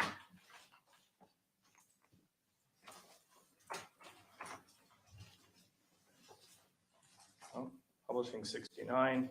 Do we see the baseball cap labeled as well now with a number? Yes. And what number has it been provided? That's going to be number 9. Publishing 71. What are we looking at here? Those are the 2 bullets that came out of Miller's clothing and then were marked 10 and 11 later on. Publishing 72, is that number 10? Yes. Publishing 73, is that number 11? Yes.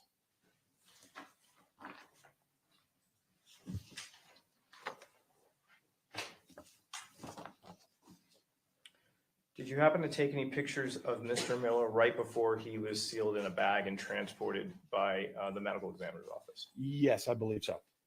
Publishing 75, is this one of those photos? Yes. Trigger warning, trigger warning. Publishing 76, is this a Trigger different warning, angle? just so you know. Yes. Was there any documentation of the interior of the SUV? Just of the SUV, just some overall showing the condition.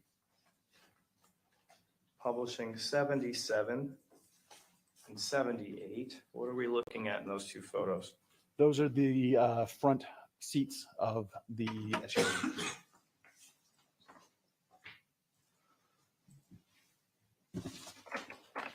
Republishing 214. After working the garage, do you start to move into a different area of the house? Yes, at this point, then we're starting to work our way into the house, down the hallway in that area. All right.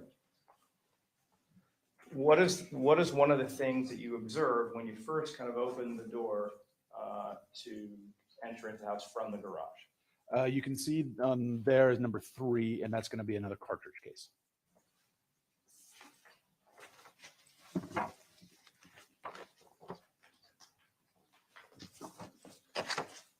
Publishing 79. What are we looking at and from this perspective? This is looking from the interior of the hallway. On the left side is the garage, is the door going out into the garage. Then you can see that little closet to the right, and then you can see the cartridge case down by that, right by the edge of the door. Could you take your mouse and circle the area where the cartridge case is? It'll be right here. All right, let the record reflect the witnesses identified an object in the center of that triangular tile right at the center of the lip of the garage door. These 2 doors that lead to this closet, did you observe any bullet strikes, No, I did not. any ricochets, No, any defects whatsoever? no, Did you observe any blood, no, I did not. any apparent blood transfers anywhere? No, not inside the house. No, How about this door? See any bullet strikes to that door? no, Any blood on that door? no, Any defects to that door? no.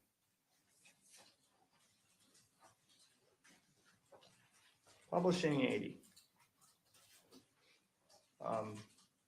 Is this, what type of flooring is this? Just tile floor. Any cracks to the tile? No, Any defects to the tile? no, there were not. See any apparent blood in the tile? No, Let's talk about this wall opposite the closet. Do you see any apparent blood here? no, I do not. Any bullet strikes there? No, Any defects to the wall? no. Nothing that you noted for the processing of this scene. Right, that's correct. And this is a double that you're dealing with. You couldn't find anything to document here. Right. Other than that cartridge case, that's all we had in that area. Publishing Oh no.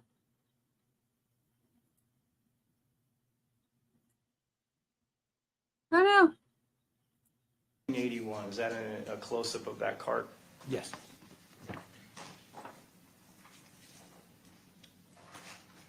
Publishing 82. What is the doorway that leads to this? What's beyond that door there? That is going to be the office. I know we focused a lot near that door, but let's try to focus from the entrance of this doorway, between this entrance of this doorway and this door here. Do you observe any carts in there, in that area? No, we did not. Any bullets? No, Any defects to the tile? no, Any blood? no. How about on this wall? Did you observe anything here kind of from the Really? hat moving back towards the picture? Did you notice No. anything there? No.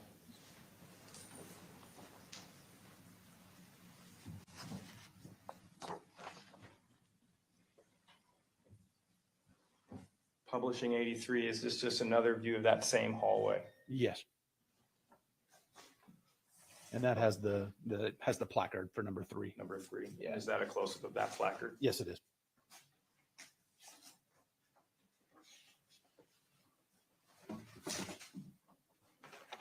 Publishing 214. When you continue to walk down this hallway, what do you observe on the floor of the hallway at the other end? That is going to be where Sharon is located. Publishing 85. What do we see in this photograph? That's if you turn around and you're looking back towards the master bedroom there, and you can see Sharon laying on the floor there. Publishing Yeah, we've seen that. I'm 86. just telling y'all, trigger warnings. Is this a close-up of Sharon? Yes, just a little bit more close up. I want to turn your attention to this entryway. Where does that lead to? That is that hallway bathroom. Okay. When you observed this door frame as well as this door frame, did you see any apparent blood transfer? I did not see any originally, I don't believe. What is that? That is a handheld phone.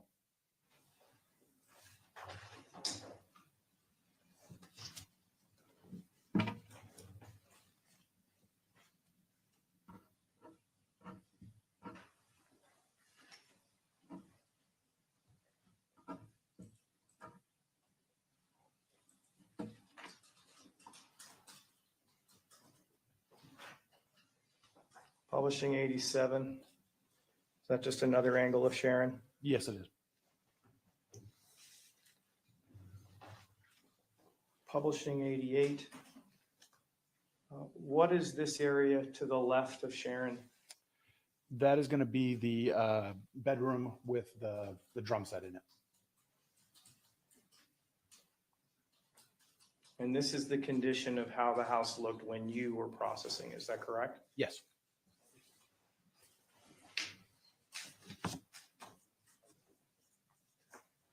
Publishing 89. With respect to her clothing, does it appear to have apparent blood on it? It does, yes. How about this side of her neck? Yes.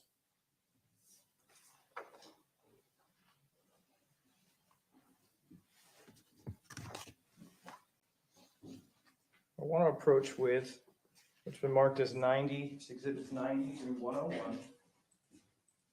want you to take a look at this. I have not seen Colleen there. Of the house this is. When they've shown the court, I have not seen her, but I'm not sure.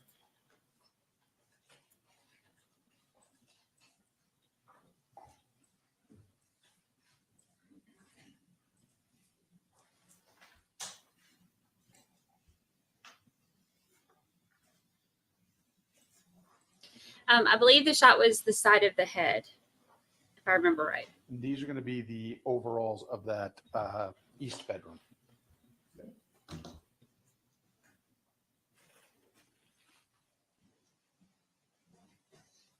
Yeah, Tom's charged Publishing for 90. for What if any, Mike is- what if anything was impounded that is documented in this photograph here? That is a Smith and Wesson 38 special revolver. Okay. And do you remember what placard it was assigned? It was number 15. this is the one used to kill her. Publishing 91, is that a close-up of that? Yes, it is. Did it appear to have any apparent blood on it? No, it did not. Publishing 92, is that a close-up of that same gun? Yes. I want to show you exhibit 93. What are we looking at on the wall? That is a clock that is on the wall, just adjacent to the door going into that east bedroom. Is that the position that it was in when you found it? Yes. So it wasn't folded down or anything like that? No, correct. It just looks exactly like that. Publishing 94. When you went through this home, do you recall any drawers being fully removed out of any piece of furniture? There were some that were open. Mostly they were opened. There was a little cabinet on the master bedroom wall, sort of above where Sharon was, where the little drawers were pulled completely out. But other than that, everything else looked pretty well just open, nothing pulled out, nothing strewn all over the place. Thank you. What number was that, Council? Oh, this is 90. 90. 90, well, give me 1 second. 94. Thank you. Thank you, Io, with the backyard critter cam. I appreciate it.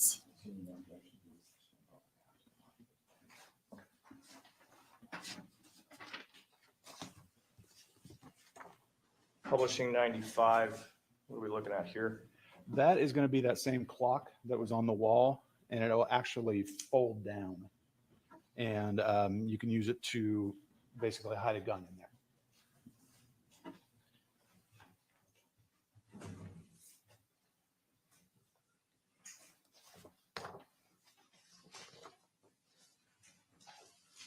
Publishing 96 and 97. Are these just different angles of that drawer?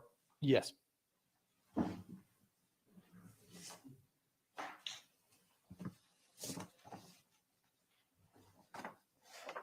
Publishing 98, is that one of the objects that's on the floor? Yes.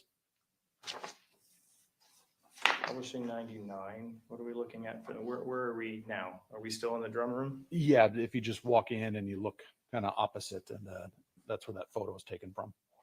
Publishing 100, another angle of that, the drum set and some of the equipment. Yes. All of it remained in the house? Yes. Publishing 101, that's the placard that you assigned to the gun? Yes.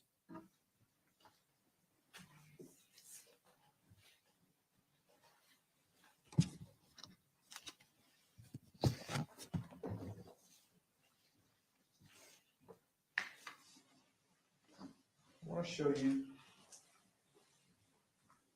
102 through 104.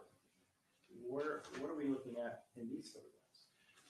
This is going to be that that hallway bathroom, just opposite the east bedroom. Okay. So it's on the other side of Sharon from the drum room? Yes. Publishing 102. There should be night court as long as aliens don't take over. 103. Do you know what this red bag is? I believe it was leftovers. Had styrofoam containers inside it. Okay, from a place called Charcoal Steak. Yes, I believe so. And publishing 104. And there you can see we had placard number 4 up, which was a receipt from the charcoal room. Okay. That's why the placard's there. Yes. Mm-hmm. And that is the state of what the bathroom looked like at the time that you processed it. Yes, correct.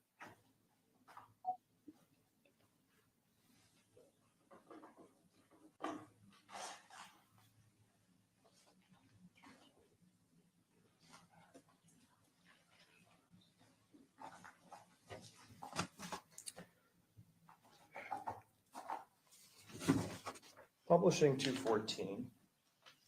If we walk past Sharon's body, continuing to walk away from the garage, what room do we enter?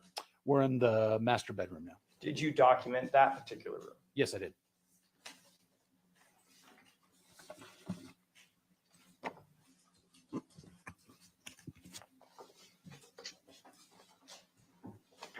We're approaching the states 105 through 120. So we take a minute and thumb through these and let me know what these photographs depict.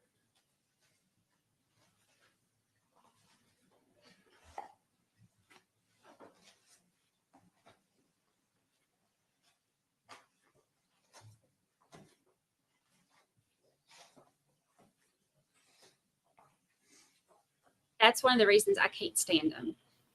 No, Lee, just people. All right, those are going to be the photos of the master bedroom and then adjacent bathroom. The lives he ruined, and no remorse. Publishing 105. Oops, it goes.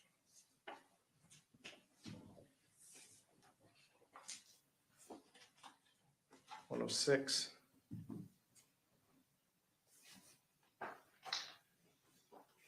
.107.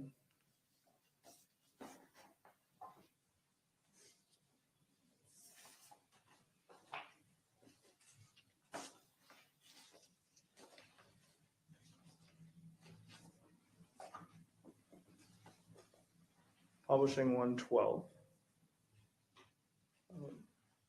Is this the condition of the room when you walked in and began to document? Yes, it is. Were any of these drawers removed out of that dresser? No, you can see that there's the top couple drawers are pulled out slightly, but they're still in the cabinet. Were there any items strewn on the floor? Other than these drawers at the bottom of the picture, there really wasn't too much else. It was strewn all over the floor. And you're talking about these kind of small boxes here? Yes, correct. Or small drawers, yeah. Understood.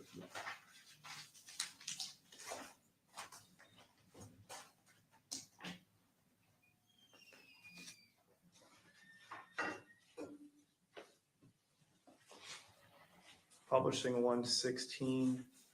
What is this white object on the wall?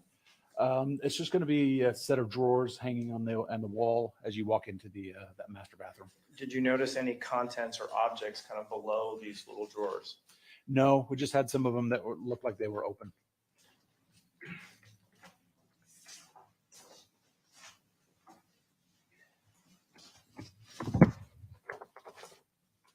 In the master bedroom, was there a closet in that master?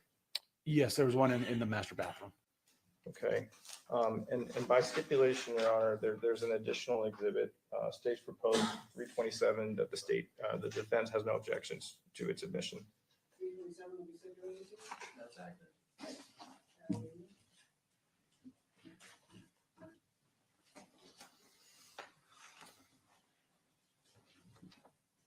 Publishing 121, is this a picture? What is this a picture of?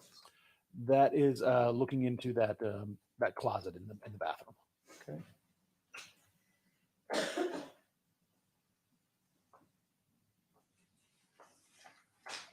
have to zoom in.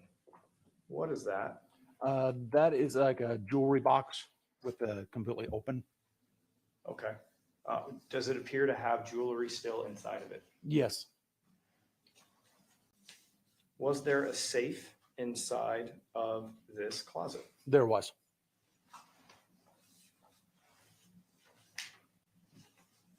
Publishing 327. Do you see that safe? I do. And that's going to be that safe right there with the gray front. So it's black in color, but it's also got some gray to it. Yes. Uh-huh.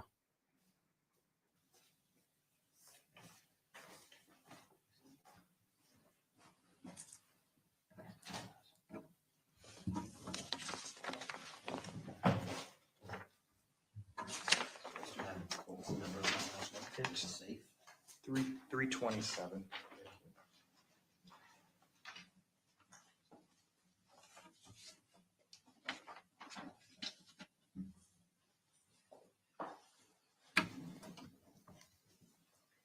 Cosmetic jewelry.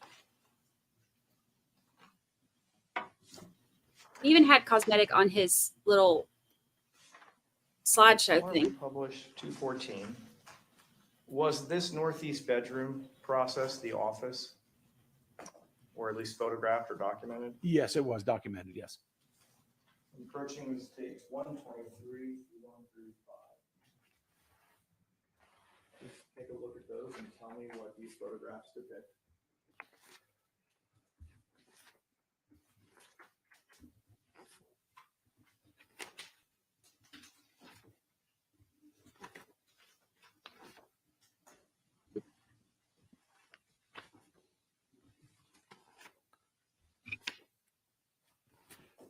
Yeah, that's going to be the photos of the northeast bedroom office.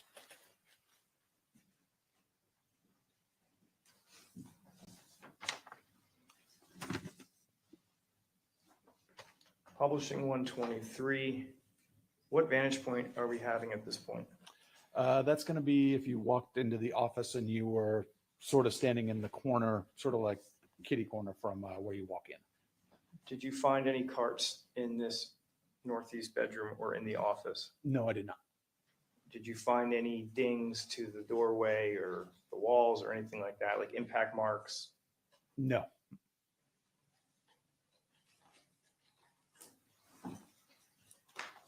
Publishing 124. 125. 126. What are we looking at here? Can we zoom out just a little bit? So sorry. Okay. What are we looking at here? It's just kind of an overall looking at the sort of southeast corner of the room, it looks like. Did it appear as if any of the electronics were disturbed in this room? No. Were any drawers pulled out in this room? No. Publishing 128. What are we looking at here? That's going to be a piece of luggage on the floor, and on top of it, there is a revolver. All right. Publishing 129. Is this an That's where he threw the enlargement of that gun. revolver? Yes, it is. Publishing 130. And that's just a close-up of the revolver. Publishing 133. What do we see here? Just a different view of the revolver with our placard number 14. Okay. Do you remember what type of firearm this was? It's a Smith & Wesson 22 long rifle revolver. Not yet. Publishing 134, is that just a close-up of that? Yes.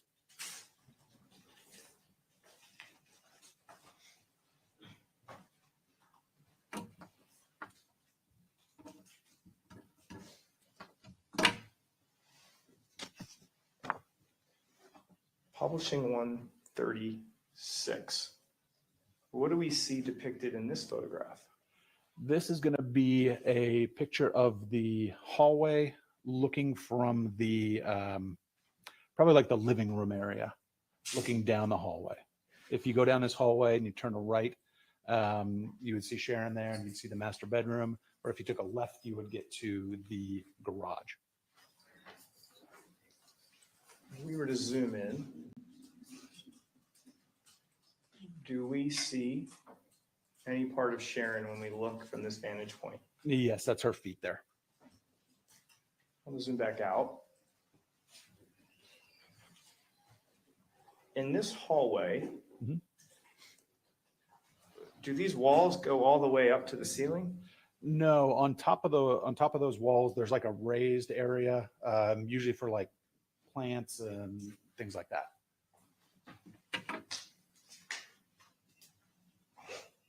We'll come back to that.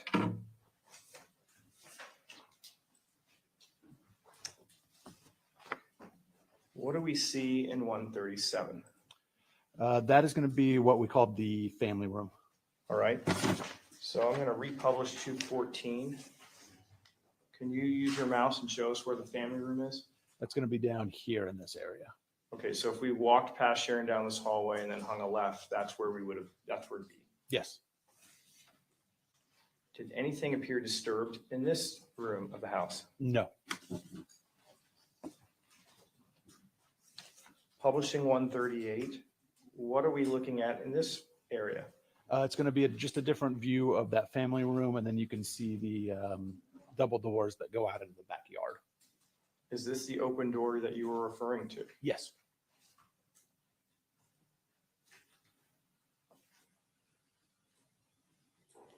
What is in the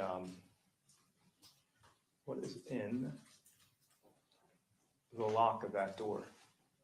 There's a key. From the inside? I believe so, yes. And when you arrived, that door was open or closed? It was open.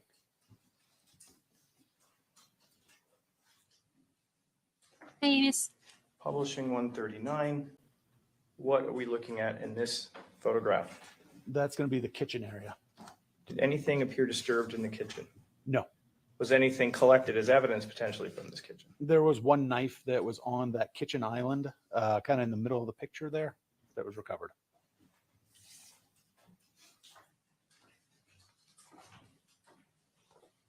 Publishing 141, do you see the knife in that photograph? Yes, I do. Where is it? It's going to be right here along the on the kitchen island along that south edge.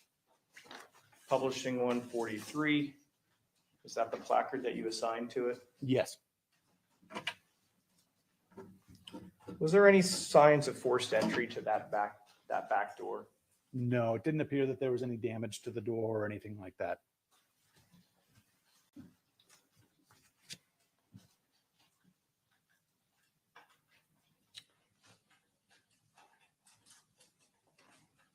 What vantage point are we looking at in stage 144? That's going to be just a different version of the family room, and then you can see in the along the right edge of the picture is the walkway that takes you to the living room area.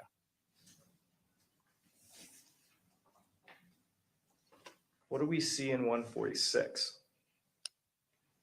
That is going to be the living room, and then in the middle of the picture is you go down a short little, or no, I'm sorry.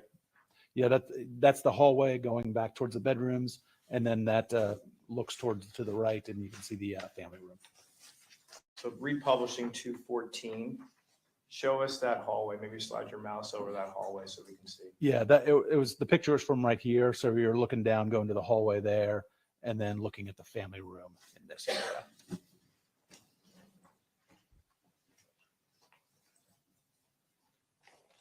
Publishing 147, what is being photographed here? That is just a dining table in that in the living room.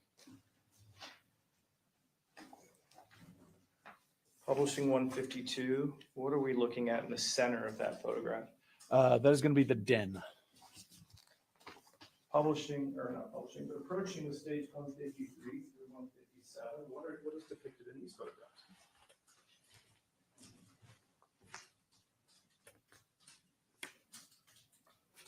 Just overall showing the den. Okay. Based on your observation, did anything appear to be disturbed in the den? No.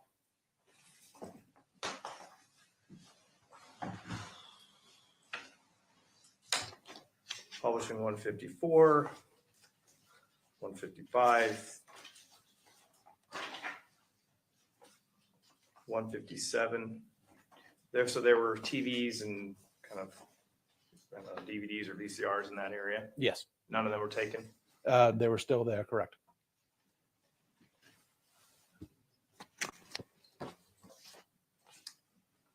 Publishing 159. What are we looking at here? That's just showing the just the condition of the front door, showing that there's no damage to it. It's not broken or anything like that. 158. That's just a more wider shot of that door. Yes, it is.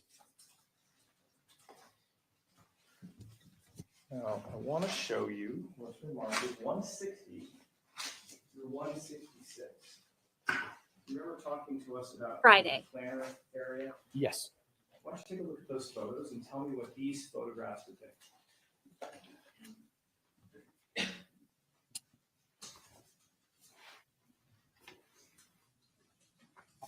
All right, these are kind of the planter area, almost at the junction between the end of the hallway where it sort of stops. Sure. What we'll do is I'm going to throw that diagram back up. Okay. I'm going to republish 214, and I want you to tell this jury what part of the house that we're talking about. Okay, we're talking about the planter areas were on top of each of the sides of the hallway. Like this one here ends where the hallway turns, but this planter up here goes all the way across the hallway there. So it's like an arch that goes across the hall, It's not an arch or anything, it's flat, but it just goes right above the hallway. an overpass. Yes. That's a sad attempt, but Yeah, kind of yeah, pass similar to through that, the exactly. hallway. Exactly. You would go right under it when you walk towards the garage. Did you and your crime scene analyst find anything of evidentiary value that you documented and collected in this overarching ledge? We did, yes. What did you find there? There was a metal fragment and then a metal fragment with some hair attached to it. So were they documented in your crime scene report? Yes. Were they impounded as evidence under this event number? Yes. Did you document and write about it in your report? Yes. But I don't see it in the diagram. Right. Why not? And that's kind of the same reason we left out 10 and 11. It would be a little bit confusing having that in the diagram because this is just a 2D from the top looking down diagram. If I put 12 and 13 right here, which is where they're at, it's going to look like they're on the floor. I can't show them up in the air. And to be fair, you had the capability to do a three-dimensional picture of that particular area. Would that be fair? You could have done one. Correct. Yes. Okay. You elected not to. Right. And usually in a case like this, we don't do, like a 3D diagram or something like that. Just for those two pieces of evidence, we wouldn't have done that. Okay. Understand. So if maybe there was something else, I don't know, let's say like blood spatter or something, you might do something like that. Correct. Yes. Okay. But you and your team elected, at least on that night, not to do it for those two, to put it in the diagram. Correct. Yes. But where was it memorialized? In like I said, in the crime scene investigations report, there's photos of them. They were impounded as items 12 and 13. And so, it's also in the evidence impound report as well? Yes. Okay. So I'm going to publish. So this is not a situation where you guys can't count. Correct. All right. Publishing 160. What are we looking at here? All right. This is kind of the end of the hallway where, again, if you go back to the right, you would see the master bedroom. If you went to the left, you would see the garage. And so this is that raised planter area that goes over the hallway. So Sharon is where? She is back to the right over here Okay. and on the ground. And is there a wall kind of in that, you see where the area to the left. Yes. If you go to the upper ledge there, is there a wall that kind of blocks that off? Yes, there is a wall that goes all the way, probably 3 or 4 feet back on that planter. Then there is one that goes all the way up to the ceiling. Okay, so I'm gonna do this. Publishing 214.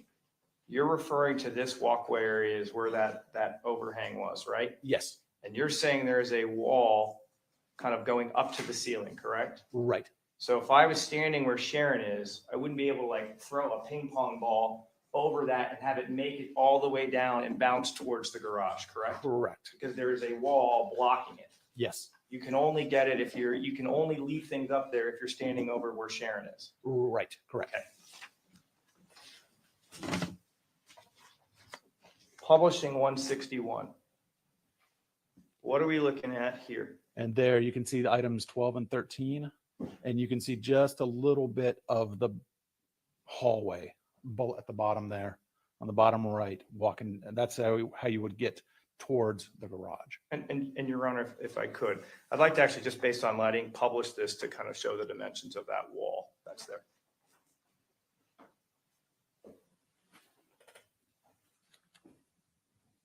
Lucy's back in her little mini condo. And ladies and gentlemen of the jury, you will have all exhibits that were admitted into evidence with you when you go into deliberation. You will have them all. Publishing 162, is that one of those pieces of metal fragment? Yes, it is. Publishing 163, is that the other one? Yes. Publishing 164. Why are you photographing this area? Right here on this wall is a little bit of a defect. It's where probably one of those pieces of metal hit that drywall, and then that's how it ended up in that planter area. There's this object here, right? Yes. Publishing 160. Do we see it in this photograph? Yes, we do. It's right there. Publishing 164.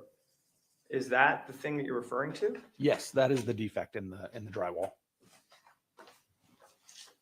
Publishing 166. What is that? That's just a close-up of that defect in the drywall. So in this hallway area here on that landing where Mhm. Sharon is, Mhm. and on this wall here near the east bedroom, there is a defect. Yes, yeah, kind of right in that general area right there. You don't see any defects in this part of the hallway, but there's one here. Yes.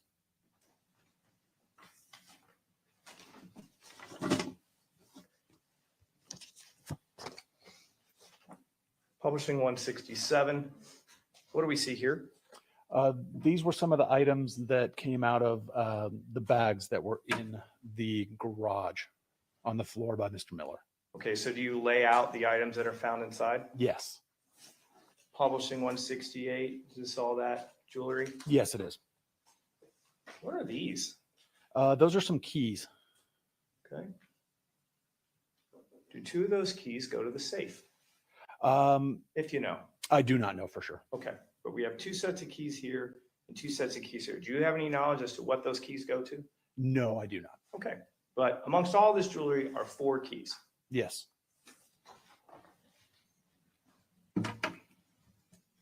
Always Walmart in some capacity. I want to show you what's been marked as 169 through 172. What are we looking at here?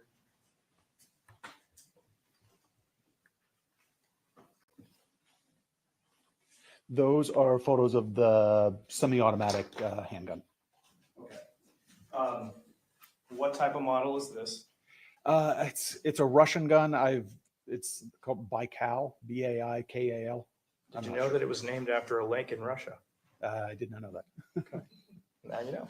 I learned that today too. Okay. Publishing 169. Was this taken off of Mr. Randolph's person? Yes, it was. All right. Why is there one? Oh yeah, I'm so sorry. Why is there one round of ammunition here, but then there's some more sitting in that magazine? That round right there is what was in the chamber. Okay, when and we how recovered. many were in the magazine? There were 3 in the magazine. Was there a clip also taken off of Mr. Randolph's person? Yes, there was also a separate magazine that had, Separate magazine, I apologize. yeah, that had 8 cartridges in it. Okay. Publishing 170, is that what we're looking at there? Yes. And publishing 172, does this include its serial number? Yes. And this is the other side of the gun? Yes, it is. And the ejection port is on that side of the gun, correct? Yes. Which is to the right. Yes.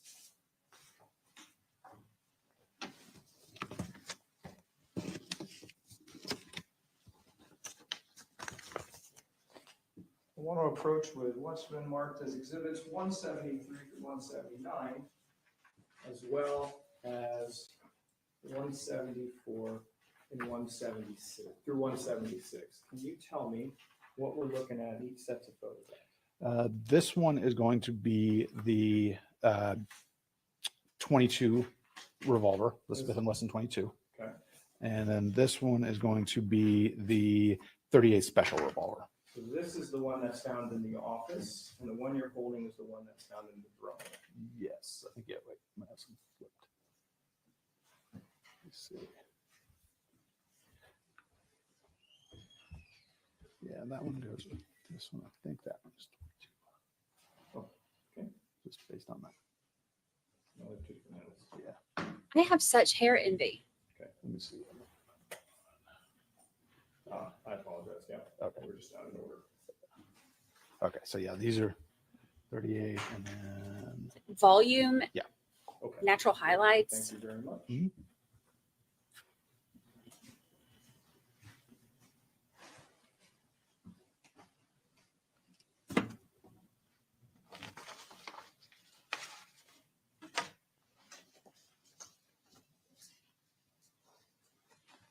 Publishing 173, 174, and 175. What is the significance of that impact mark in that cylinder? that is going to be the 38 special. And that was the one found in the east bedroom there. And you can see that there's a little dimple in this one cartridge case right here. That was under the hammer. And that one had been fired. These other 5 have not been fired.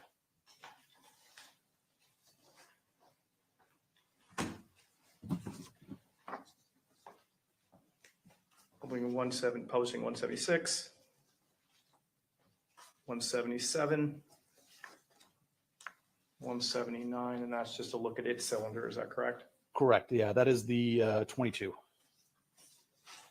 I want to publish 180. What are we looking at here? That is a bag containing some clothing. All right, were those items removed out of the bag and documented? Yes, they were. Publishing 181, is that one of the items? Yes. 182, is this one of the items? Yes, it was. Publishing 183, what are we looking at there? Those are a pair of Reebok shoes. One was found in a bag out in the garage, pretty close to that other bag we just saw. And then the other one was underneath Mr. Miller's leg. Okay. Court's indulgent.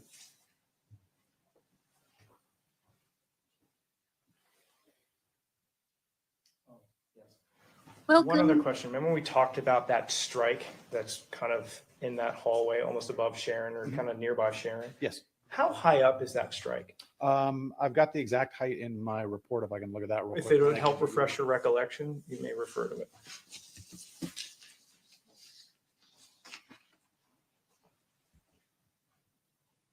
Okay, it was 8 feet 5 inches up off the floor.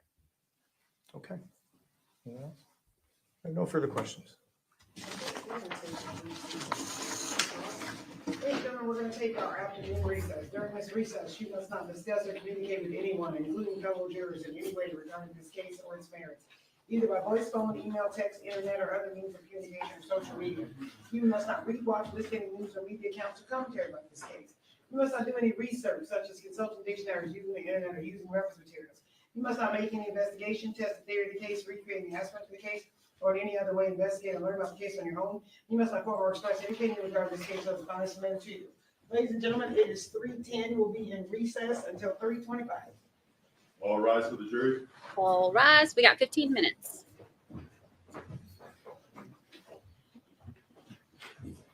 Lucy's little, I got to finish setting up her little thing and get it all right. But I did what I could during lunch.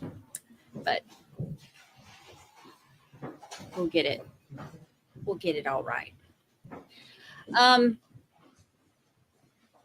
So this is interesting. All right. A couple things. May the record reflect we are outside the presence of our jury. Sir, you are excused for the break. I just remind you that you're still under oath. You're not allowed to talk to anyone about your testimony. And if you could just stay away from the jurors while you're on the hallway. Thank you so much. Do you guys have any issues outside the presence? No. All right, we'll be back. 15 minutes. Hello, Diddy Don. They haven't been quite as irritating today, but only because they haven't been up there much. I don't know, like I have a hair pulling my earphones. Only because they haven't been up there that much. But so I haven't, I'll say this, I'm not quite as spicy or salty or sassy today as I was yesterday. Not quite. But they're also not showing his smug face quite as much, which might be why. So who knows? All right. So I got a notification about 10, 15 minutes ago. Remember the trial that we talked about, AJ Armstrong, the one that is the third time that he's been tried in Houston. He was 16 years old, and he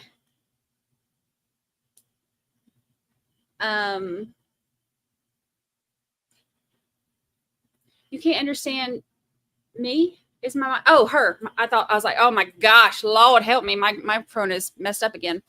Okay, so I was about to just throw my computer. That's not true. I would not have done that because that would be silly, because that would be expensive. Okay, so Austin, nope, AJ. Still thinking about Austin this morning. Let me pull it up because I just tweeted the article.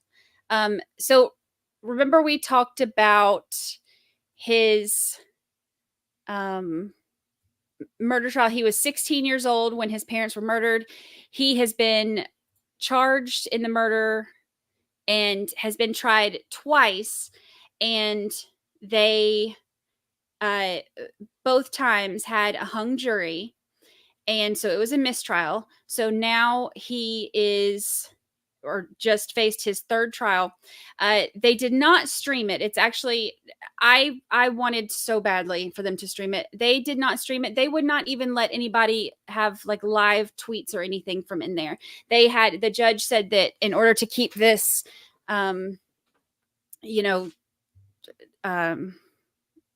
impartial and all of that, to protect his fair trial, they didn't do anything. So, he has, I can't play this. I don't want a copyright thing, but I tweeted the link, but I'll read this to you. I don't want to play what they're saying, but I'll read this to you.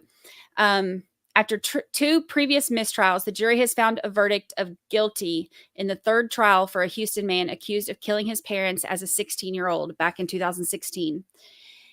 AJ Armstrong and his attorneys are in the courtroom, and the jurors were ushered in at about 3:30 p.m. Extra bailiffs are present, as well as the judge polled each juror to make sure they were all in agreement. Let's see. After two previous mistrials, the jury has found a verdict of guilty. The jurors deliberated for about 10 hours after hearing more than 40 hours of testimony from 31 witnesses over 11 days in the third capital murder trial for A.J. Armstrong. It says a short time later, A.J.'s family members left the courtroom in tears. They declined to speak to the media. He was immediately sentenced to life in prison with the possibility of parole after 40 years. Due to his age at the time of the murders, he did not face the possibility of the death penalty. It's been more than 7 years since Armstrong was charged with killing his parents. In July of 2016, Dawn and Antonio Sr. were each shot in the head, pillows placed over their faces while asleep in their Southwest Houston home. Armstrong was arrested hours later. He was 16 years old, entering his junior year of high school at the time. Defense attorney Rick DeToto said he's devastated. He's one of the strongest young men I've ever known. His family is amazing, and obviously they are devastated right now. This is a difficult time for them, but they will rally and they will help AJ and his young son and his wife get through this. He has a young son and a wife. Defense attorneys spoke out, said he's devastated. This one was... So let me tell you what my problem is with this one. Now, remember, I say I like to go into these and I want to go into it thinking about the defendant as somebody who, like my own kid, or somebody who I think would never do this. You have to prove it to me in order for me to believe it. I go into every trial wanting to look at it that way. So that's how I looked at it with him. So here's my problem. And look, I went into that with open eyes and ears and hearts when I went into Thami, but that quickly, I was out the door. But you want to go into every trial like that, right? Because you have to, it is proof beyond a reasonable doubt. You have to prove that they did it. So I want to go into every trial saying, prove it to me. The reason that I'm a little bit sketched out by this one is that there's been 2 hung juries, which I did not get to, I didn't get to see a stream of the trial. So I don't know all of the evidence, only on the things, that I've seen reports of.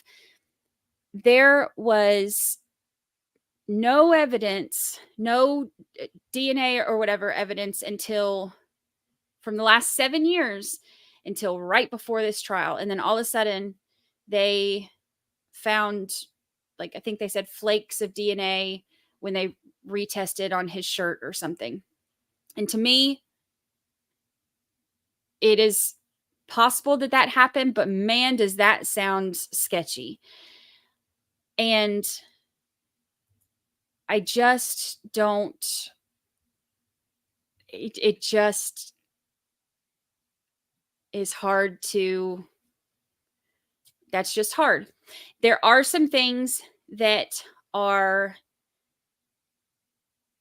working against him as far as, I remember reading the evidence that when he was on the phone with 911, he called and when 911, and when he was on the phone with them, he turned the alarm off to let them in. So they were saying it had to be somebody on the inside and stuff, something like that. But I'd have to, y'all know how I am about facts. So I don't want to say any of the wrong facts. I'm trying to tell you from memory, all the stuff that I've read over the years, but I wish they would have streamed this one. It's just a little bit to have 2 hung juries, meaning there wasn't enough evidence for them to be able to prove this twice. And now they get a guilty verdict and there's new DNA that wasn't there before. And I'm not saying that can't happen because technology is always advancing and stuff like that. But I mean, this just happened. And it just, I wish that I wish they had streamed it because I would like to know all of the details. I don't want to know what the media tells us or what the attorneys tell us. I want to know what was said on record. And it's stuff like this is what's frustrating for me, because I can't have an opinion on what I think because there was no opportunity for us to see everything, you know? But I do know that there are a lot of people who think he didn't do it. And I know that there are people who do think he did it. I would hope that I've seen dirty prosecutions before. So, you know, which is why I like when judges allows for streaming, because that way, you know, you don't have to have those questions about, especially look, after Travis Rudolph trial, like I don't, you know, if there was ever a dirty, you know, and lazy prosecution case, transcripts will be available. They will, and I definitely want to get them and see them, but I also know that they are generally real expensive. So, but I would love to be able to see it. Let's see. Oh yes, and defense attorneys. Here, let me finish reading this part. Armstrong is a 23-year-old man who has worn a GPS ankle monitor for all of his adult life since bonding out of jail in 2017. You know, another thing that stands out to me about that, I can't remember which attorney it was that we had on here. I don't remember if it was Mark Shiner or Bob Mata, or I don't know who it was. I remember there was an attorney saying on here, they don't generally grant bond for, however he worded it, for people who they, you know, believe are like for capital murder trials, if they think that they are a threat or that they're whatever. I can't remember what all the words were, but basically the gist of it was for them to grant bond, it's either because they don't think that their person is, you know, a threat, or they don't think they have a strong case. And so for him to have bond in 2017, I think if you had killed your parents in, you know, brutal way like that, and they had plenty of evidence to show that, I don't think that a bond would have been granted. And then throw on 2 hung juries on top of that. Since his last trial, Armstrong has married the mother of his son, his high school girlfriend, Kate Ober, who testified on his behalf at the first trial. These are big milestones for anyone, but Armstrong has yet to move on with his life. As investigators maintain, he is the only person who could have killed his parents, which prosecutors are attempting to prove to a third jury. Defense attorneys tried to cast doubt on that, even pointing a finger at Armstrong's older brother, Josh, as a possible suspect. That was another thing, too. I remember reading about Josh.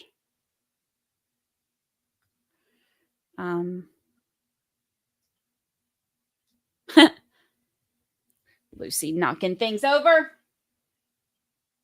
I have to get her little room set up. I tried to set it up on lunch for her, but I didn't have time.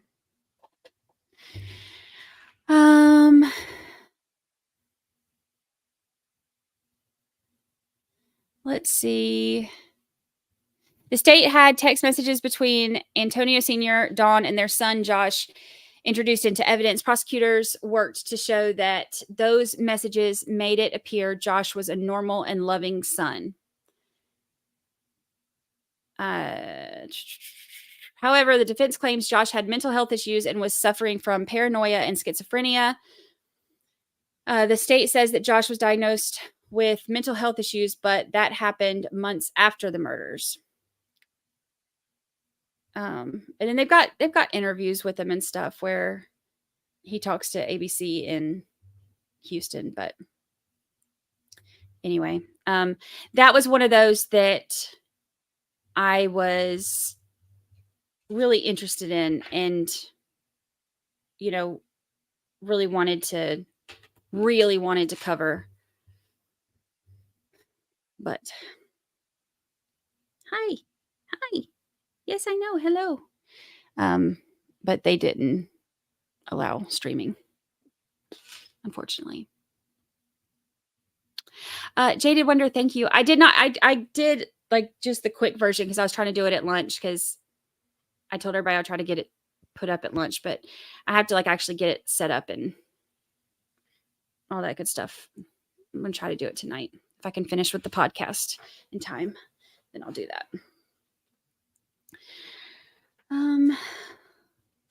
But anyway, that one was a big one. That was a big trial that we've talked about on here before that we wanted to that I wanted to update on. Danny Don said his girlfriend said he was with her the whole night, and when he got the call about his parents, he went over the house with a cousin and came back to her house and said he was in shock.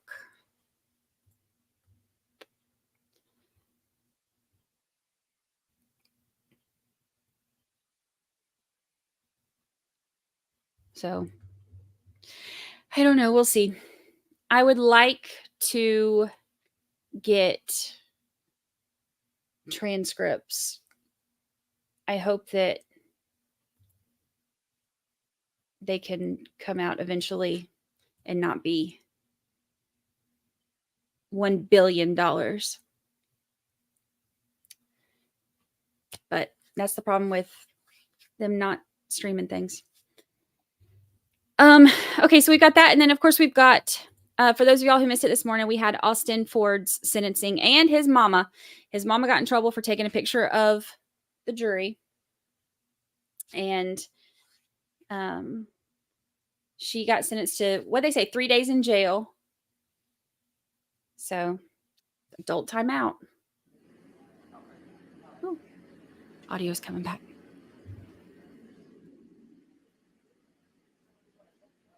I don't know. I don't remember.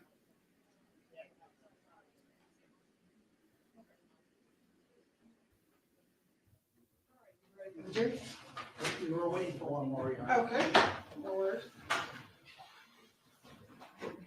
Can council approach while we're doing it? She gets out Saturday at 11:30.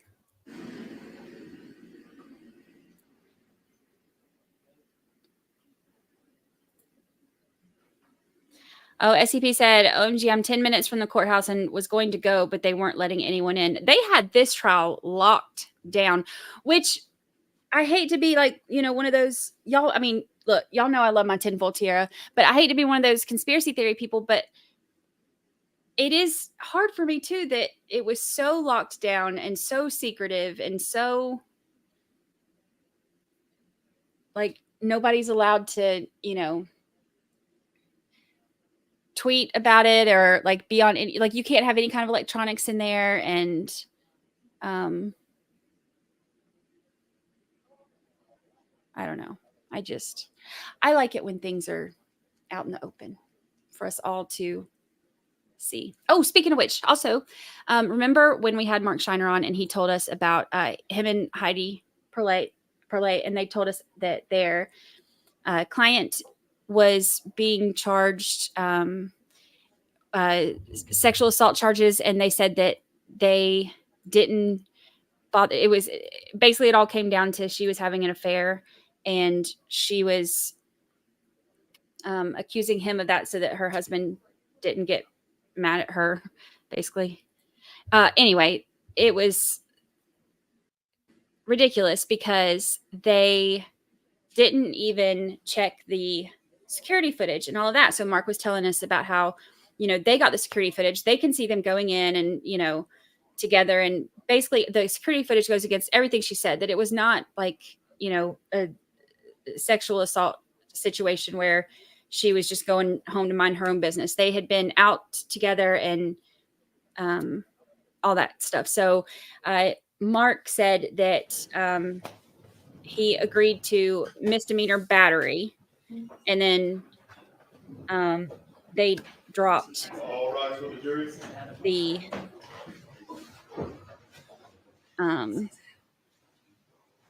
trying to listen for a hot mic.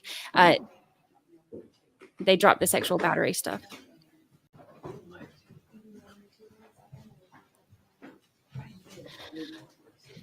AJ filed a civil lawsuit today for the blood tampering. I did not know that.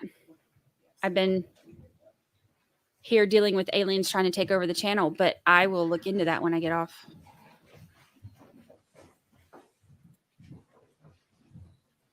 That's what I'm saying. It just seems so. Okay, we are back on the record, receipt 250-966, stated about Mr. Thomas Randolph. May the record reflect that Mr. Randolph is present, his attorneys, deputy district attorneys on behalf of the state. Do both parties stipulate to the presence of our jury? Yes, sir. We do. Ready for cross whenever you're ready. Thank you. You've worked for Metro for a long time. Yes, I have. The entirety of that time has been in the crime scene investigation division, right? Yes. On TV, there are CSIs. I see yours says CSI. We usually call them CSAs in court, right? Correct. Okay. You start out going through like a training protocol, correct? Yeah, when you first get hired, you go through, like I said, you go through the academy, then you go through a field training program, which is about 4 months or so, where you're paired up with another CSA and you kind of learn the job, kind of on the job type training. Okay. And then after you're a CSA for a while, you can get promoted to a more elevated position. What's that called? Correct. Yeah, you start out as a CSA 1, and then you promote to a CSA 2 after 2 years. Okay. And then from there, you can even get promoted above and beyond that, right? Right. Then you can test to become a senior CSA. Okay. And then even above that, you have a crime scene supervisor, right? Correct. Okay. In this particular case, you're on duty the night of May 8th of 2008, right? Yes. Yes. Okay. Obviously, that's a long time ago, right? Correct. As you sit here today, what are you within that hierarchy of CSAs? At the time, I'm saying today. Today, Yes. what am I? I'm a senior crime scene analyst. Okay. Back then, what were you? I was a I was a CSA 2. Okay. I'm assuming in most big scenes, there are more than one crime scene analyst that respond. Yes. And in fact, Mr. Hamner, when he was asking me questions, he said, in the case of a double, he's kind of using like the prosecutor vernacular. We're talking about a double homicide. Multiple people have been killed at a scene, right? Correct. And a scene like that, you would always have more than one crime scene analyst respond. Even with just a regular homicide where we have one decedent, then we would have 2 people. Okay. In this case, you actually had more than 2 crime scene analysts that responded. Yes? We had myself, another crime scene analyst, and then a supervisor. Okay. The other crime scene analyst was who? Chelsea Collins. And she no longer works for Metro, right? Correct. Where was she within that hierarchy at the time? She was a CSA 2 also. Okay. And then you had a supervisor there, a guy by the name of Gary Reed, correct? Yes. And he is no longer with Metro? Yes? Correct. And he's actually deceased, right? Yes. Okay. When you arrive at a scene, it is well after the 911 call comes in and first responders get there, right? Right. That's correct. Like I said, the scene is going to be static by the time we arrive. We don't go into scenes where it's dynamic, where there's suspects running around and police are chasing suspects, anything like that. We go to scenes when they're static. So that's when we go. I'm going to ask you about those 2 terms that you use. Static means everything's calmed down. There's no suspect on scene with a gun. There's not anything happening at that moment. Everything is kind of like cooled off, and then you come in to do what you do, right? Right. That's correct. A dynamic scene's a lot different, right? Yes. Dynamic scene is when there's still something active happening, perhaps a person with a firearm. There might be a crime in progress. There's a lot of moving parts that haven't settled yet. Right. Correct. Okay. You almost never go to a scene that's dynamic, right? Right. That's correct. Sometimes we go to a static scene and then it becomes dynamic if we have a suspect that comes back, but that's very rare. Okay. The reason you come in once the scene is static is because in a static environment, you can be more precise with things like distances, timing, photographs, collection of evidence, things like that, right? Right. That's correct. In a dynamic scene, when things are going on really fast, there's somebody there with a gun, people might be in danger, hard to define exact distances, details, take pictures, things like that. Right. Yeah. And like if we have a dynamic scene, then we're going to wait for it to become static again. Okay. And this particular call, there were first responders, as you understand, that were responding to a 911 call, right? Yes. There were medical personnel that responded because there was life-threatening injuries. Yes. Ultimately, there were people that succumbed to their injuries at the scene, right? Yes. Okay. And when you use the names on direct examination of Mr. Miller and Miss Randolph, you didn't know those people, right? I believe we knew pretty much who they were from when I got there or very shortly thereafter. Back up. My question may not have been clear. You personally didn't know Sharon Randolph, right? Oh, no. Correct. And you didn't know Mike Miller, right? Correct. Okay. So when you are given those names at the scene, you have now identified who they are, right? We're working off on a tentative basis who these people are, and the coroner is actually the ones that identifies and determines their name. There's information accumulated in the investigation as to who the identity of these people are. Yes, correct. And because you come later, that information is given to you. Yes. Other information is given to you as well, right? Mhm. Is that a yes? Yes. First responders come, depending on what they uncover, they'll call out other more specialized detective units, right? Yes. And back in 2008, we had some detectives called violent crimes detectives. So I believe that's what they were called back then. Okay. And they actually responded to this scene as well, right? Yes. And then later on, after it's determined that these people have succumbed to their injuries, homicide detectives are called, right? Yes. And you've been to many homicide scenes, agreed? Yes. When you come to a homicide scene, there are a number of different homicide detectives, right? Yes. People doing all types of different responsibilities within that particular event. Right. Correct. And that would include homicide supervisors as well. Yes. In this particular case, were you aware that there were actually canine officers that were dispatched to the scene prior to your arrival? I was not aware that K9 responded. That's something that you've encountered in your career, right? Yes. There are certain circumstances when someone's entering a scene for whatever reason, canine might be dispatched out as well. Yes. Okay. You are part of what is commonly referred to as a briefing when you arrive on scene. Yes. And a briefing is where you stand around with other detectives and officers and people involved in the call, and there's a discussion about what's likely to be important within that scene, right? Yes. And as part of that briefing, you'll also do a walkthrough, right? Yes. A walkthrough where you're pointing at items of evidence, right? Right. We're looking at the scene. We're kind of just identifying things that we see that we might think is going to be important. And when we say we're not just talking about crime scene analysts, right? Right. You'll actually walk the scene with detectives as well, right? Yes. And they'll identify things that are important to them, right? Right. And by transfer, those things that are important to them become important to you. Correct. Because they've identified in their own minds things that they think are relevant to the investigation, correct? Right. That's correct. You also have an opportunity to identify things that are important and relative to an investigation, right? Yes. Yeah. We're working closely with the detectives. So we're talking about, is this relative? Is this not? Hey, did you see this? That type of thing. They're giving you information that they think is important to them, right? Mm-hmm. Yes. Yes. And you have specialized training that allows you to identify items of forensic evidence at a scene that you might point out to a detective as well. Right. Correct. And in fact, if you saw, for instance, a blood stain, you might say, hey, that's going to be important. I'm going to photograph that, right? Right. Correct. Okay. When you arrive on scene with Miss Collins, you guys divide the labor within the crime scene investigation unit, right? Yes. And in this particular case, I think you told us your responsibilities consisted of photography, right? Mm-hmm. Yes. And the photography component of a crime scene analyst will happen at almost every scene, correct? Yes. You also had the responsibility of authoring a report.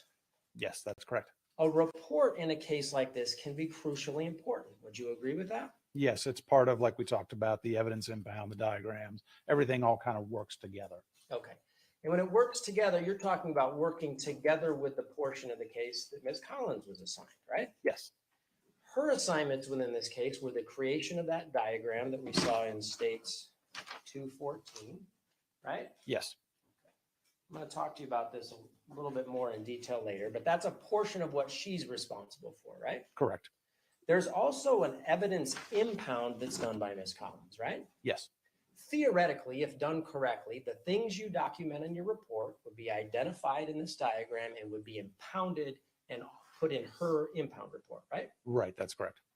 The idea being that if we come back and look at a case all these years later, when we're making a critically important determination about people's lives, we have documented evidence that's accurate, right?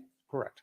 You would agree with me a huge part of your job is the documentation, collection, and preservation of important evidence at a scene, right? Yes. You try to document everything that's important in photographs, correct? Right, that's correct. Anything that is identifiable and impoundable, you try to impound and collect it at a scene, right? Yes.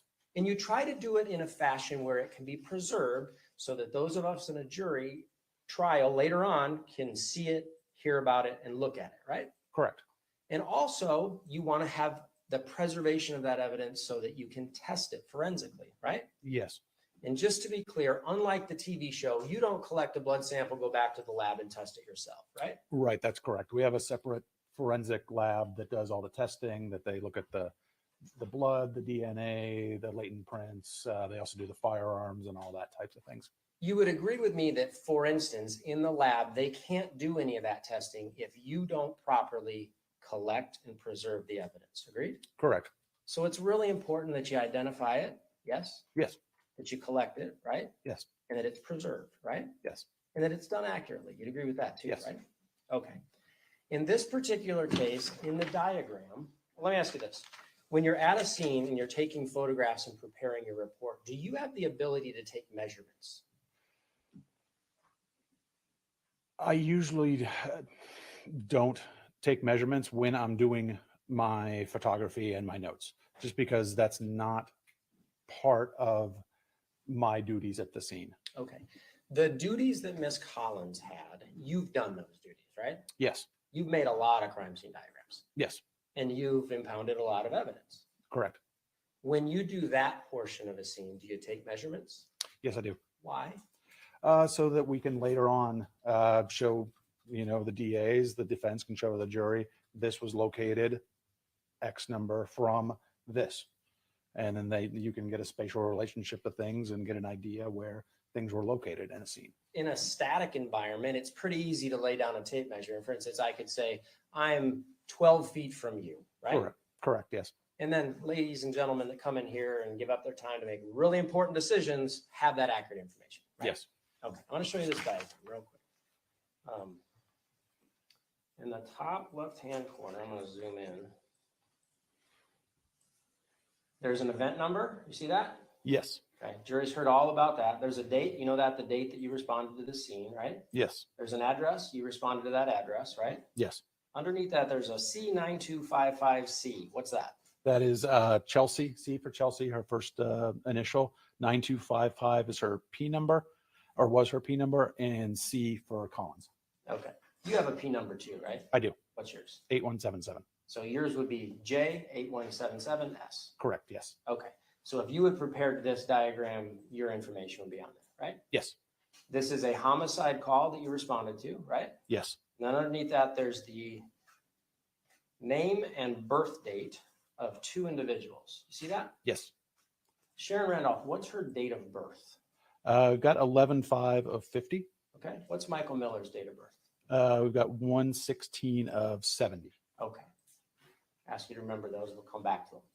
Underneath that, there's a thing that says approximate to scale 5 feet. What the heck's that mean?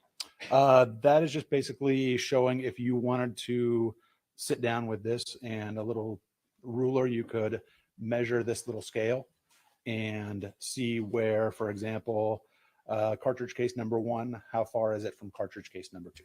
Okay. So if I took my highlighter here and I looked, that's about 5 feet on that black and white checkered scale, right? Approximately, yes. So if I were to come down here and say that's 5 feet, that should be about 5 feet right there, right? Okay, sure. That's, and that's the idea, right? Yes. Mhm. Okay. This legend that's over here, Mr. Hammer asked you a few questions about that. Why is that there? That's showing, so again, if you're looking at the diagram, you can look at it easily and see that 1 is a cartridge case, 2 is a cartridge case, and so on. 14 is a gun and 15 is a gun. and that coincides with what's on the evidence impound. Okay, great. I'll talk to you about that. All right. In the garage area, you see a number of red numbers in the top right of this exhibit, correct? Okay, yes. Okay, and those correspond with the same numbers in the legend in black and white to the left, right? Yes. Okay. Do you see some writing on the vehicles? Yes. Why is that there? To determine, we numbered the vehicles, and then we have a small legend on the side showing what they were and their plate number. Okay. So vehicle number 1, you know from the photographs that that's a Pontiac sedan, right? Yes. And vehicle number 2 that is directly adjacent to the body of Mr. Miller, that's a Hyundai SUV, right? Yes. And that's important because you want your diagram to be accurate, to match up with the evidence impound, to match up with your report, right? Yes. Okay. Do you have a copy of Ms. Collins' evidence impound report? I do.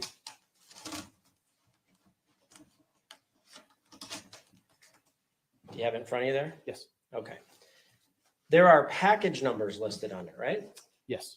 And those package numbers correspond to items that have item numbers, right? Yes. Starting at the top, there's package 925501, item 1 is a cartridge case, right? Yes. And you know that to be important in this investigation, right? Yes. There's a location there describing where it comes from, right? Yes. Okay.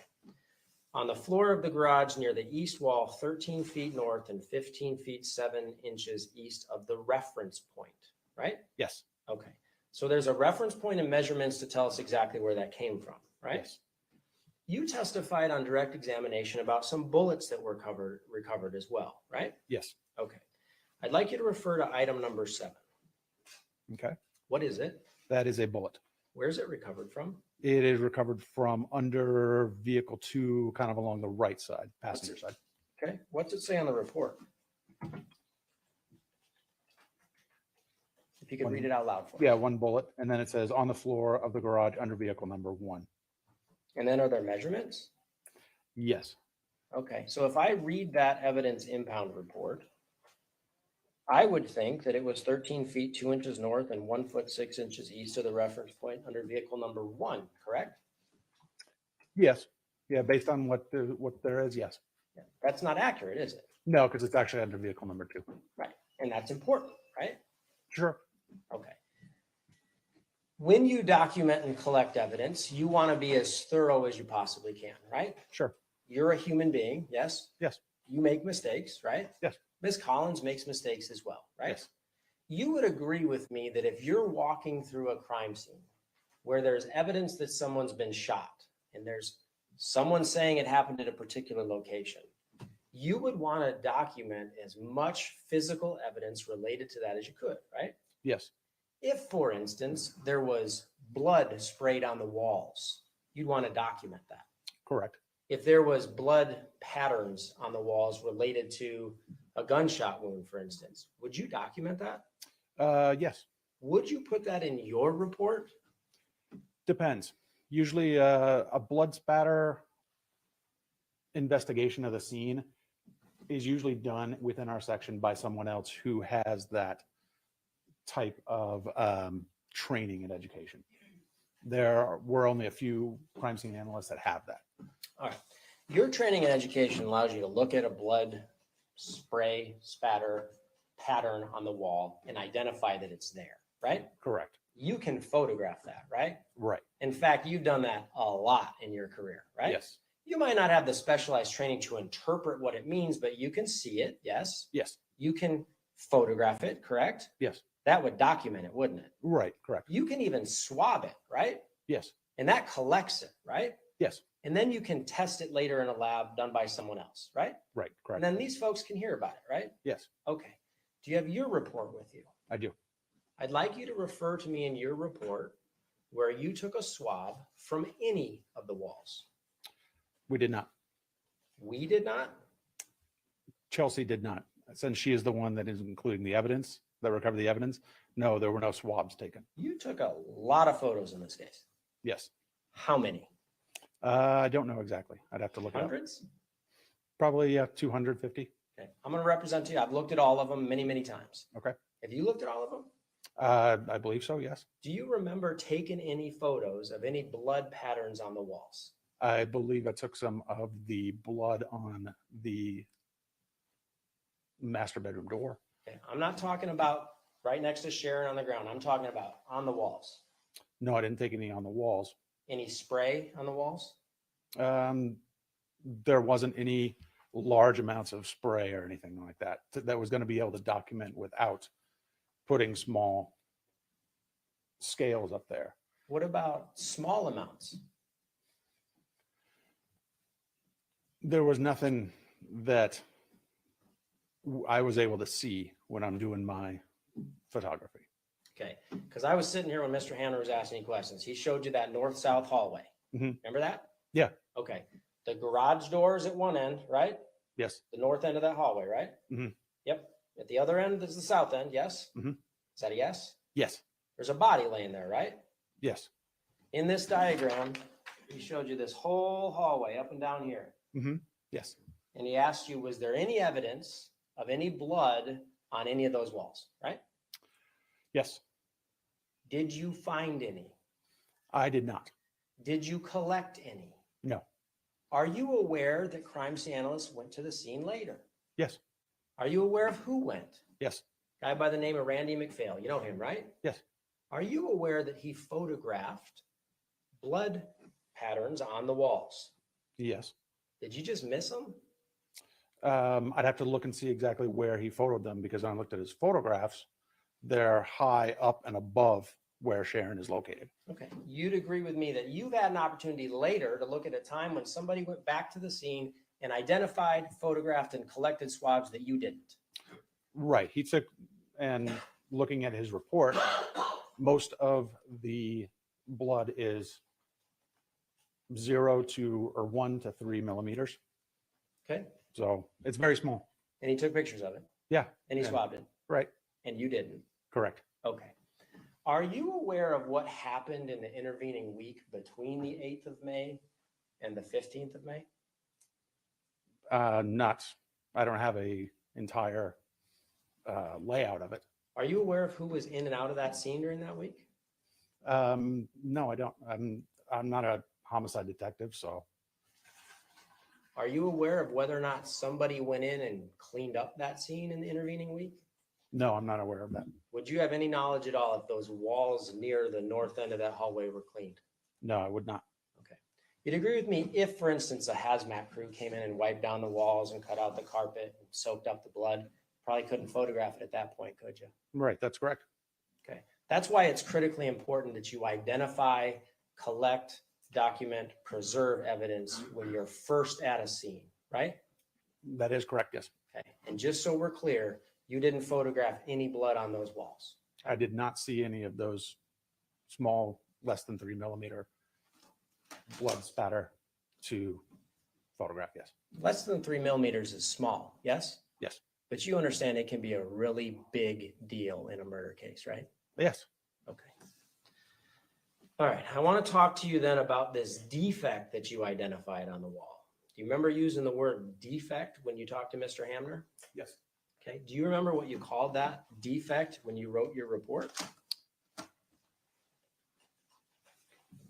Page 3, if you need some help there. An apparent bullet strike, yes. Okay. You identified it as a bullet strike in the hallway when you were documenting it in your report, right? Yes. Bigger than 3 millimeters, right? Yes. Took a photo of that, right? Yes. Okay. Nothing about that apparent bullet strike can be collected and preserved for purposes of testing later, right? Right, correct. Okay. But you can take a picture of it. Yes. And you saw that, yes? Yes. To you, it appeared to be a bullet strike, right? Yes. In that hallway, yes? Yes. And you photographed it, right? Yes. And when the word defect was used on direct examination, that's his word and you agreed with it, right? Defect, bullet strike, I'd call it the same thing. Okay, well, in your report, you didn't say defect, did you?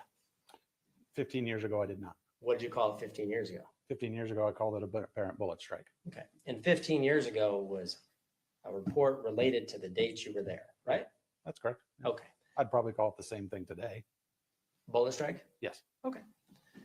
15 years ago, when you were at that scene, there was a whole lot of people that had been in and out of that scene before you got there, right? Yes. Okay. In fact, Mr. Hamner showed you some photographs of some things that were important in your investigation. I want to ask you about something. Okay? So yes? Yes. State's Exhibit 14, that appears to be like a shed out in the back, right? Yes. Like a detached garage, correct? Yes. And Mr. Hamner asked you about these keys in the door to that detached garage. Yes. You took photographs of that, right? Correct. Because it was important to your investigation, correct? Yes. Okay. Who told you to take a picture of that? It's what I was doing to document the scene. So I wasn't specifically directed by anyone to do it. Okay. So it was just something I did Who's- documenting. Whose keys were those? That I do not know. Okay. Do you see like a membership card hanging from it? Yes. Any idea if it has a name on it? It's very possible. Yes. You agree you didn't document that photograph? Correct. Yeah. Did you impound those? No, we did not. Can the jury look at that card today? No. Okay. Do you have any idea who put those keys in that door? That we do not know. Do you have any idea if it may have been law enforcement that was testing to see if the keys worked in that lock prior to your arrival? That's a possibility. That happens, right? Yes. And if you show up, you'd photograph it just like that, right? Right. Okay. And that's what you did here, right? Yes. You just can't tell us whose they are and who put them there, right? Correct. Okay. The state asked you about this fire extinguisher. Did somebody tell you that was important? It's been talked about ever since the scene. Did somebody tell you it was important? I don't recall no one specifically told me that it was important when I was there. I'm just documenting it because it's on the ground.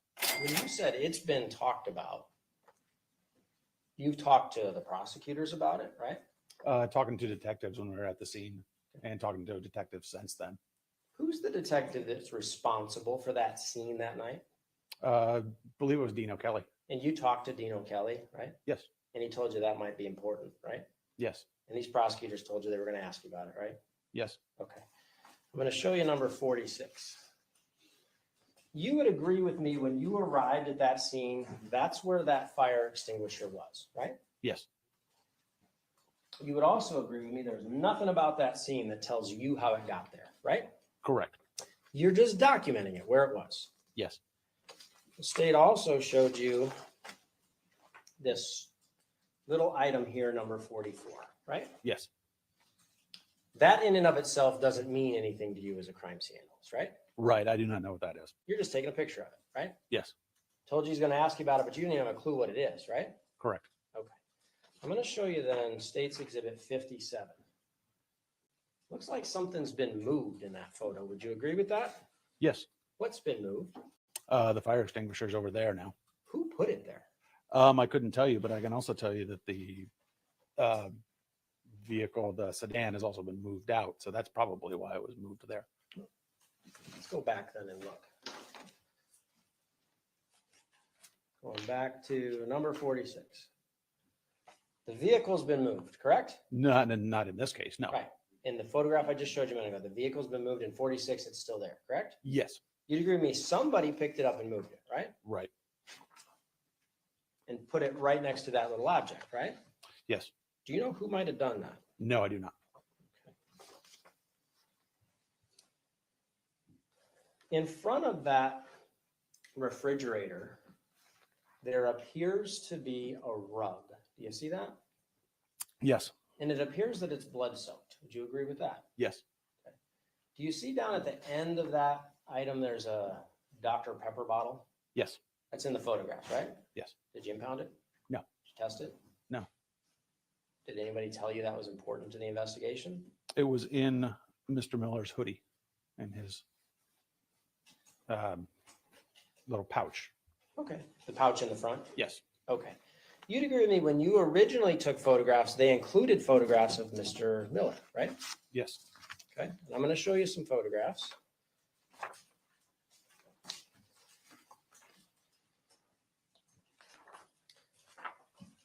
.49 appears to be Mr. Miller's feet right by that door. Would you agree with that? Yes. The state asked you about those brown cowboy boots. Yes. Do you know whose boots those were? No. Okay. Were you responsible for taking them off? No. Are you aware that they had the name Philippe embroidered in them? No. You didn't know that? No. Okay. Mr. Hamner also asked you some questions about whether or not there was any dent on that refrigerator. Do you remember that? Yes. You said no. Yes. Is that your testimony? Yes. Look at the front of that fridge right by Mr. Miller. If we could just, I'm gonna object, that misstates my question. It wasn't reference to that portion of the fridge. Okay. It was to the other side of the refrigerator. Okay. That'll be noted for the record. You see a big old dent in the fridge? I see there's a dent along the front door. Yes. Yep. You agree with me that's a dent? Yes. So when you said a moment ago there wasn't a dent, was that a mistake or were you just talking about a specific part of the fridge? And I'm gonna object, that wasn't the question I thought. I didn't ask anything about his question. Well, he just testified that he said there was no difference, and you can clarify that. When you said a moment ago that there was no dents in the fridge, were you, like Mr. Hamner, compartmentalizing sections of the fridge or did you just make a mistake? No, we were talking about the side of the fridge. You agree with me there's a dent in that refrigerator, right? I'd say there's a dent on the front door.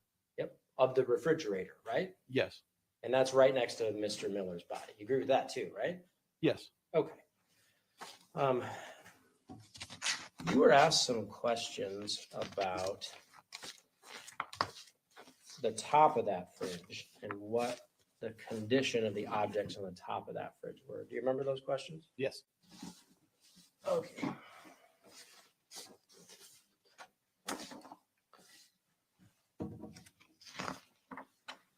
I'll show you states 45.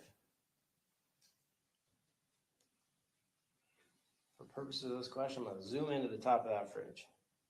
Probably a little too far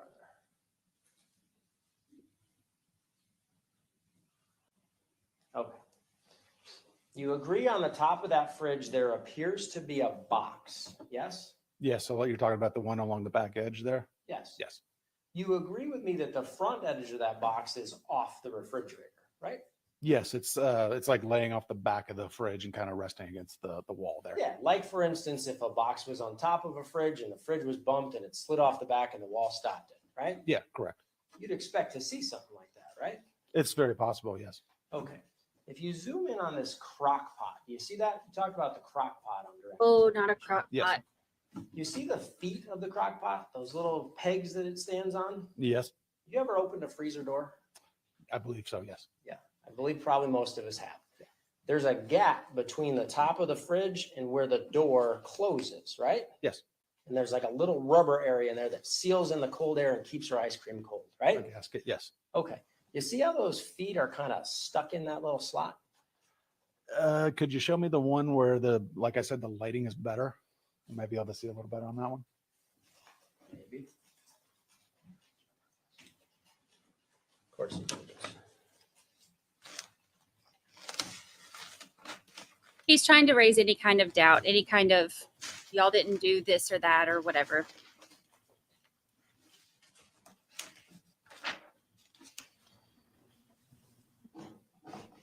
Might have to bear with me for a second. That's all right. I took a lot of pictures. Sure did.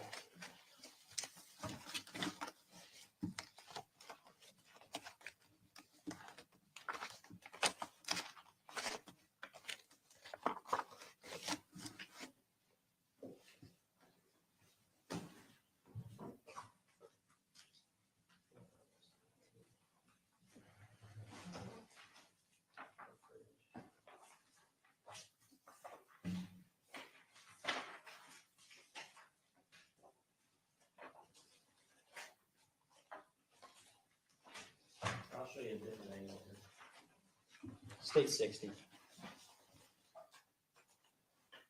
See that? Yeah, that's better. That has a little more illumination for you. Yes. Okay. You see that little white peg there? Yes. You see how it slid up to the front? Yes? Yes. And you see how it's kind of stuck in that little wedge at the front there? I would say it's either on top of the fridge or on top of the door. I don't think it's dipped down into that little trench that you're talking about. Did you take a better picture so we can explore it further? Of the crock pot? Yes. I don't believe I took a detailed Crock picture of the pot? crock pot. Because you know the fire extinguisher was really important to Detective O'Kelly, right? I took pictures of the fire extinguisher, yes, just because it was on the floor. Okay. The crock pot's on top, right? Yes, If it was sliding off and there's that little ledge there, it would stop it from sliding off, right? probably so, yes. You see that fan on top of the crock pot? Yes, Looks like maybe it fell off that box, doesn't it? it's possible. Okay, well, you agree the base of the fan is up in the air, right? Yes, You agree the lid of the crock pot is bent down inside the crock pot, right? yes. Looks like that crock pot caught a fan. You'd agree with that? That's speculation. It looks like it's just stuck up there to me. We'd also be speculating about how the fire extinguisher got in the ground, wouldn't we? I didn't make any.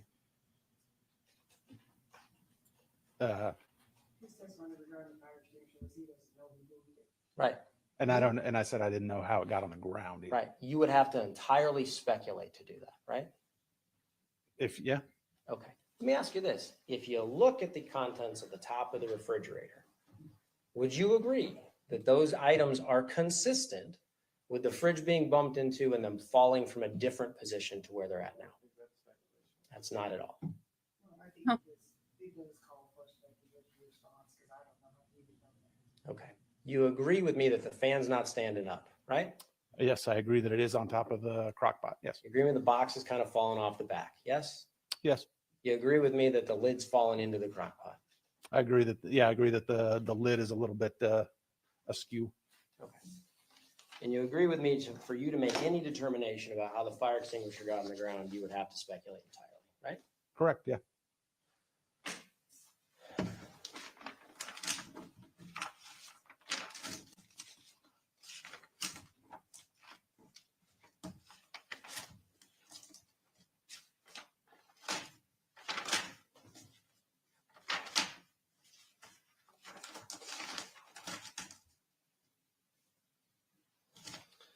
There were some questions about the bullets that were recovered after Mr. Miller's body was moved. Do you remember those questions? Yes, Okay. You have enough experience in scenes where someone is shot that after a bullet hits the body, it can wind up a lot of weird places. Agreed? yes, It can happen where a bullet hits someone and goes through their body and stays in their clothes, right? yes, that's possible. For instance, you might have a perforating wound, one where there's an entrance, someone shot in the back, and an exit comes out the front, but it doesn't have enough velocity left to go through their clothes, right? Right, that's correct. And it's your testimony when his body was moved, the bullets fell out of his clothing, correct? Yes, Were you physically present when that happened? yes, because I was taking photos when the coroner investigator was there. So yes, Okay. The coroner investigator actually comes into the scene, right? yes, And they do their own investigation that's independent of yours, right? yes, And then the body's taken away, correct? yes. Who took the body away? Davis Mortuary. Okay. Mortuary personnel are separate from the coroner's office, right? Yes, They have to come into the scene to get the body, right? yes, So they walk right into where you're taking all these photos. yes, Okay. So just because the body is taken away later doesn't mean that they're not in the crime scene. They're actually there, right? yes, Like real people walk in through there, right? right. And that's, like I said, we had moved to the Pontiac sedan, and that was to sort of allow them to get in. Okay. I'm going to show you.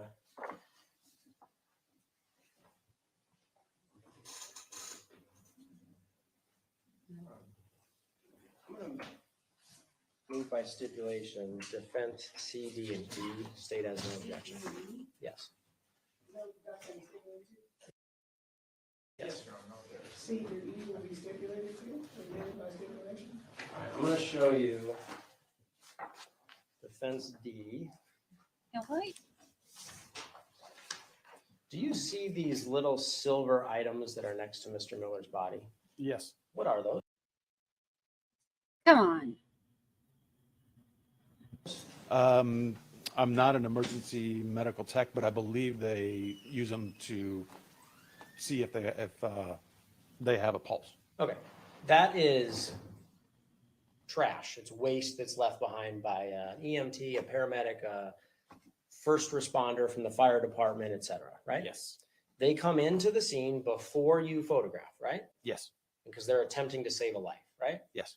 And they're not worried about preserving your crime scene when they're attempting to save a life, right? Unfortunately, yes. Okay. Unfortunately, because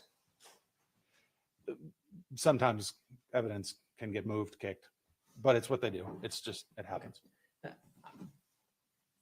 not picking on you here, but we want them to try to save lives, right? Oh, definitely, of Yeah. course. So, Yeah. so that's fortunate, right? Oh, yeah. Well, it's unfortunately that they move our evidence, but yes. Right. But for your job function, the documentation, collection, and preservation of evidence, unfortunate because they mess things up for you sometimes, right? Sometimes they do. They move bodies, yes. Well, when they move them, they usually transport them from the scene. Well, they can move them to use life-saving techniques, right? Right. Yeah. They'll move them, turn them over, that type of thing. Yes. They kick shell casings. It has happened. Yes. They move evidence that's important, right? Yes. Because they got to get it out of the way to do what they need to do, right? Yes. And that happens long before you ever get there, right? Correct. Before you snap a single photograph, before you go through the briefing, before you assign responsibilities with yourself, Ms. Collins and Mr. Reed, they've already been there Yes. in that scene. Yes.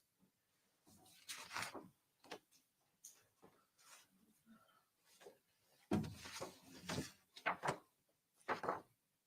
going to show you defense C. Do you see the gloved hand or the right hand of Mr. Miller? Yes. You see right above his hand on the wrist? Yes. What is that? That's one of those leads that we talked about where they check for the pulse. Okay. So they have moved his body, right? Yes. In fact, you can see there appears to be some blood staining there, right? Yes. Yeah. It appears they probably rolled him. Right. So they could, So we know a portion of his body's moved, right? yes. Okay. We also know that his arm is moved, right? Yes. Okay. And we know that you moved that arm in order to attempt life-saving resuscitation. Correct. Okay. Before you got there. Yes.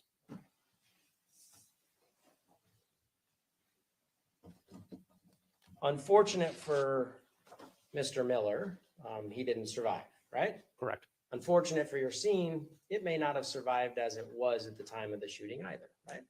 It's possible that things get moved. Sometimes they do, sometimes they don't. Okay.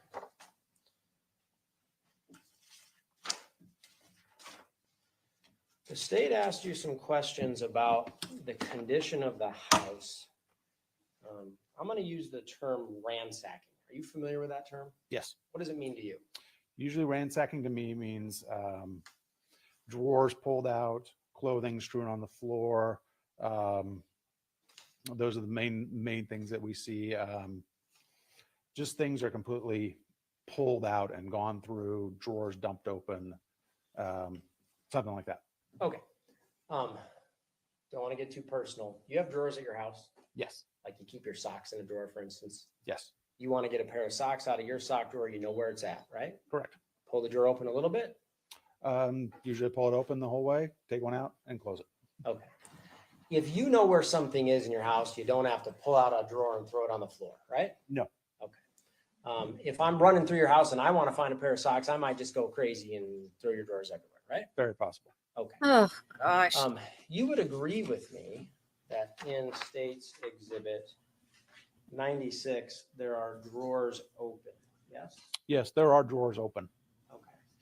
And then I'm going to show you a different angle. States 97, that's the next photograph that they introduced. That's that same area right there, right? Yes. That same dresser, right? Yes. Drawers are open, yes? Yes. Left open, yes? Yes. And it appears that there are items thrown on the floor, right? Yeah, those bags right there on the floor. Yes. Okay. Do you see that little blue jewelry box? Yes. Okay. You thought that was important enough to photograph, right? Yes. Okay. That's evidence of ransacking, right? I wouldn't consider it what I usually call ransacking. Right. Could you consider it potentially a scene where somebody knew what they were trying to get out and they opened a drawer and took what they needed and left the rest? It's possible. Okay. You recall right by Mr. Miller's feet in the garage, I'm going to put up States 50. There's a bag right there, right? Yes. Okay. You see that jewelry coming out of the bag? Yes. There was jewelry on the other side of this bag too, right? Yes. Okay, and you photographed that, right? You're talking about on the other side, outside the bag? Yeah, like right over here. It's possible. I do not recall. Okay. You do see very clearly gold jewelry falling out of that bag, right? Yes. Appears to be like a lady's watch right there, right? Yes, and bracelet. Yeah, watch. Yes. Okay. That was important in your investigation too, right? Yes. Okay. The state asked you some questions about in the master bedroom, there's like a laundry basket on the floor with a jewelry box in the middle of it, right? Yes. You'd agree with me, it didn't look like that jewelry box belonged in that laundry basket, right? Right. That's correct. It had been removed from where it normally goes, right? Yes. There was also You know what? like a jewelry box on the floor just to the south of the head of Miss Randolph, right? Yes. Okay. Those 3 drawers like on the floor that we looked at. So we can, the master bedroom is directly above her head, right? Yes. Okay. And you took some photographs on the master bedroom floor.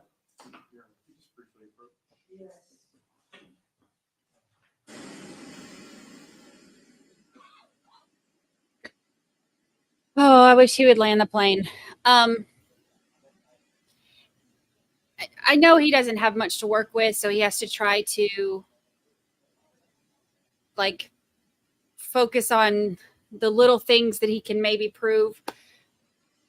But when it takes so long and it doesn't change anything major, it's so frustrating. It's like this is a lot of extra time for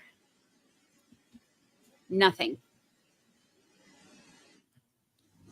Ladies and gentlemen, the previous witness that was testified, Detective Guzman does have travel arrangements. He can only be here today. So we are going to interrupt this witness with Detective Guzman back on so we can make sure that we finish today before he leaves for travel.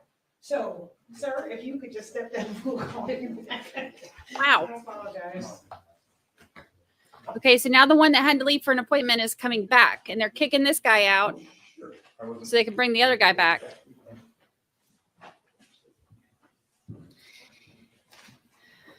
We can bring back in Detective Guzman. Yeah, he hasn't changed anything. The only thing that he's done is like he's pointed out that you know, maybe some of the shell casings could have been kicked by other people. Do they look proud? Do they think that they're doing good? Thank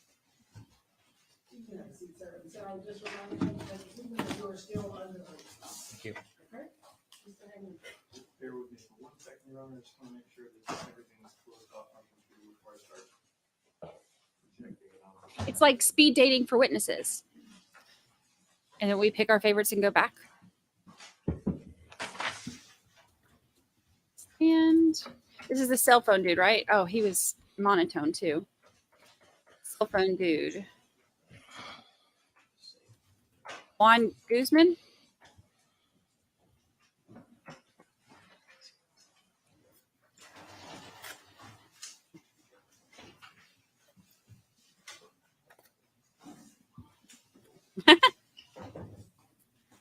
Yes.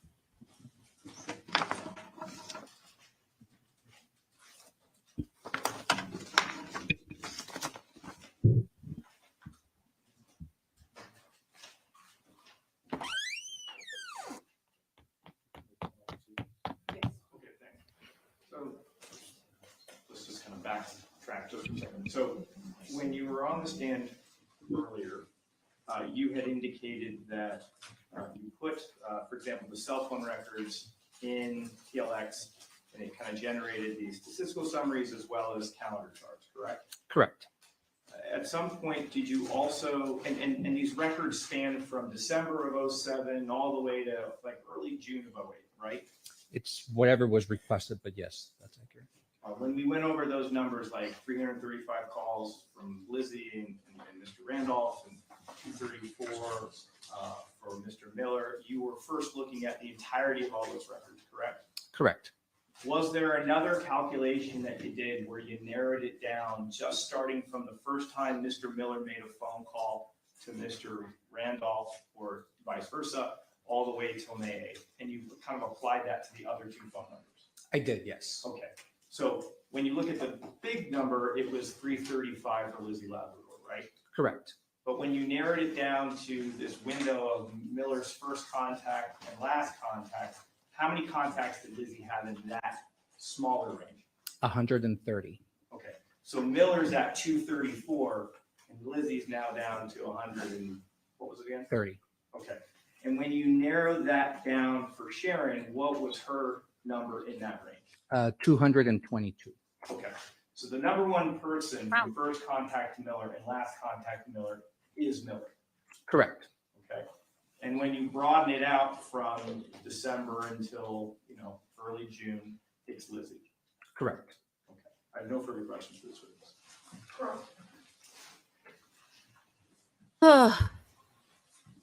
Welcome back. Thank you. I don't have a lot of questions for you. Oh, Here's thank what I do goodness. have for you.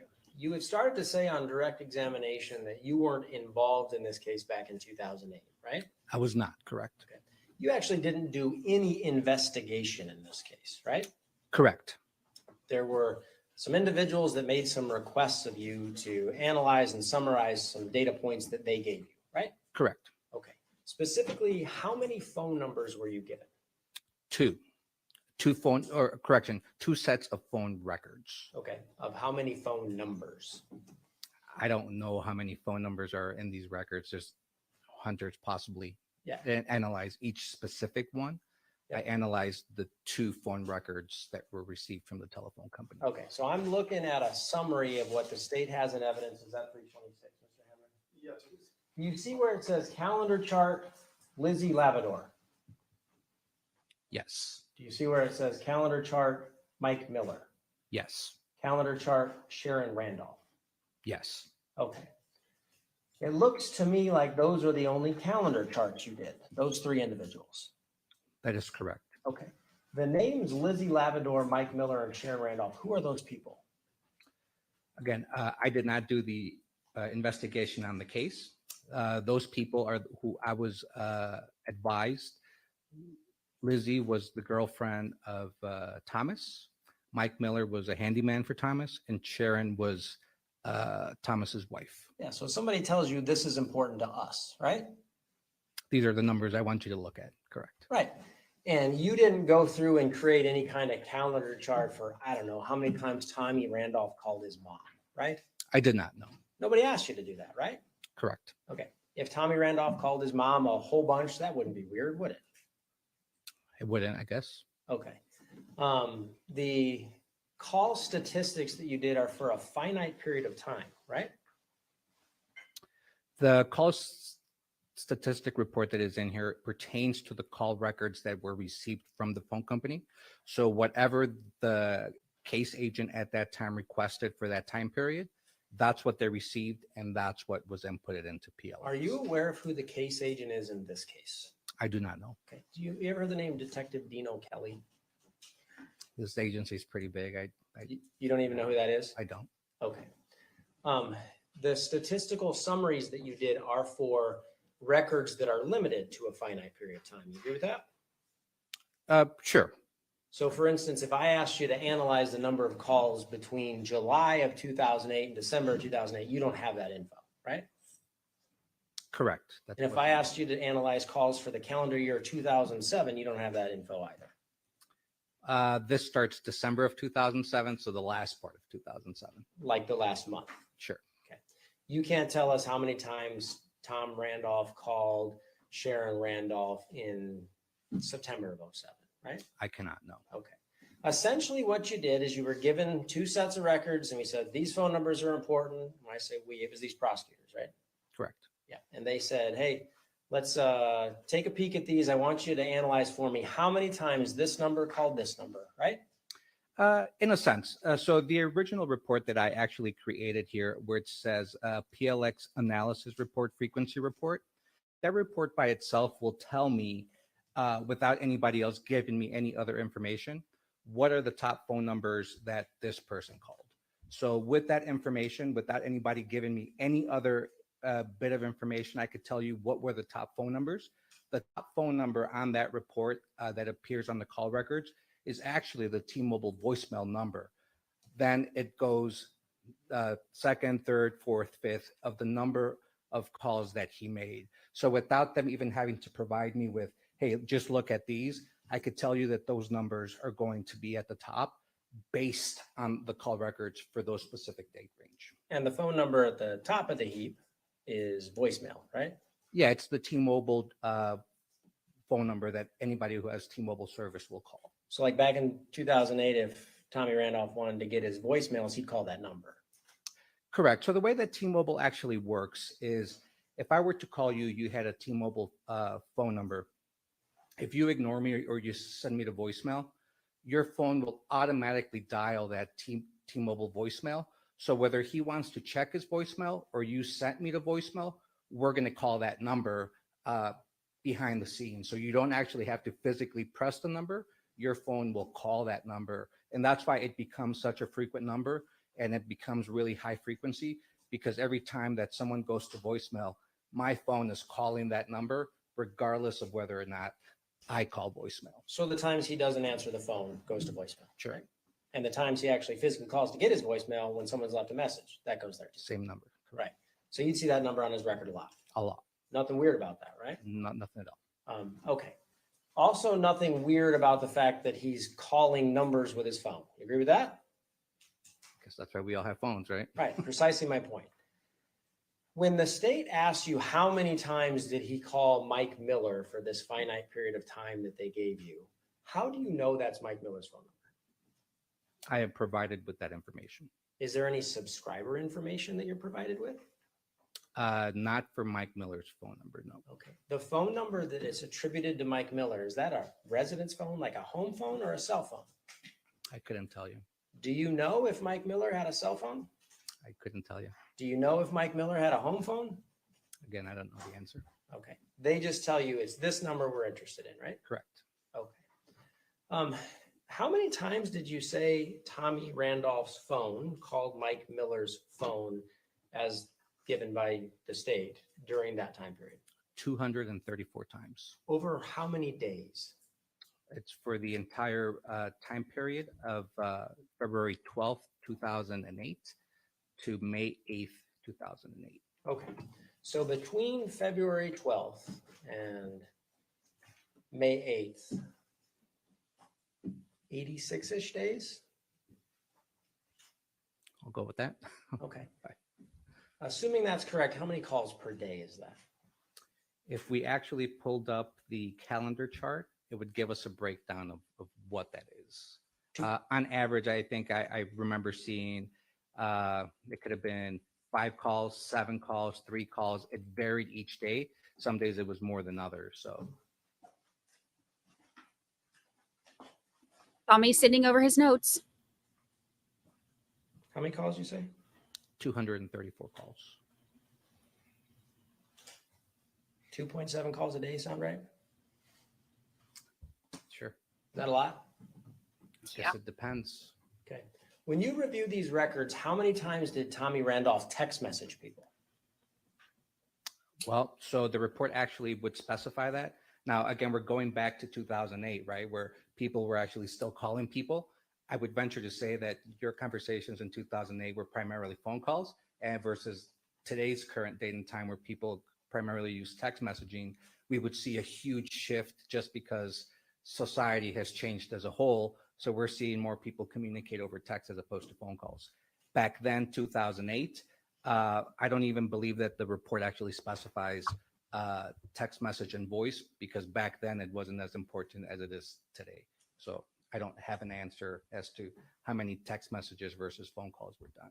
That's precisely why I asked the question. Back in 2008, like, you know what an Apple iPhone is, right? Sure. When did they come out? No.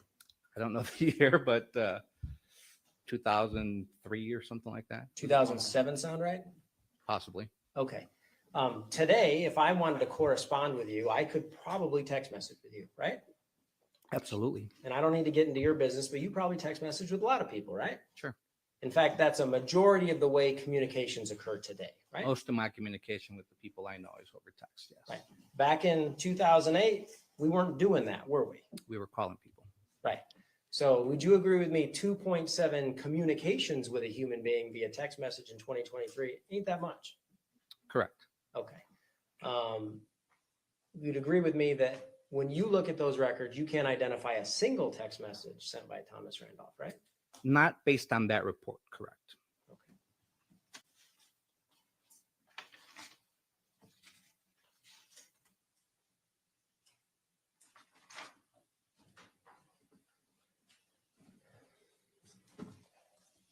Pass the witness, Judge. Yes. So, there was a lot of talk on cross-examination about, oh, you were given certain numbers. Remember that? Yes, And, oh, you don't really know who's calling who, right? correct. What's a frequency report? Frequency report, as it relates to PLX, is the amount of times that there's communication with one specific phone number. Right. So this program looks at every single phone number calling this cell phone number, meaning Mr. Randolph's, correct? Making calls and receiving calls. Right. And then it adds them up, right? Correct. And it creates a ranking, right? Correct. So we can figure out who's number one, Correct. number two, Correct. number three, Yes. number four. Yes. And in this case, you prepared one. Is that right? I did. Let's publish it for the jury with respect to his cell phone records. Oh, listen to his tone. He's excited to show this. He's like, let's publish. You want to talk about this? Let's show it. Who's number one? And let me, So let it's me, cut let me, off. let me blow it up so we can see. Who's number one? If you could do me a favor, and Sure. click on the top left corner to highlight the whole document, and then go Lizzie, the between other woman. line, yeah, and double click. Oh, you want me to stretch it out for you? If you double click it, we'll do them all. Great. That perfect? Perfect. Let's look at these numbers. Tell me, who is number one?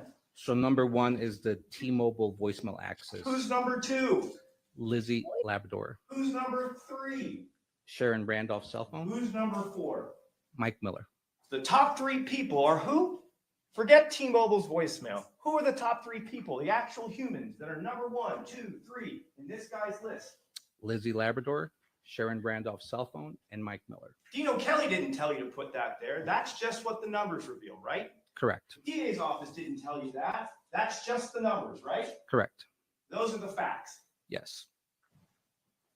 There was a question about how many times you call someone a day. You remember that on cross-examination? Yes.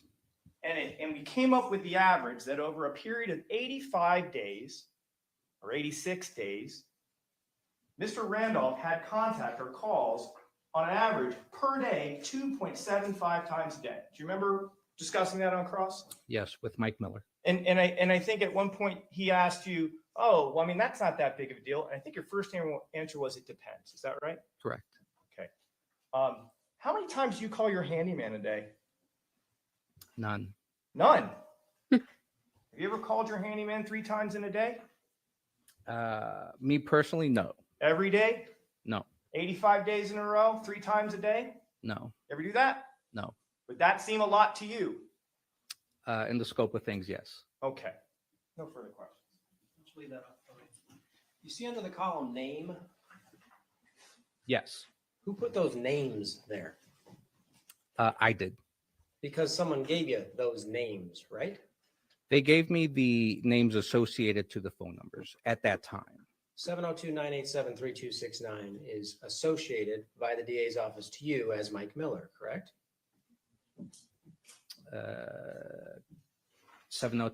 702-987-3269. Yes. Yes. Okay. Did Mike Miller have a cell phone? Again, I don't know if this is a cell phone number or a home phone number. I don't know. Okay. They didn't give you that information, right? Correct. Okay. I'm looking at the 801 area code phone number. It's called 122 times. I notice there's no name. Correct. Why not? It wasn't associated to anyone that they gave me, so there was no name for me to put in there. But that's a real phone number, right? At that time, yes. I mean, that's the facts, right? At that time, yes. But it doesn't have a name. Correct. Okay. I noticed that Sharon Randolph has a cell phone on there, What does right? it have to do with it Yes. though? She had a residence phone as well, right? Correct. Okay. Are you married? I am. Do you live with your spouse? I do. Do you talk Say to that, that Sharon, to person their at phone. home? Face to face? Yes. Yes. Probably don't have to call them then, do you? During the day, I do. Right. But when you're home together, you don't have to make a phone call, right? Correct.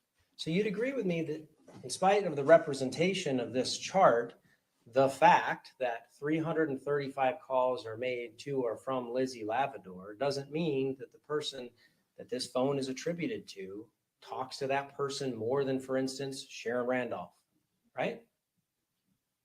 The number of phone calls and activity shows that there's more phone calls made to Lizzie than Sharon Randolph during that time frame. Yep. I'll take you on back to my question then. You'd agree with me, just because this chart represents that number of phone calls doesn't mean that those two people spoke more than that individual spoke to anybody else, right? counting phone calls and live conversations. Right. Correct. Okay, nothing else. Do the ladies and gentlemen of the jury have any questions for this witness? Okay, you can write your question on the full sheet of paper with your name and your juror number. Counsel, can you approach?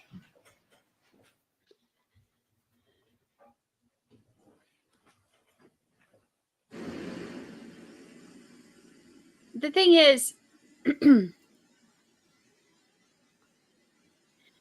it's not about if he, to me, if I'm a juror and I'm looking at it, oh, his smug face.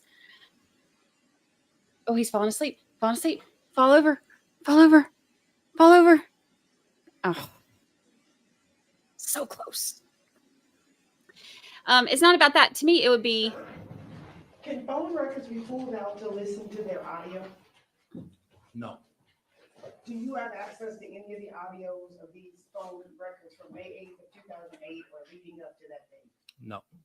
Any follow-up statement? No, Your Honor. Defense? No. Great. Do the ladies and gentlemen of the jury have any follow-up questions for this witness? Okay, seeing no response, sir, you're excused. Thank you very much for your testimony. Thank you. Today. State if you could recall, remind me the witness's name. Smith. Yes. Thank you very much. The fact that he's calling his handyman as much as his mistress, even if you take the wife out of it.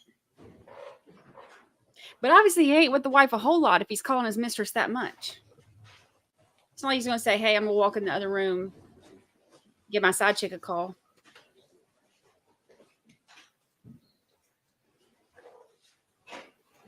Sir, I just remind you that you are still under oath. Okay? Mr. Thompson, whenever you're ready.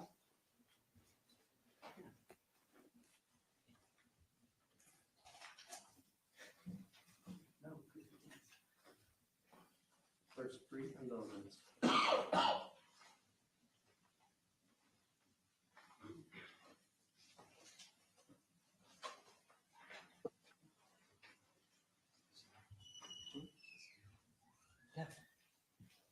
Welcome back. Thank you. Welcome Don't have a lot left back. for you.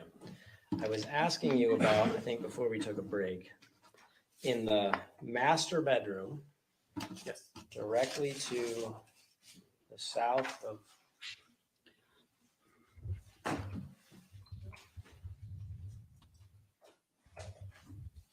where Miss Randolph is laying is the entrance to the master bedroom, correct? Yes. Inside that master bedroom, there is some evidence of ransacking, correct? There were 3 like drawers on the floor. And in State's Exhibit 105, you see those 3 drawers and a jewelry box on the floor, right? Yes. You would agree with me that there is a large pooling of blood adjacent to Miss Randolph's head. Yes. You would agree with me that when you reviewed the crime scene and took photographs of those jewelry boxes and the other areas within the master bedroom, Yes. there was no evidence of any bloody footprints in that scene, right? Correct. There was certainly no evidence that someone had walked through the area where Miss Randolph had been shot into that room, right? Right. Correct. If someone had walked through that area and got blood on the surface of their shoes or pants, and then went into that area afterwards, you would expect to see that transfer, right? Yes, And you didn't see any, right? correct. Is that consistent with someone entering that room before the blood is there? Yes, I mean, it covers most of that entry there. So to get in there afterwards, we even had to put a piece of rug over it, over that blood to get kind of in and out. Okay. I suppose if 1984 Carl Lewis is there and runs and jumps over the body, he can probably get in there pretty easily without getting any blood on his feet, right? Right, and none of us are that athletic. So Okay. Especially not an elderly individual with a back problem, right? correct. Okay. You saw Mr. Randolph that night, right? If I did, it was very brief. It was probably right towards the beginning. In that master bedroom closet, there's that, I was asking about that clothes basket with the jewelry box inside of it, right? Yes, That looked out of place, right? yes, Like someone had taken the jewelry and thrown it there, right? yes, Okay. And because of that, you took a photograph of it, right? correct. Okay. You also like zoomed in on the back of that photograph, and Mr. Hamner referred to what he called a small safe in that closet, right? Yes, A safe in a burglary scene would be critically important, right? yes, If you saw one, you'd want to photograph it, right? yes, Okay. You mentioned that drawers being pulled out or cabinets being left open might be evidence of a ransacking. Remember that? yes, Do you remember the drum room? yes. We call it the drum room because as in States 99, He's got a sweet set of drums. this thing's a little delayed. Sometimes it takes a minute to get right. You see that set of drums? Yes, Okay. Do you see that closet behind it? yes, Do you see how those closet doors are like off the track and falling in? yes. I can. Yeah, I can see that one. Yeah, looks like both of them are probably off track. Did you do that? No, not that I recall. I don't believe so. I mean, if you ripped the doors off the tracks, you would have probably documented that in a report. Oh yeah, definitely. If I ripped them off, yes. Okay. If a detective did that and you went through the walkthrough and somebody said, hey, I took those doors off, you document that too, right? Yes. If someone were actually to try to open a closet so aggressively that the doors came off, could that be evidence of a ransacking? It's possible. I mean, those look slightly off track. Do you have any memory of moving those doors at all? No, I do not. Do you have any photographs of the giant safe behind them? No, I don't. Objection is that's not evidence. No, there's a small picture of the safe. You see that little brown corner there? Objection.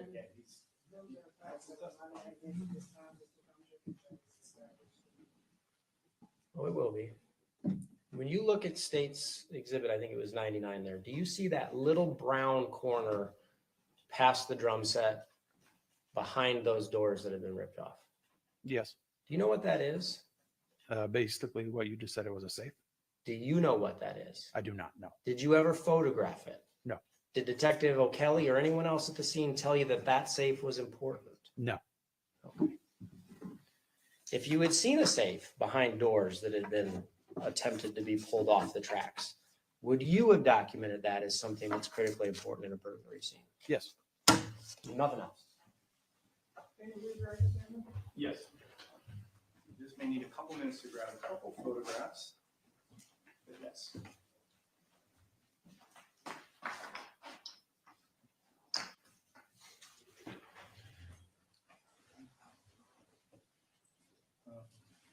Bear with me.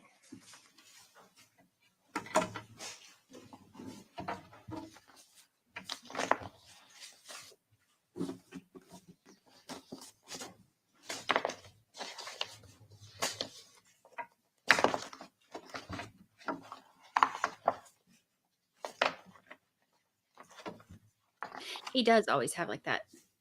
Thank you, nothing else. Aha. Busted. He slams papers like he won. Joshy's got his sassy pants on.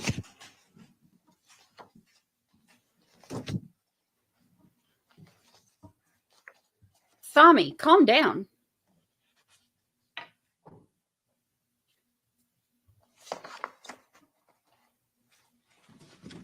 You need to down, Tommy. Did you see that? Come on, cameraman, get it together. I want to see. What are you laughing at?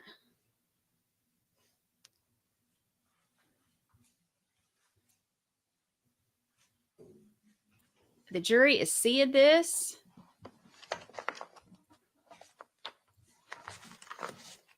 Let's laugh while we still got your mistress up there on the thing. You getting down? You feel better?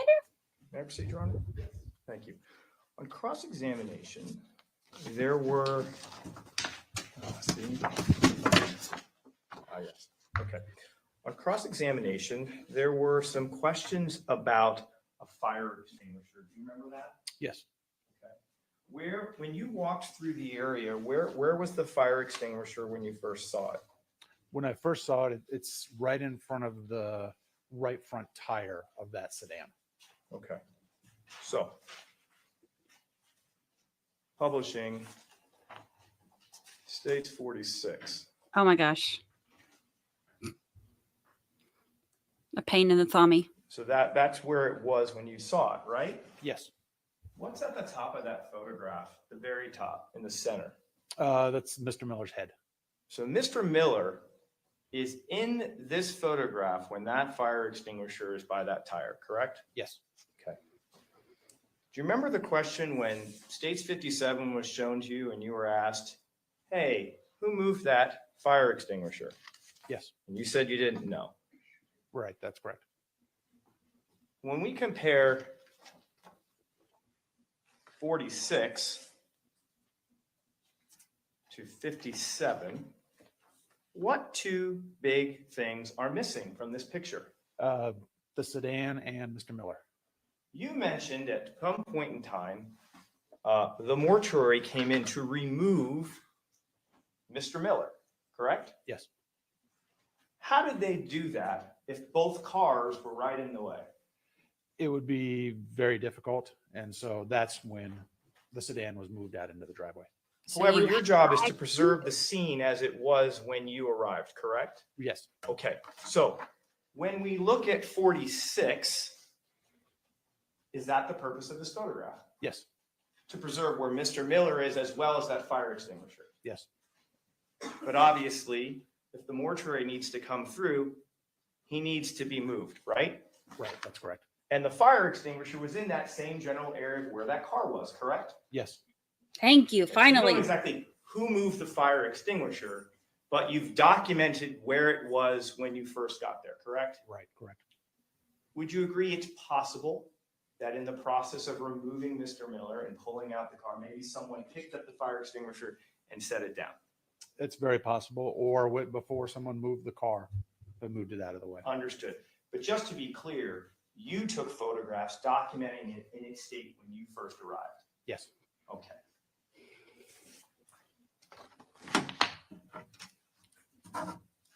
There were a lot of questions about the dent in the fridge. Do you remember that? Yes. Okay.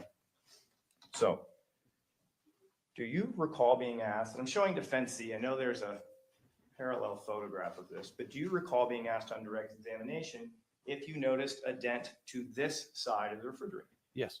Okay. What was your testimony on direct examination? I don't see any dent on the side of the refrigerator. Okay. Now, for cross-examination, Yes. page 48, they pointed out this dent here, correct? Yes, on the front door. Sorry. It's not great with the lighting, but there is a dent on that refrigerator door, correct? Yes. Were you aware that Mr. Randolph said he nudged Mr. Miller and rolled him off to the side? Were you aware of that? No, I was not. Okay, so you don't know about that fact? No. Okay, but when you come in, this is Mr. Miller's position after you come in, correct? Yes. But you're not aware of the fact that the defendant said he actually rolls him over to the side. Right, correct. I was not aware of that. And if we look over here, what is that? That is blood there. In fact, when we look at defense C, what are these things? Those are both pools of blood. Okay. You're aware that Mr. Miller was shot multiple times in the head, correct? Yes. Okay. hypothetically, if his head is in this area over here, his body is not against that refrigerator, correct? Yes. Okay. But let's talk about the dent for a second. Just to be clear, when you look at this dent, and it's really hard to see, but let me just approach with it. 48. You can see that dent there, right? Yes. And just because of lighting, I'm going to publish to the jury. Do you know when that dent was created? I do not. Is there any way for you to determine when that dent is created? Unless there's a bullet strike on it or something like that, I wouldn't be able to tell. Just to be clear, is there any blood transfer in that dent? No.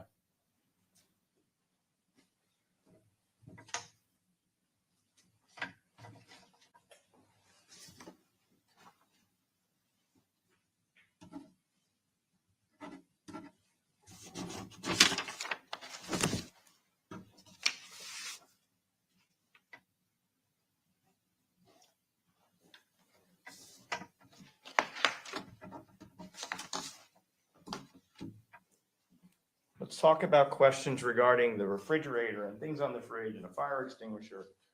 I want to publish stage 45.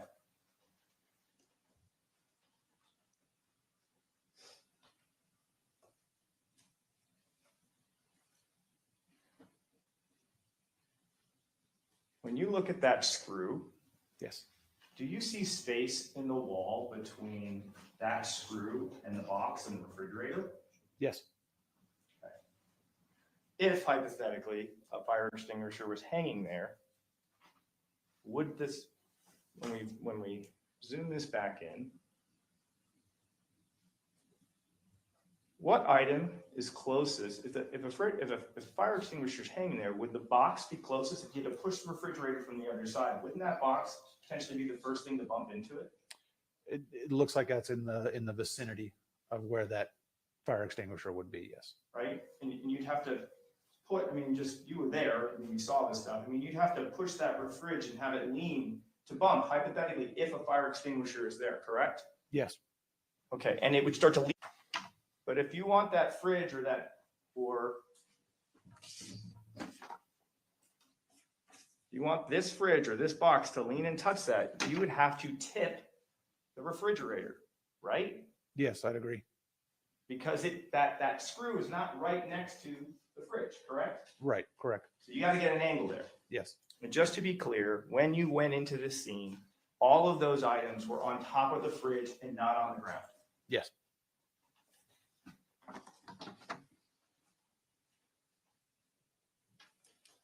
There was a question about, do you remember being asked, well, that fire extinguisher was pretty important to Detective O'Kelly. Do you remember being asked that question? Yes. Are you aware that the defendant told the police that Mr. Miller knocked into the fridge, causing the fire extinguisher to fall down, and it scared him? I heard that well after. I didn't know it at the scene at the time. So the defendant volunteered that information to the police. Okay.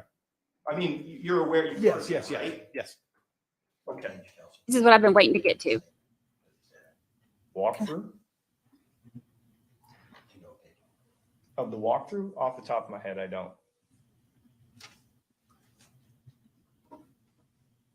So, Come on, get there. there was a question about EMTs being worried about saving a life potentially, right? Yes. And maybe a risk that they're not preserving a scene, correct? Correct. Okay. In this scene, there are two bodies, right? Yes. There's Miss Randolph and there's Mr. Miller. Yes. Miss Randolph is farther into the house, correct? Correct. In order to get to Miss Randolph, what would you have to walk through to get to Miss Randolph? Mrs. Randolph? You'd have to go past Mr. Miller and into the house and into that cart. Into that hallway, Yeah. right? Mhm. Okay. Were there any leads on Miss Randolph's body? No. You mentioned, what is the significance of leads, I know I believe they're being used to check for a heartbeat. right? And there aren't even any leads on Miss Randolph's body. Correct. So based on the absence of those leads, I mean, you weren't there, but it appears they didn't even try to check to see if she had a pulse. Right. Correct. And that would be the hallway where you didn't find any carts, right? Yes, Or any bullet strikes. correct, And there appears to be no Look at him. waste around her body, correct? correct. And let's just talk about this for a second. I want to publish 48 for a second. If there had been hypothetically carts, cases, can never get it right, so I apologize, but bullet cases. Cartridge cases.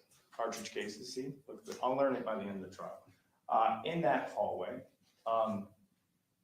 what is between that hallway and that door? When you pass that door, what is there? There's a cartridge case right inside that door. Better question, who is right in front of that door? Mr. Miller there? Okay, he's lying on the ground. Yes, Are there bags here? yes, Are there cars here? yes, Okay, so if there were carts in the hallway, you found carts on opposite walls in this garage. correct. And the pathway would involve getting past all that stuff.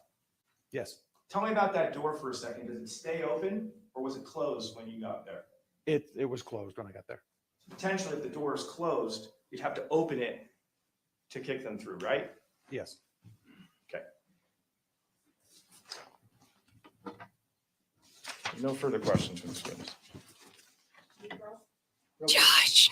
If the door was propped open with a rug, cartridge case could just go right through that door, couldn't it? Which door was propped open with the rug? The one leading into the garage. If that was propped open, yeah,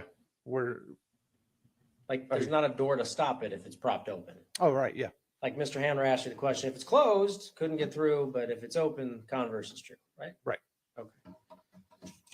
Well, it's State not asked just you a gonna question about the positioning of roll the over the body in lip. relation to the blood. I'm going to show you States 48. That's Mr. Miller's body, right? yes, Trigger warning. It appears from the blood evidence that his head was actually leaned forward this way, right? yeah, I believe there on that other picture, you can see there's probably some blood under the car. And then there was some blood. This blood that we're seeing here is probably coming from injuries in torso area. I'll show you a better picture. Fence C. There. See that one? Yes. Okay. So presumably his torso was rolled forward between those two pools of blood, right? Yes. Okay. And then when intervention happens or when someone moves him, his torso is rolled back, right? Yes. No evidence that you see there that his lower body was moved at all, right? It doesn't appear to be. It's probable that it just rolled slightly back and forth each time. Yep. And his butt's right up against that fridge, isn't it? Yeah, hip, lower back.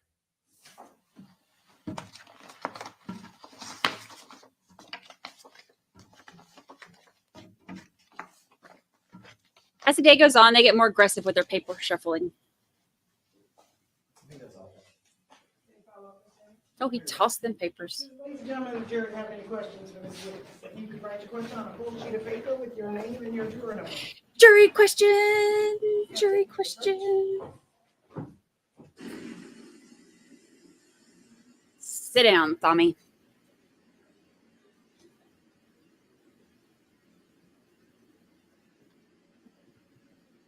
I think that he truly believes in his mind that he's going to go home. That's what he said in that hearing. I'm going home. It's as simple as that. But you need to step up. That was my Tommy impression. Thank you. Thank you.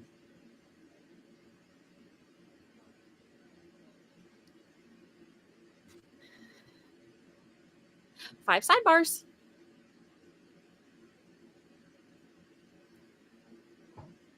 Quit smirking, Tommy.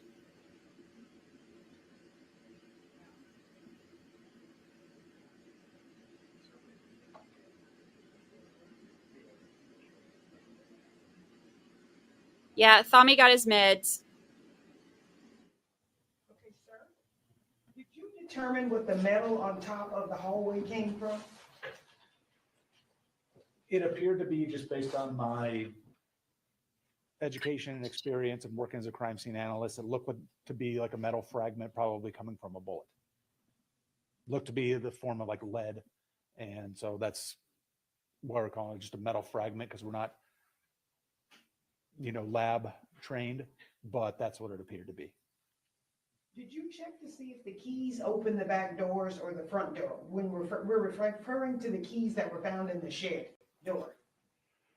I don't believe we did anything with the keys in the shed. Did you search Mike Miller's clothing? We did not do any searching there. Like I said, the Dr. Pepper can fell out of his little pouch, but that's done the next day at autopsy. We have a crime scene analyst that goes to autopsy and documents all his clothing with all the defects in it, as well as anything that he has in his pants or a sweatshirt or anything like that. Did you impound anything that was taken off of him? No, I did not. Was the safe in the master bedroom closet open or empty? The one in the master bedroom closet was open. I do not recall if there was anything in it or not. I didn't get a real good picture of it. State, any follow-up based on the jury question? Very, very briefly. Oh. When you mentioned that you said, I didn't do anything with the keys in the shed, you're referring to yourself and your crime scene analyst, correct? Correct. You're not referring to, let's say, the lead detective in the case or the team of homicide detectives. Right. Yeah. I do not know if they did anything with it. And then with respect to potential items discovered on Mr. Miller's body at autopsy, you had indicated, I didn't do anything. That's with respect to your own personal efforts, correct? Yes. It doesn't account for a CSA that attended the autopsy Right. That's correct. Like I said, we have another CSA that goes the next day to or autopsy. any detectives that are present at autopsy. Yes. Correct. Any follow-up based on your question, Mr. Chomcher? No. Did ladies and gentlemen, jury have any further questions? If you could write the question on a full sheet of paper. Oh, another with your name and question? Jury number, counsel, can you approach? I fully expect, like, I could see Thami being like, I have a question, and then trying to, like, start his own questioning. I'm going home. It's as simple as that. Nailed it. Sound just like him.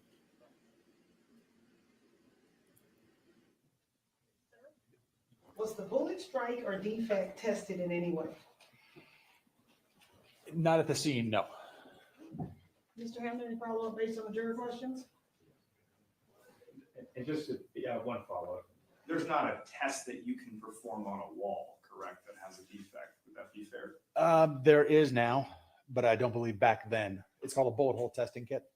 And you test whether or not lead or copper creates a bullet hole, but it's not something we had back then. Mr. Chomcher, any follow-up based on the jury question? Didn't test anything related to that bullet strike / defect, right? Correct. Didn't swab anything on the walls in that north-south hallway at all? No. Thank you. Okay. Do ladies and gentlemen, jury have any further questions of this witness? Okay, seeing no response, so no excuse. Thank you very much for your testimony here today.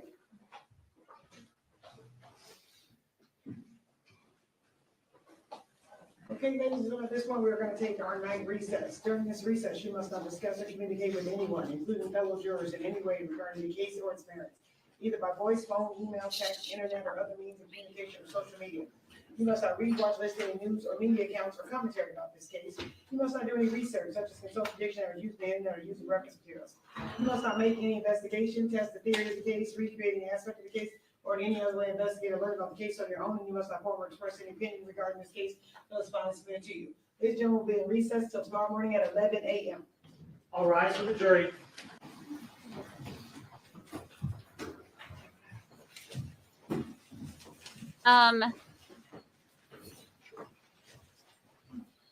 Miss Lucy girl is feeling better. So that's good. She's, if you can see her, let me move it down a little bit. She's feeling a little bit better. Poor little baby got sick.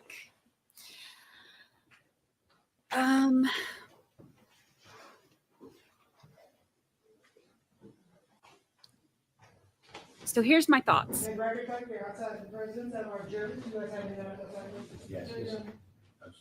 Yes, you had enough. I just wanted to ask the court briefly about Okay. I just want to put this on the record. Oh. You've been trying to help and stuff.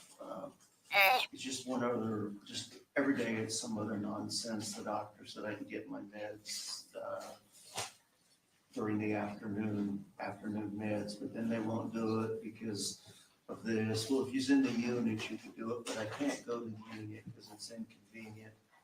I'm hurting. This cycles every 7, 10, 2 weeks. It's getting that way. It's to the point yesterday I almost stood up. You just get a pinched nerve. If that happens, what do I do? Just stand up? I mean, I don't know what else to do.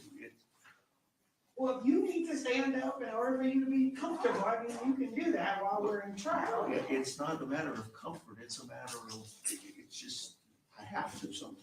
It's getting to that point and you can really tell it's coming. Like I said, it cycles every 7, 10 days. It will get so bad, I literally will vomit. It hurts so bad. I'm not planning on vomiting, but if I have to stand up sometimes. So I don't know how we go about doing it. I just stand up. I'm trying. Yesterday I did not do it, and it passed. But Well, if you need to stand up, you'll just have to stand up with this nice guy's attention over here. Just give him a head nod, and we'll just need you to stand up if that's what you need to do. that's usually all it takes, just for it to kind of work out for a minute. All right. Okay. Thank you. Mhm. Thank you, Judge. All right, any other matters outside the person? No, Your Honor. All right, so you guys are gonna be witness here tomorrow morning at 11? Yeah. All right, thank you. Thank you.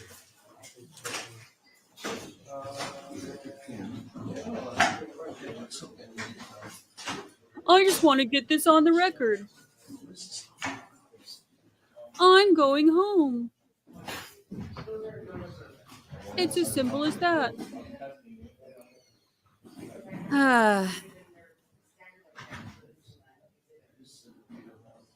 Not a fan.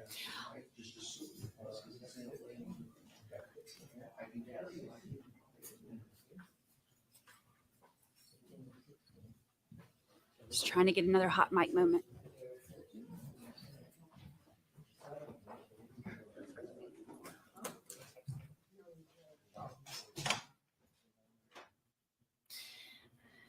He is the worst. Hold on. Look, I'm going to show y'all.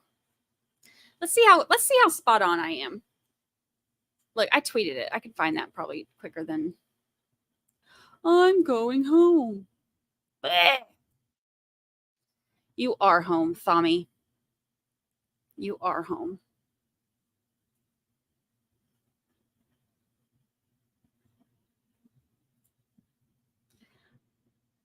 When these lawyers see what there is to see, they're going to file the appropriate motions and they're going to ruin your day and they're going to ruin the state's day because then you are going to grant these motions that they file and I'm going home. It's that I'm going simple. home. But It's that it's simple. not going to happen until they come and see me, till they have access to me.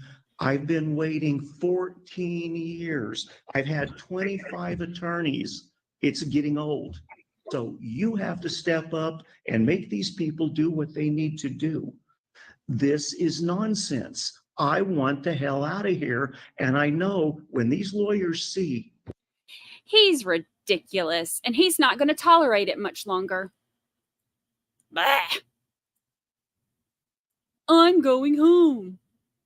It's as simple as that. Y'all, how much am I like, y'all, we don't make fun of people and we don't, let's be nice and let's do. And all that has gone out the window with him. I just cannot stand him. It's, you know what it is for me? It is the lack of any kind of empathy for the pain that he has caused other people. And when Colleen's mom had just died because of him, he leaves her that message over money and says, no wonder she didn't like you. Nope. Gone. Gone in my book. Gone in my book. Gone in my book. Not a fan. All right. That's all we got today. That was exciting. That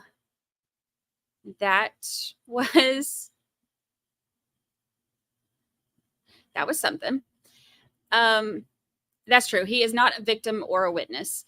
And I do, I stand by that for, victims, witnesses, families, that type thing. I would not make fun of his grown children like that. They didn't choose him as a dad. I have my lines, but man, when you are as thommy as that, asking for it, bruh. Asking for it, bruh. Y'all, I had fun today. We did almost get taken over by aliens at lunchtime. I think that the cameraman at the trial did get taken over by aliens because he didn't come back. There were all kinds of problems after that. And that actually makes me think. I wonder, because, oh, look at the baby. I wonder if because there were issues again today that they're not going to have the feed out again tomorrow. Because they redirected us. What we did 3 different streams today, didn't they? They redirected us 3 times when they started making all their, when the aliens started taking over for them. Which cameraman is worse, this one or the Melly Coffer? I would rather have this one than the Coffer. Because at least with this one, I mean, it's just like, it's like all of a sudden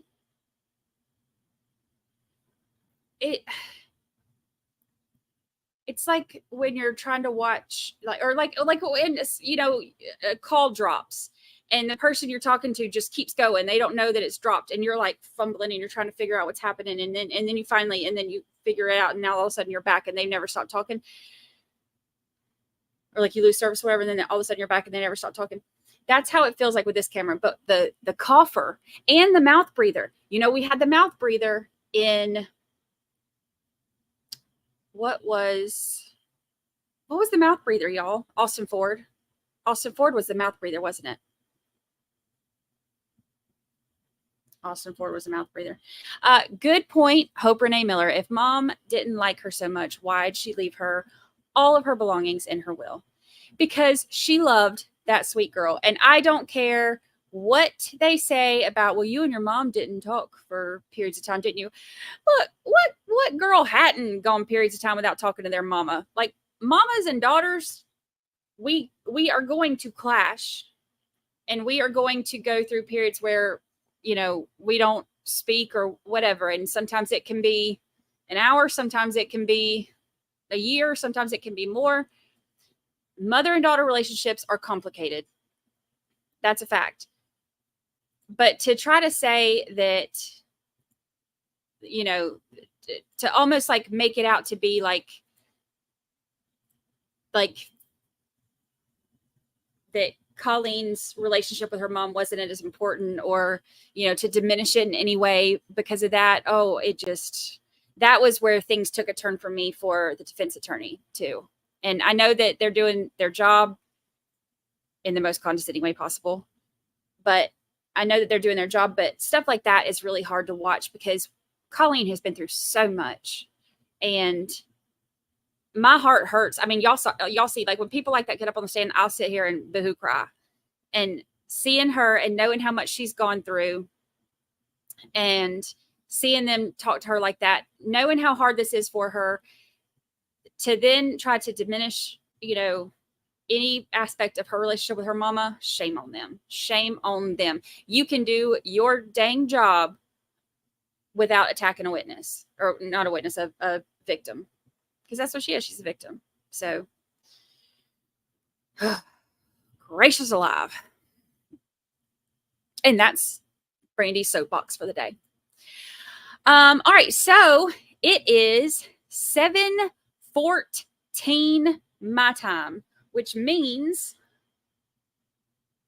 it is 8:14 Brother Brewmeister's time, which means night court starts in like 30 minutes.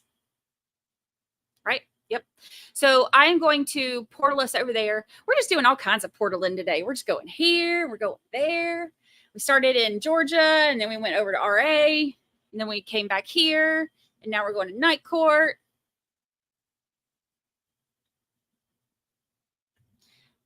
He's carpet. I added those just for you with all your sneaking around. Rose Renee said, if your child has never said they hate you under their breath or anything, at least once, have you truly ever had a teenager? No. No. Hi, Jams. Welcome back. Just in time to help 80s Music Man vacuum the carpet and turn out the lights. We're about to portal on over to night court. You missed a doozy of a day. It has been, I looked up and I was like, dang, we've only been streaming for 7 hours, but I forgot that we had a different stream this morning. And I was like, why does it feel like we've been going for 12 years? And that's because we have been going for 1 million years, but it's okay. All right. We are going to portal over to night court. Everybody sneak in 80s Music Man style. And we will chat over there. I need to hit the post office box and I have to go run a couple errands. So I'm not going to be in chat right now, but I will get on in about an hour. So I will see y'all in chat over there in about an hour. Tomorrow tomorrow's Thursday, right? Because today is hump day. Today has been alien hump day. So tomorrow we don't have any hearings in the morning, I don't think. So we should be doing normal time tomorrow around, they're starting at 10:30. So we'll start about 10 o'clock Pacific time. Ish. I will try, because I've got to finish the podcast between tonight and tomorrow for the first few days. And I will try to finish the rest of the submissions for trial daddies and trial mamas as well. So we did get some of the new ones in there. If y'all haven't seen them yet, check it out on 13thjuror.live. That's 13th, not spelled out, because who could spell 13th? I'm just joking. This morning was fun with RA talking to my yesterday self. That was me from yesterday. I'm a different person now. I'm not quite as sassy today. All right, y'all, I'm going to portal you over. Thank you for reporting to jury duty. Don't go anywhere. Hold your breath, close your eyes. I'll see you over there in a minute.